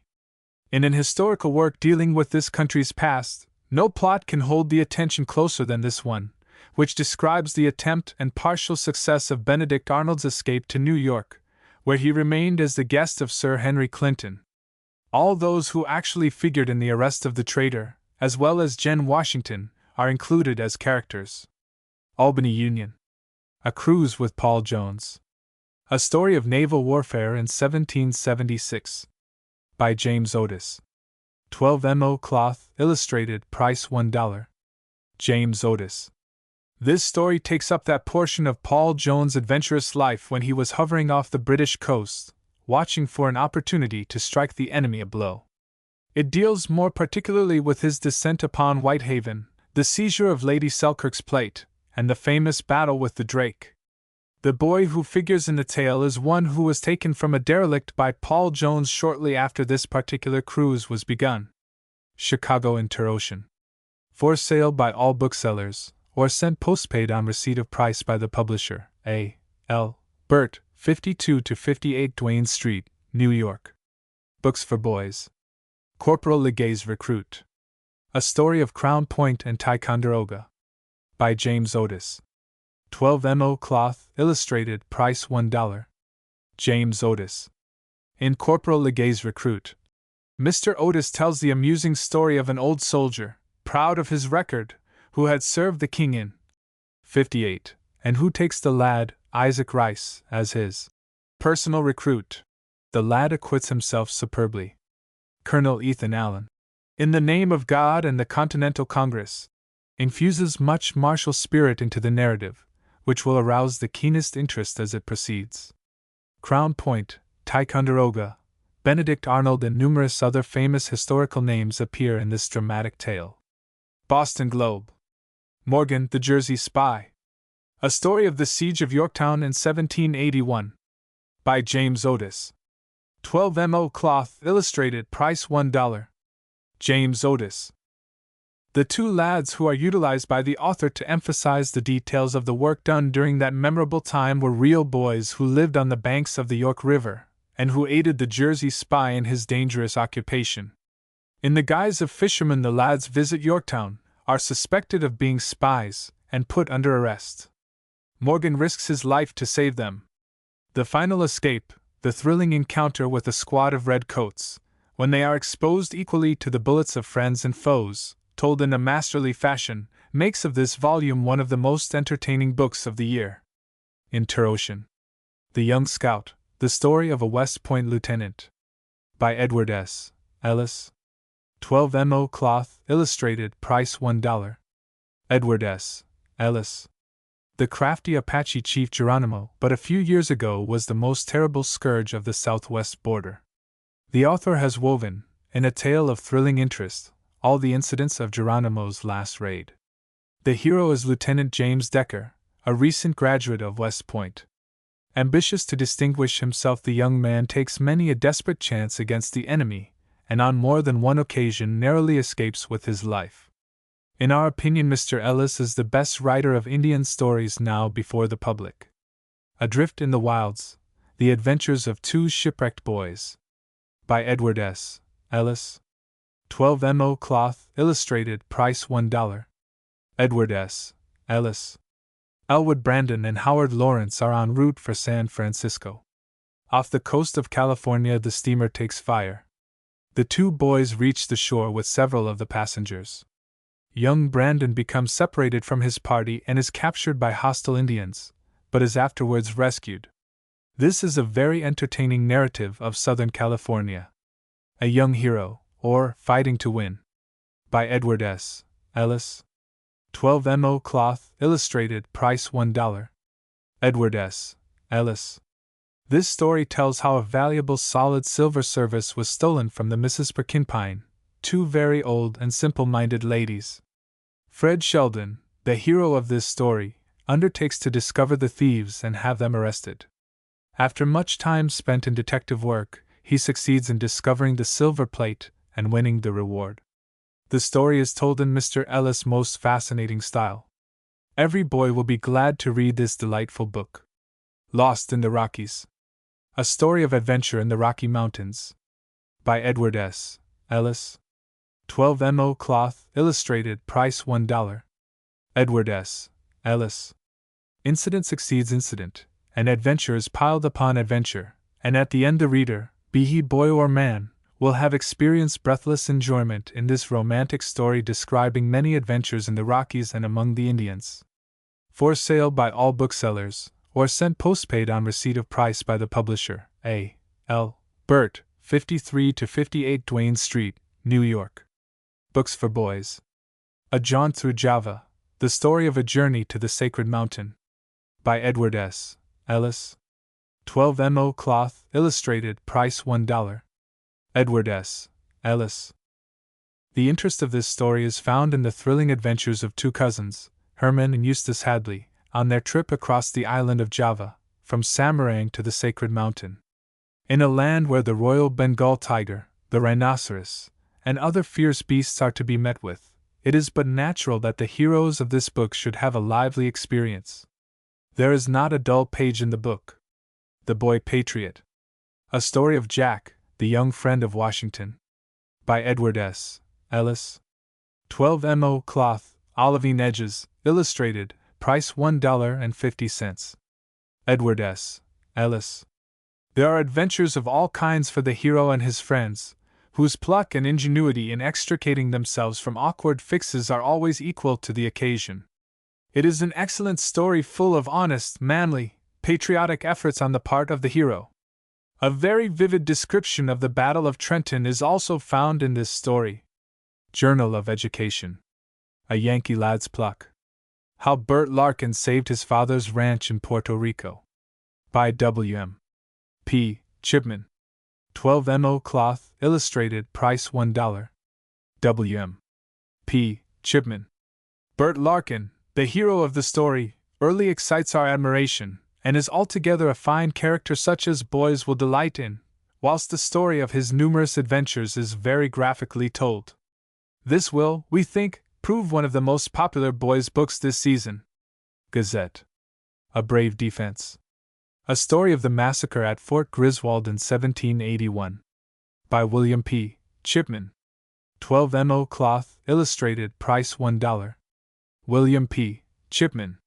Perhaps no more gallant fight against fearful odds took place during the Revolutionary War than that at Fort Griswold, Groton Heights, Con. in 1781. The boys are real boys who were actually on the muster rolls, either at Fort Trumbull on the New London side, or of Fort Griswold on the Groton side of the Thames. The youthful reader who follows Halsey Sanford and Levi Dart and Tom Mallison, and their equally brave comrades, through their thrilling adventures will be learning something more than historical facts. They will be imbibing lessons of fidelity, of bravery, of heroism, and of manliness, which must prove serviceable in the arena of life. The Young Minuteman. A Story of the Capture of General Prescott in 1777. By William P. Chipman. 12 mo cloth, illustrated, price $1. William P. Chipman. This story is based upon actual events which occurred during the British occupation of the waters of Narragansett Bay. Darius Whale and William Northrop belonged to the Coast Patrol. The story is a strong one, dealing only with actual events. There is, however, no lack of thrilling adventure, and every lad who is fortunate enough to obtain the book will find not only that his historical knowledge is increased, but that his own patriotism and love of country are deepened. For the Temple, A Tale of the Fall of Jerusalem. By G. A. Henty. With illustrations by S. J. Solomon. 12 mo cloth, olivine edges, price $1. G. A. Henty. Mr. Henty's graphic prose picture of the hopeless Jewish resistance to Roman sway adds another leaf to his record of the famous wars of the world. The book is one of Mr. Henty's cleverest efforts.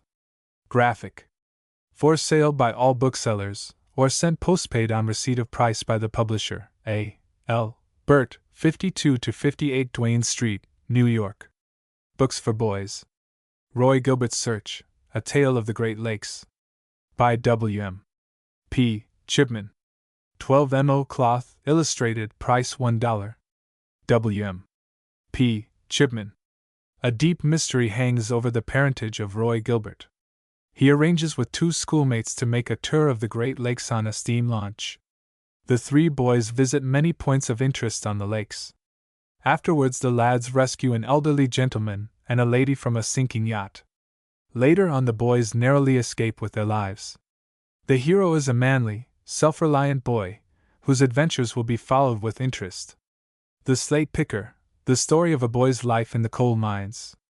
By Harry Prentice. 12 mo cloth, illustrated, price $1. Harry Prentice. This is a story of a boy's life in the coal mines of Pennsylvania. Ben Burton, the hero, had a hard road to travel, but by grit and energy he advanced step by step until he found himself called upon to fill the position of chief engineer of the Kohinoor Coal Company. This is a book of extreme interest to every boy reader. The Boy Cruisers, or Paddling in Florida. By S. T. George Rathbone. 12 mo cloth, illustrated, price $1. S. T. George Rathbone. Andrew George and Roland Carter start on a canoe trip along the Gulf Coast, from Key West to Tampa, Florida. Their first adventure is with a pair of rascals who steal their boats. Next, they run into a gale in the Gulf. After that, they have a lively time with alligators, and Andrew gets into trouble with a band of Seminole Indians. Mr. Rathbone knows just how to interest the boys, and lads who are in search of a rare treat will do well to read this entertaining story. Captured by Zulus, A Story of Trapping in Africa. By Harry Prentice. 12 mo cloth, illustrated, price $1. Harry Prentice. This story details the adventures of two lads, Dick Ellsworth and Bob Harvey, in the wilds of South Africa. By stratagem, the Zulus capture Dick and Bob and take them to their principal kraal or village. The lads escape death by digging their way out of the prison hut by night. They are pursued, but the Zulus finally give up pursuit. Mr. Prentice tells exactly how wild beast collectors secure specimens on their native stamping grounds, and these descriptions make very entertaining reading. Tom the Ready, or Up from the Lowest. By Randolph Hill. 12 mo cloth, illustrated, price $1. Randolph Hill. This is a dramatic narrative of the unaided rise of a fearless, ambitious boy from the lowest round of fortune's ladder to wealth and the governorship of his native state. Tom Seacombe begins life with a purpose, and eventually overcomes those who oppose him. How he manages to win the battle is told by Mr. Hill in a masterful way that thrills the reader and holds his attention and sympathy to the end. Captain Kidd's Gold, The True Story of an Adventurous Sailor Boy. By James Franklin Fitz. 12 mo cloth, illustrated, price $1.